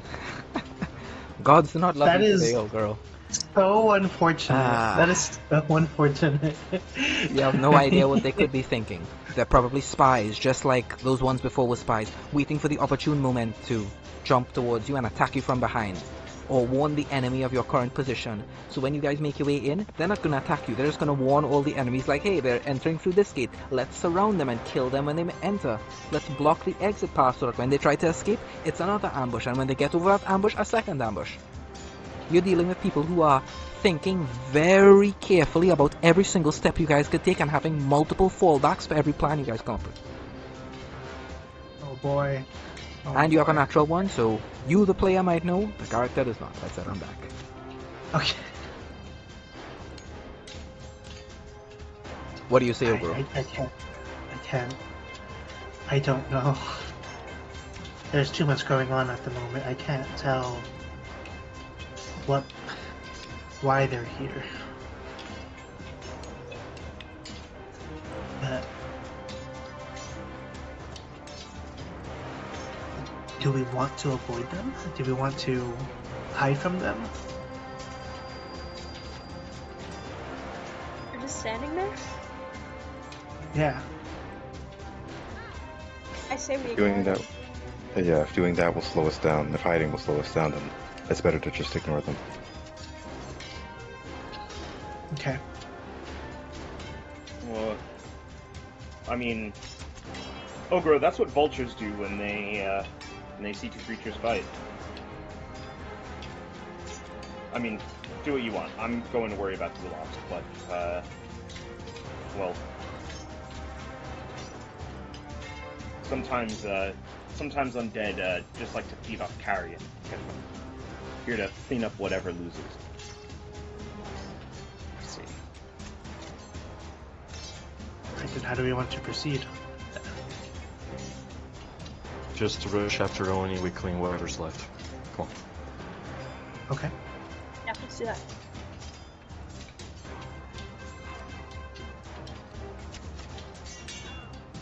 Okay, you guys going to bridge the 300 to 500 foot gap between the tree line and the walls? Yeah. Yeah. Yep. Describe to me how you're doing that. There are ballistas, trebuchets, necromantic artillery that are firing at people that are actively running away from the city at the moment. What are you guys doing? Okay. I Um, think division of labor is best here. Ogro, you are really quick. Solve the ballistas. I think you should go and clear those out. Or maybe Venaris, that's a job for you since you can attack the ring. For clearing barricades, and like the necromancers, I think Kina's like waves could clear the barricades. I can stop the necromancers with like counterspell, dispel magic, like magical disruption. And anathema, you could like clear the infantry on the ground because you're fucking gigantic. What you call it? I I can try to redirect the ballistas so it doesn't hit Venars when she's firing at them. That's perfect. Okay. Yeah. So that's how we'll divide it. Kina's gonna get the barricades. I'll write this down in chat.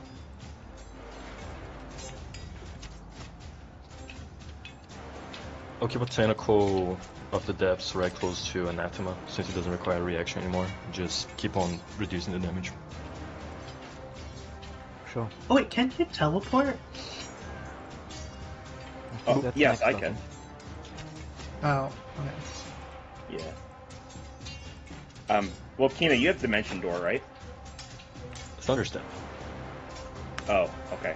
I have Dimension Door, Which but is- I can only bring one person at a time. Yeah. Thunderstep wouldn't get us Oh. there. It's too short.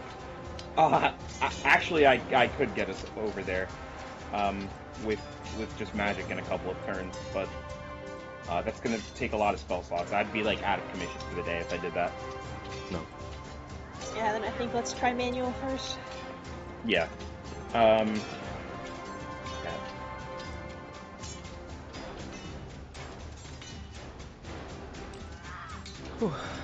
Alright.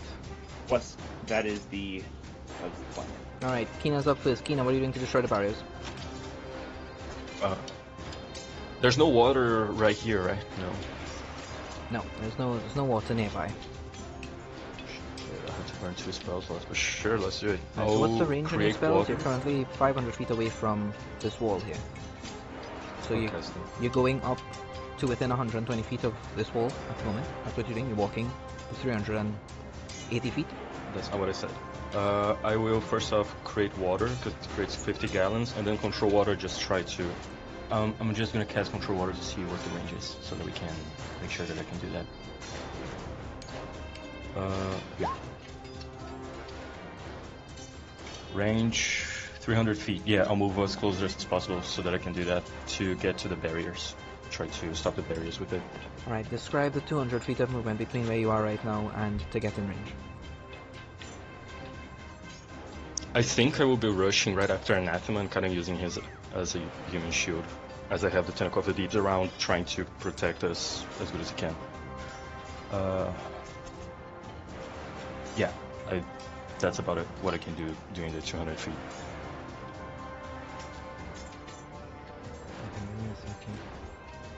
Mhm.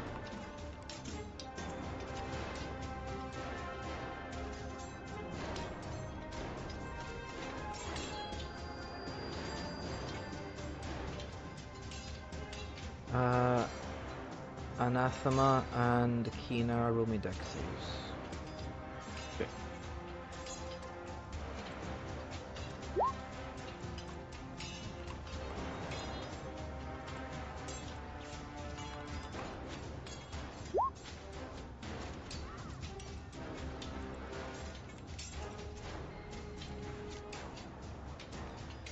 Okay, both resist. Each of you takes 12 points of bludgeoning damage and 12 points of whichever's weaker, acid or poison. We are resistant. Oh, okay. Yeah, you can choose whichever one you're resistant to and take it as that instead. So you both succeed. Do we still have the temporary HP from Yeah, you overgrowth? still have a temp HP. Okay. So they're firing these ballistas, they're exploding near to Anathema and Kina. So Anathema's damage is getting reduced. You can roll the damage reduction for this here. The 12 bludgeoning and 12 points of either acid or poison. Oh yeah. It was just 2d8, right? Yeah. That's just 2d8. This one. Alright, yep. So Anathema, you're a bit stronger. Alright, that's one full movement. Assuming you take your actions to dash, what's your movement, Kina? It would be total 60. Total 60. So, So this it will would take happen me for every 3 60. turns. Got it. Alright, Yeah. let me see here. Alright, okay. To get within that, so that's 200 feet, so that's 3 turns. I'd say it takes 3 turns, so that's 3 of these. Yeah. Alright, make me 2 more dex saves, both of you. Alright. Oh, I rolled con, but it's the same modifier. So it's +3. Alright, Kina, the first one you resist, so you take 13 points of bludgeoning and 13 points of acid or poison. And the next one you fail, and on that one you take 27 points of bludgeoning and 27 points of either acid or poison. Anathema, you succeed the first, and you succeed the second one is already including your buff, your bonus. What do you mean? You gain a bonus to your charisma, right? Your charisma, your aura of protection or whatever, is the 14 including the bonus or not? Yeah, it is. Okay. So But I roll with advantage because my armor okay, got gives it. me Alright, so you succeed advantage on both. dex saves. So from the first one you take 13 points of bludgeoning and 13 points of acid or poison, your choice. And then in the next one you take 14 points of bludgeoning and 14 points of acid or poison, your choice. And you guys are now in range. Kina casts a spell, goes off. Water is there now. That's your action, right, Kina? Because you'd have used action to dash up to this point. Then turn begins, you cast this, it's there. Kina, what's the next step? Create waves, multiple waves that just try to hit them and either push them away or break them or whatever. Yes, I'll say that would automatically succeed and the barrier would automatically be broken by that. Roll the damage reduction that is affecting Kina right now from your tentacle. Okay, so. And I think you can use that a number of times equal to your proficiency bonus. That's a change that the crown gives, right? Yeah, if I want to give him temporary HP, otherwise I can just do normally, right? No, because when you need to do it Oh, normally... I completely lose it. Oh, that's actually worse, damn. Okay, reduced by 6, the last one you took, but also heal 6, anathema. Heal temporary HP. Same thing for the second one, reduced by 8, and you get 8 temp HP. I only have one more then. Okay. Right, let's see here.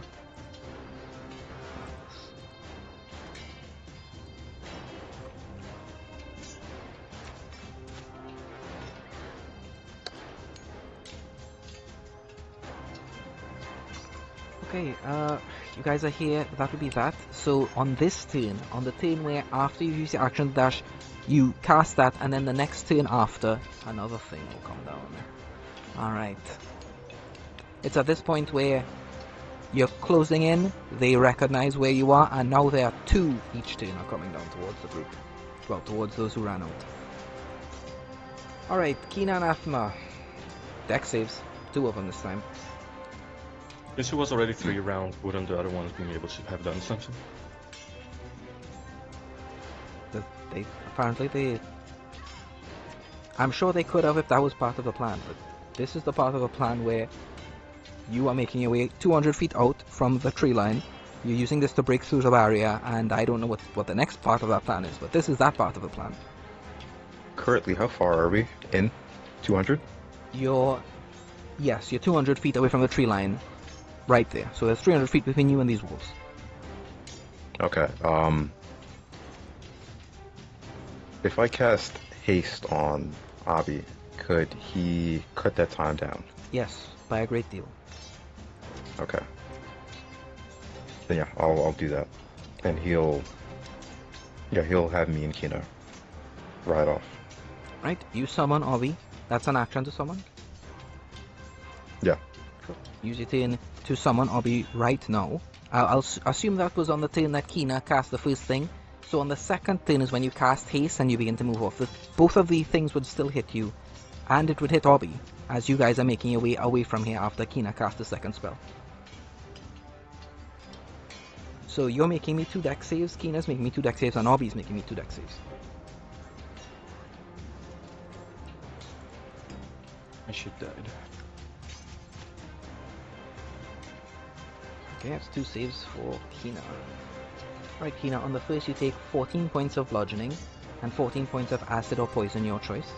And on the second one you take 13 points of bludgeoning and 13 points of acid or poison, your choice.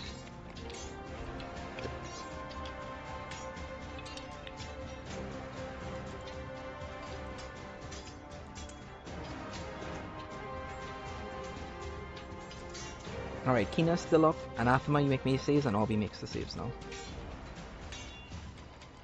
Oh, looks like it froze.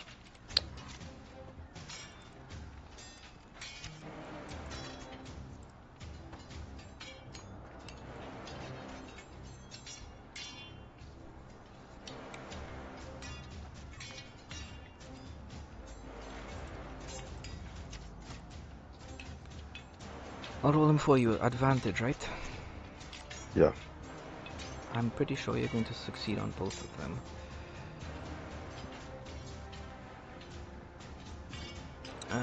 Okay, advantage. Yeah, you succeed on both, and now Obby.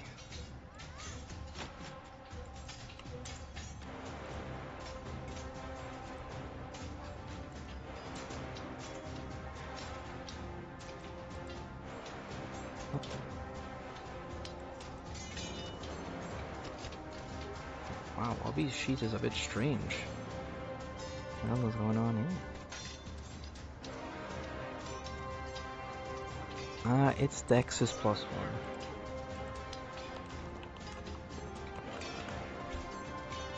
Okay, it succeeds both of them. Alright. Anathema, you take 12 points of bludgeoning and 12 points of acid or poison, reduced from the temporary hit points and then reduced again by the tentacle if Kina is using it. I'll start burning the tentacle on me, because Anathema looks good. Yeah, Anathema does look good. Alright, and then on, 12. yeah, 12 bludgeoning and then 12 acid or poison, your choice. The next one is 13 points of bludgeoning, 13 points of acid or poison, your choice, on the second one. This is after the save. Obby is going to take that same amount of damage. How much health does Obby have? Yes, 25. 25, alright. So Obby is knocked unconscious and falls down. Oh boy. I'm going to... Lay on hands him, pick him up, and then run out, right? Yep. Okay. Pick him up. He begins sprinting out of here. I would say on the charge, they're going to make one more shot against your group. You will be making it with advantage, Kina. And their damage will be halved. No, yeah, their damage will be halved, but it's still 2 shots firing at the group. Alright. So you get to make it with advantage, and they will be having their damage. Okay. And...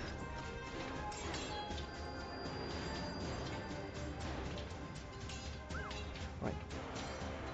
So halved, that's 7. Okay, so you succeed, so it's halved and it's halved again.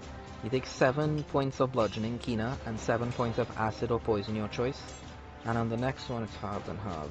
Okay, so you take 8 points of bludgeoning and 8 points of poison or acid, your choice, Kina.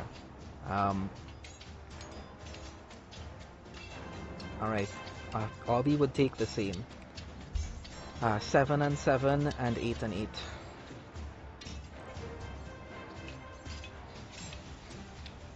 Alright. Oh, I don't have it anymore. Yeah, that's true. They rush back as Obby is, I assume, how much health did you pump into Obby? He takes 7 and 7 and 8 and 8. So that's 14 and 16, takes 30 damage total from the 2 shots, assuming he saved both. Oof, okay, I was going to give him 20, but it seems he needs a bit more. So yeah, I'd give him... I suppose 35. Or yeah, I give him 20 the first time and then more later on, so... Sure, survive, he'll be knocked Assuming he unconscious. goes unconscious, Yeah, and then you pick him up again. We'll assume you just let him go unconscious, and then you pick him up again from that point, and he sails back to the tree line. Kina shows up. Anathema has taken a little bit of damage, and so Kina and Obby are like hurt significantly. The barrier is broken open, and I'd say we're approaching the end here. Alright, so now I go to what the rest of the group has been preparing in, I'd say 6 turns pretty much.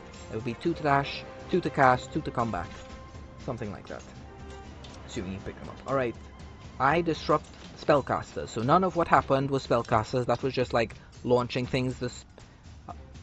Rumi Arcanashik. Yeah, I thought you said they were like necromancers and stuff. Yeah, they are. They're not Okay. focusing on the walls. Okay. Well, The necromantic winds are what the necromancers are focusing on. Alright, let's see here. Yeah. You gotta tell. 24. Alright, 24, you yeah. see a lot of casters on a rise. It looks like an important building. It's likely the garrison of the town guard. The barracks is nearby. And the necromancers are currently focusing on the fell wind that is occupying this place at the moment. They are very far away. They'd be like 100. They'd be a long way away from where you are right now. They're within the walls, within the city itself. Venaris and Ogre are reflecting damage back at ballistas. How are Venaris and Ogre doing this? You guys are at the tree line. They're not firing at you. Well, the Naris said that she would shoot them, and then Ogro said that the ones fired at him, he would deflect them back with his monk ability. Okay, so are you saying that you would have went with them? Is that what you're saying?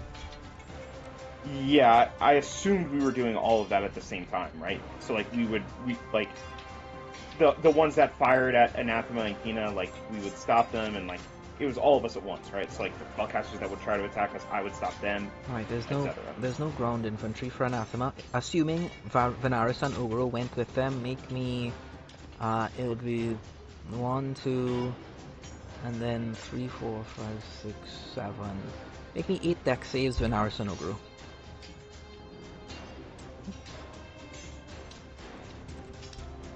Oh.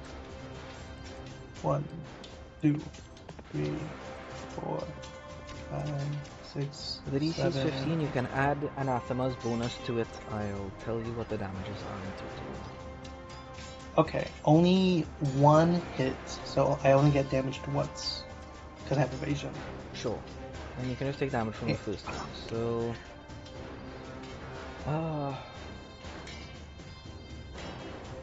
dex saves and okay.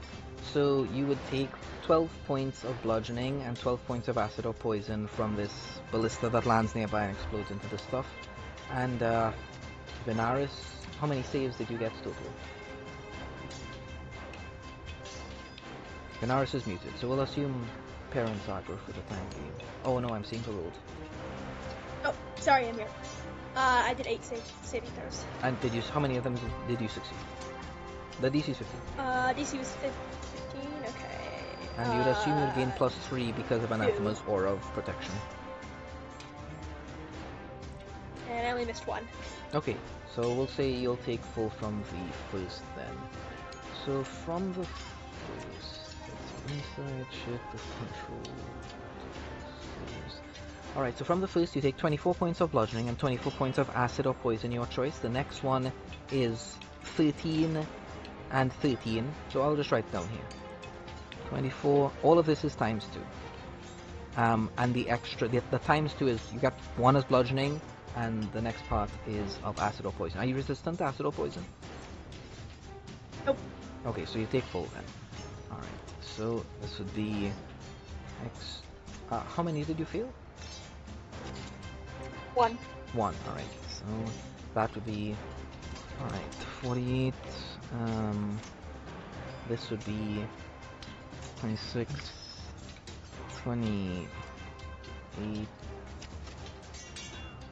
because it would be halved, and that.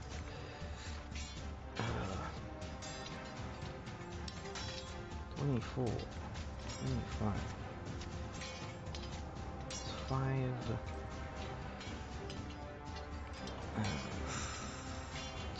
29, and 36, plus the damage you've already taken. Alright, we'll just say it's this. We'll say it's a bunch. Alright, so the first one is the one that you didn't succeed on, all the others are the ones that you succeeded on. So that's in total 60, 74, 84, 94.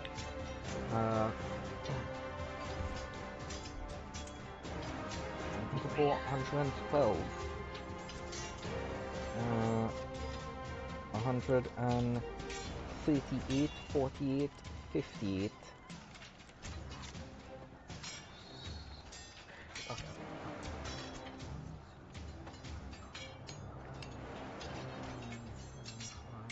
Let's just call it 180. So Venaris needs about 76 points of like keep up in all of this. So it doesn't matter how it happens, healing potions, lay on hands, whatever. Oh right, because you actually have temporary hit points, so it's less than that. It's minus 31, 76. So that would be 40, 45. So you need 45 hit points somewhere. Doesn't matter where it's from, but Venaris would be taken down right as they're making their way back. So if there's anyone that has any sort of Ogro, you roll me deflect. Just roll me deflect, Ogro. And somebody else, whatever Ogro gets here, you will need to get like a roughly 20 hit points out of something. Doesn't matter where. Wait, did I take all that damage? Yeah, that's all the damage you took. Okay. Oh boy. Even though I only missed one dex check? You failed one dex save, yes. Okay. Unless you have evasion, then you only took 48.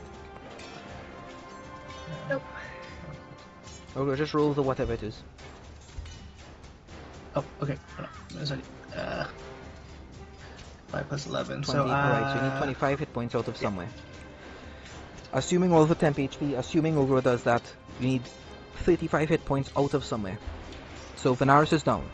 Venaris is down at some point and needs 35 hit points to get back to 1 HP pretty much at this point.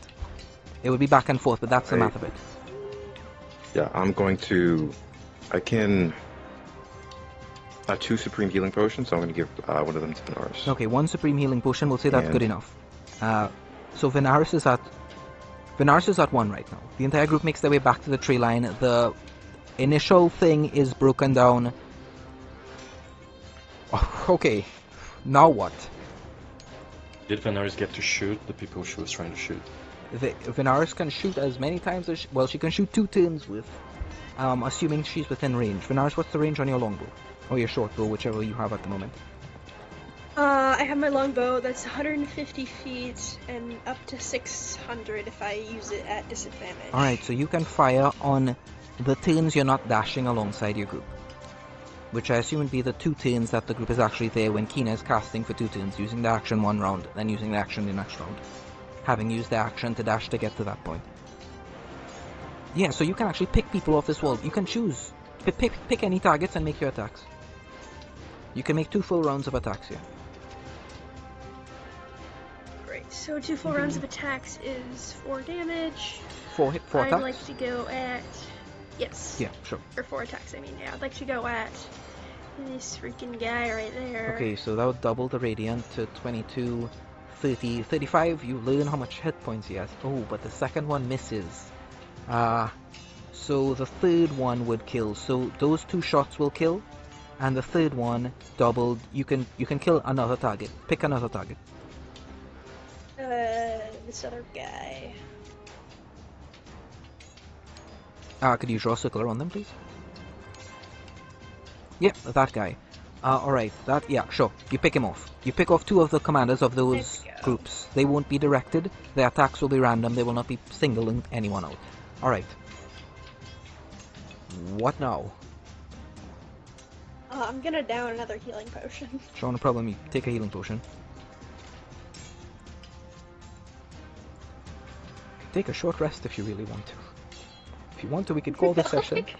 We could call this session with you guys taking a short rest if you want to, or you can rush into the town, and I'll let you guys choose. You guys want to do it? You guys can make your way into town here, and fight your way to whatever target you're aiming at the moment. If you're making it to the Good Jerry's to find Jubilee to get the Paraspire, and do what you need to, you could do that. What's the group doing? Tell me what you guys That do. was short on time. Okay. Yeah, I mean, we should take a short rest here, and then when next session, we just go to the Good Jerry's. Alright then. With the group I having would broken... say. Go ahead. Go ahead, Anathema. No, I was gonna say like in character, like we go, but like the session like ends here, kind of thing.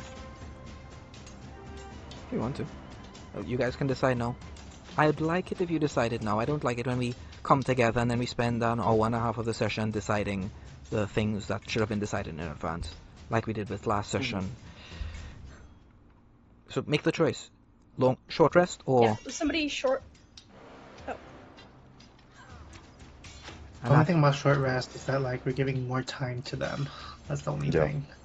That's my main issue with But it. like, we literally can't get closer. We can't try sneakily because they're gonna notice us. We can't rush in because Sir Oni was able to, but we weren't. So like, what are we to do? I think the short rest is fine. But I mean, like, us getting through the city, I don't think that's going to be impossible. Like, we should be good now with like all that we've cleared out and everything like that.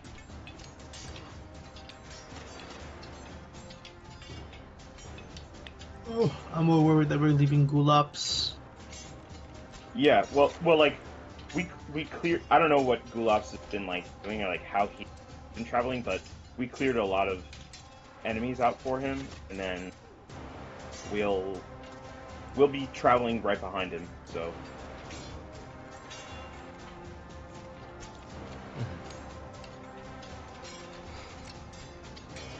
Alright. The group sits down. The group begins their rest, tending to their wounds. And in the distance, atop the lone rise, those of you with the best of perceptions can see... Let's see here.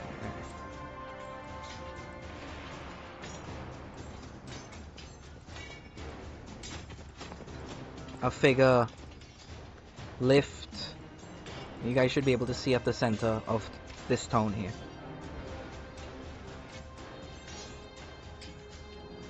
Oh boy. We watch as a figure lifts up the body of Oni and Gulops and says, take them to the rebirthing chambers. Take them to the White Wendigo. And Oh, son of insects a bitch. begin making their way up out of the ground and grabbing hold of them, putting them into cocoons and taking them beneath the ground. Will the group be able to save any of them? Will the group be able to save themselves? Find out in our next episode of Dreams of Skylarky in the Palm of My Hand, The Siege of Blackwall. I mean, Still Shield. Alright. Almost got it. Lord. Oh boy. Gulaps! No! Alright, This is questions, bad. comments, concerns, Anathema.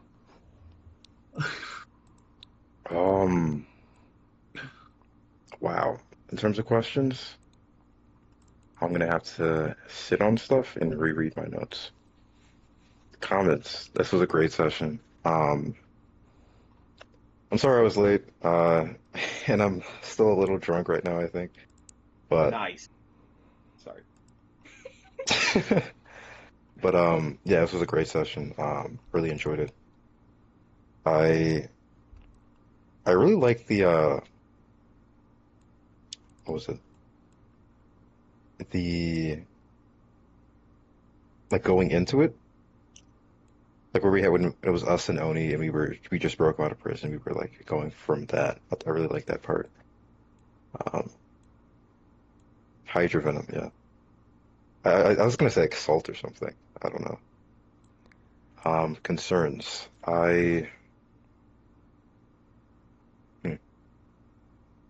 And I'm concerned about how we're gonna win this, because shit. A little concerning. But I mean, about the session itself, no concerns. Alright, yeah, there was one thing I forgot to say. You remember the onyx, the regal onyx? It was poisoned. Shik and Yes. Yeah, that's correct. I forgot to mention then, I was thinking about it, waiting for a moment. It was poisoned with hydra venom. Oh. Okay. Well. Oh. Yeah, that would have clued us in on quite a bit more, but I think we got the idea anyway. Like, okay, like clearly, that helps point out an actual culprit a lot more, because now we know that like the shadow rates and everything were allied with Bill. Alright, Kina, questions, comments, concerns? Just making sure I wasn't muted. Fun session. I had fun. I enjoyed Black. What was the name of the city? Blackwall? I wrote it down. Yep. Blackwall. Blackwall. Yeah. was completely like didn't understand it completely, but I thought it was fun. I mean, we learned a lot about the fire actions. That's not their name. God damn it. The names are the hardest part. The Feldroths. Phyrexian. You just call The Phyrexian. Oh boy. Like from Magic. Yeah. That's crazy, Kina. It's EHF. But yeah, I enjoyed it. There was a lot of lore drop. I enjoyed it. And I'll be thinking how you guys are gonna deal with the siege because I won't be here next week. So, shit. Oh boy. Yeah, I had fun. A lot happened, and it's good to get back in. Like, oh, big things that we gotta choose. Oh fuck. Okay, here we go. So, had fun. All right. That's pretty much it. By the way, Anathema, I do like it when I deliver a great session. It's what I'm striving for. All right. Ogurul, questions, comments, concerns? A lot of questions, but I can't think of them coherently at this moment. All right. Sure. So I might DM you at some point this week. All right. Concerns? Oh boy, a lot. But yeah, nothing much. It's a fun session. A lot, but nothing much. I have a lot of thoughts, but I can't put them into one coherent one at the moment. That's the thing. All right. Yeah, Anathema, be sure to take the week and think about what your new title is going to be, your Feldroth title. Shik, questions, comments, concerns?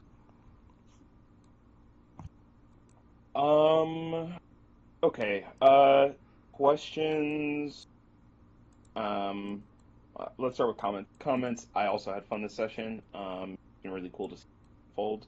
This is now like kind of the point where like even Oguro and I are surprised by quite a lot that's going on, and I do like how we're getting into the like real meat of like a Skylarkia campaign where it's like every single encounter is like a holy shit, my brain's getting exploded. So that's cool. Questions. Not really, but I have a question forming. I haven't fleshed it out yet. I'll ping you in the channel later in this week if I can figure it out. Concerns. I'm concerned about my friends losing their limbs, but otherwise, not about the session really. Oh yeah, That's it. that happened. Yeah, we got a lot of cripples in the party, but Oh my god. someone's gonna learn Greater Restoration eventually, and then it'll be okay. Eventually. Yeah, that's I was it. gonna say we can find a powerful druid, but then they're all been taken. Yeah. Oh man. Venaris, first off, could you tell me the name of your husband? Yes, I had it written down in my sheet that I will pull up. I've forgotten it off the top of my head. I'm just imagining him saying, I was like, oh yeah, no, it's this guy. Blighted Flesh Slayer, this is your husband. Oh. Oh no.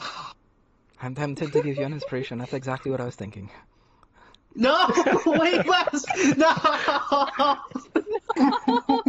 That's Wait, why who did you say my I could husband hear the was? smile forming behind the screen. I jokingly said that it's this big blighted flesh layer.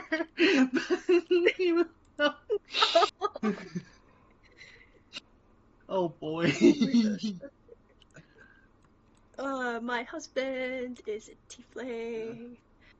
I had a name written down, but it was actually really close to my Grenthas, so I Just can't. correction, your husband was a tiefling. Your husband is certainly not a Oh, tiefling Well, anymore. I mean, we do see, you see, there's horns in this helmet, I think that's, I mean, it's the, Can't be Oh, a fiend boy. blood if you don't have blood, Venaris. That's a pretty important part. He's undead. He's thinking we just gotta defeat the Blight Lich and it'll be fine. And then he'll disappear. He'll be sent into the abyss. Sorry. No, Oh. no more bullying. No more bullying. I'm sorry. That was it. I don't know, man, but the absinthe is a pretty Okay. cool place. I don't know what you're I talking about. strongly. It's alright. Whenever you get it back during the week, just message me. But in the meantime, questions, comments, concerns from us? That's good. That's really good. Um, Wes, can we have 100 more EXP to level up now and then start the next session at our level? pretty please. Pretty Alright. please. What can I say? I'm a sucker. I'll give you 100 XP. Why not? Okay. I was about to say, I already lost like a limb. Yeah. An arm, I literally lost an arm and a leg. Alright. Something Lost I all of always. them, didn't you? Yeah. Yeah. You only have one, right? You have like one arm, Ogro. No, I don't have any arms. I've You been don't have any punching with arms. my. You don't got Or- any arms. I don't got no arms. I've been You just have using arms and my spirits. Yeah, I've been using my astral feet to like kick people with The- legs.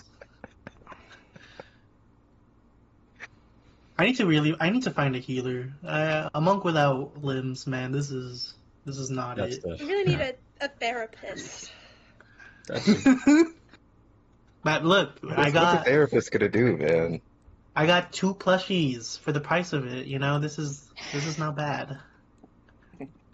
I'm collecting plushies like It an is so addict. funny how it's Yeah, like freaking a curse cute little plushies. plushie for an average horror and trauma and everything bad in this world. I love them so much. They're actually so cute. It is. Man, You I know what kept on else is looking a at the plushie? second one, and I know what it is, but I can't recall because it's been a long time since I last ran Call of Cthulhu. I keep looking If at I- it. And Oh right. Shit. That's- I didn't tell you guys about any of that. Sorry. Whoops. I don't think I would tell you. But You ho. In character, fine. out of character. in character I wouldn't tell you. Out of character, yeah, I just like the mythos check I had on that plushie. Jerk knows who. But like, I don't even know how I would go about sharing that knowledge, both Mhm. in or out of character. Like, what do I tell you guys? Like, oh yeah, that's you know, like, what, how do I introduce that? I think I fun know fact, who it guys. is, Yeah. but Okay, thank you. but obviously I wouldn't know in character. And yeah, I don't think it would even matter. Would it? Right. Yeah. Like, I mean, like, I guess it's like good to know, but I don't know how much it. I don't know how much it helps to tell you. Yeah.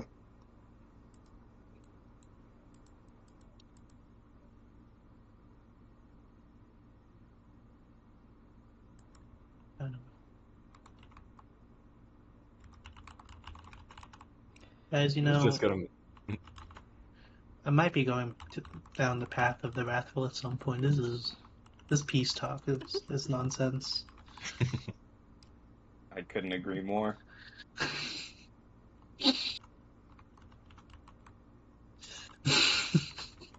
Are we gonna say, Kina? I don't remember anymore. I'm sorry. No, it's fine.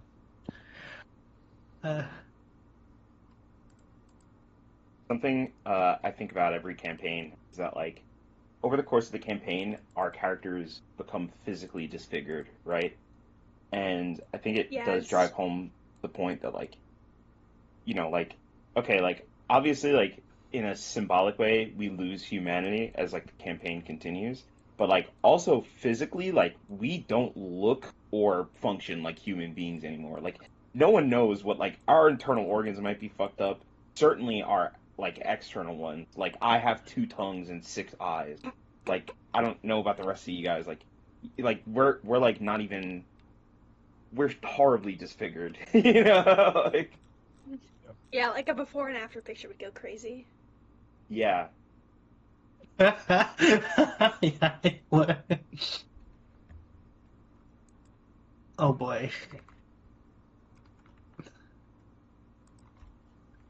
I remember when I used to play Call of Cthulhu, we would like compare our mental scars because it's what you get on that fucking system. Yeah. Man, this is the first time Ogre lost sanity. Oh It's no. heartbreaking. Yeah, I noticed that too because you got a +5 up until this session. Sliding down. Oh boy. Welcome to the club, buddy. I'm not trying to lose anymore. Okay. Let's go to Lost.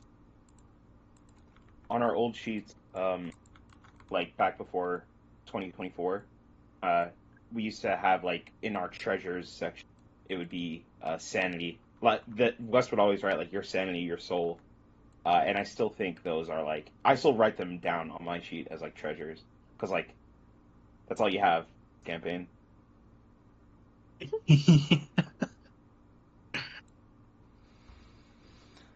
All right. Yes, I think we might need therapy, you know? I don't think this is... Oh, definitely, dog. You got your fucking limbs ripped off.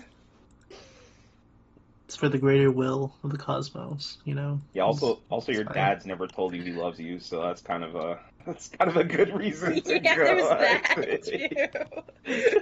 too. The peaceful is like, oh, hey, son, haven't seen you in a while. And you're like, hey, dad. And then you wait there expectantly, and he's like, anyway, your older sister's way cooler than you waited Yeah. for. You just- Why do you think I acted as if, like, he's always, like, angry? Like, he's not angry, but, like, you know, he was nonchalant with them. Oh, he's man. in quite a conundrum. Because, like, obviously, like, to him, it's like, okay, well, like, expressing love is a weakness, but, like, by not doing that for you, he's instilling rage. Like, you know, a very cool conflict for the peaceful. I'm almost conflicted. He tries...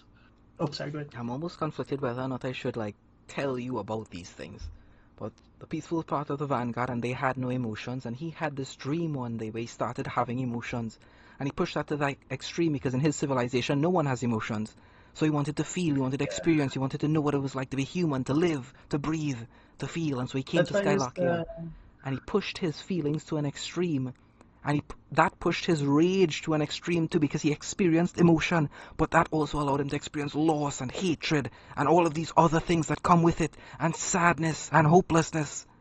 And that pushed him into the hands of the great that eventually led him to become the wrathful and kill not just his enemies but his masters as well. And that is when he learned my God. Here I was seeking emotion my entire life, and maybe Singularity was right, maybe emotion is something I must suppress. So even for you, for Oguru, the one he loves most, his own child, he must suppress all his emotion unless it takes hold of him again. That's the thing. It's very heartbreaking because it's like he learned from the Vanguard that he's literally been called a heretic for wanting to go into chaos or emotions, but then it's like he wouldn't even show Oguru, or he needs to suppress it to Oguru, but then that also makes Oguru detest him more. It's very sad. It's a very, yeah. Maybe one day. He'll be like, hi, Dad, and then he has to look down, you know, because he has no legs. No. This is so No, that's horrible.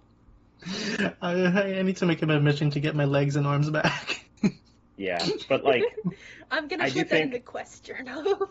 is this not also just kind of like another issue for the peaceful because like you can't that I don't know that's the issue with the Vanguard in my opinion, right? You can't just choose not to experience your feelings. Like there's no amount of meditation you can do or like Yeah. I just don't have feelings. Yeah, It's kind of like a and I put it into a thing that like one of his like things that like he hates is that like in the monastery he's known to be the most expressive or most feeling like of monks, and like people detest him for that, or like, you know, they would treat him like lesser for that, and it's like, oh boy. Mhm. It's just Damn. sad. That's why he's always been feeling alone. He's- That's why he left. yeah. He doesn't. He didn't feel like he had a purpose in the monastery for, you know. And hoping that he left, like he actually hoped that like the peaceful would actually, like what Wes described, like disappointment, anger. Like he wanted him to feel those emotions for once, like at least in front of him, and he got proven wrong. Hmm. Yeah, it's gonna be a very sad story, but I live for it. Yeah. I live for this drama. I also think like Oh yeah. my personal take, and I would say Shirk's is like very antithetical to that. I like think the opposite is true. Like I think you should kind of give in to your feelings all the time. Yeah. Um, but yeah, I don't know. It's also a can of worms. Right. My comments or concerns. No, I don't really have any comments. I liked the direction everything took. We're getting into the meat of it this next campaign, which it might be the conclusion of your stories, because at the beginning of this, I started where I want everyone to ensure that your backstory has something to do with the White Wendigo. They had to have wronged you in some way. This is the person you want to go after. This is your ultimate threat. They did something horrible to you during the Eternal Blight, and you want revenge on them. So this should be the conclusion of at least these characters' stories, and I hope that it is the conclusion you guys are looking for. As far as another comment, those were the 4 options I came up with when I was writing this adventure, as to the ways you guys get into the city. So I've put them in PC chat. You guys can discuss any of those 4, what they look like, which of them you guys want to go for, a combination of any of them. You feign one of them to force the enemy to focus fire there, and make all of their reinforcements go there, and you choose another entry. Any of those options will be interesting, or anything you just come up with on your own. They'll always have a chance of success. And only one question. Guys want another session next week?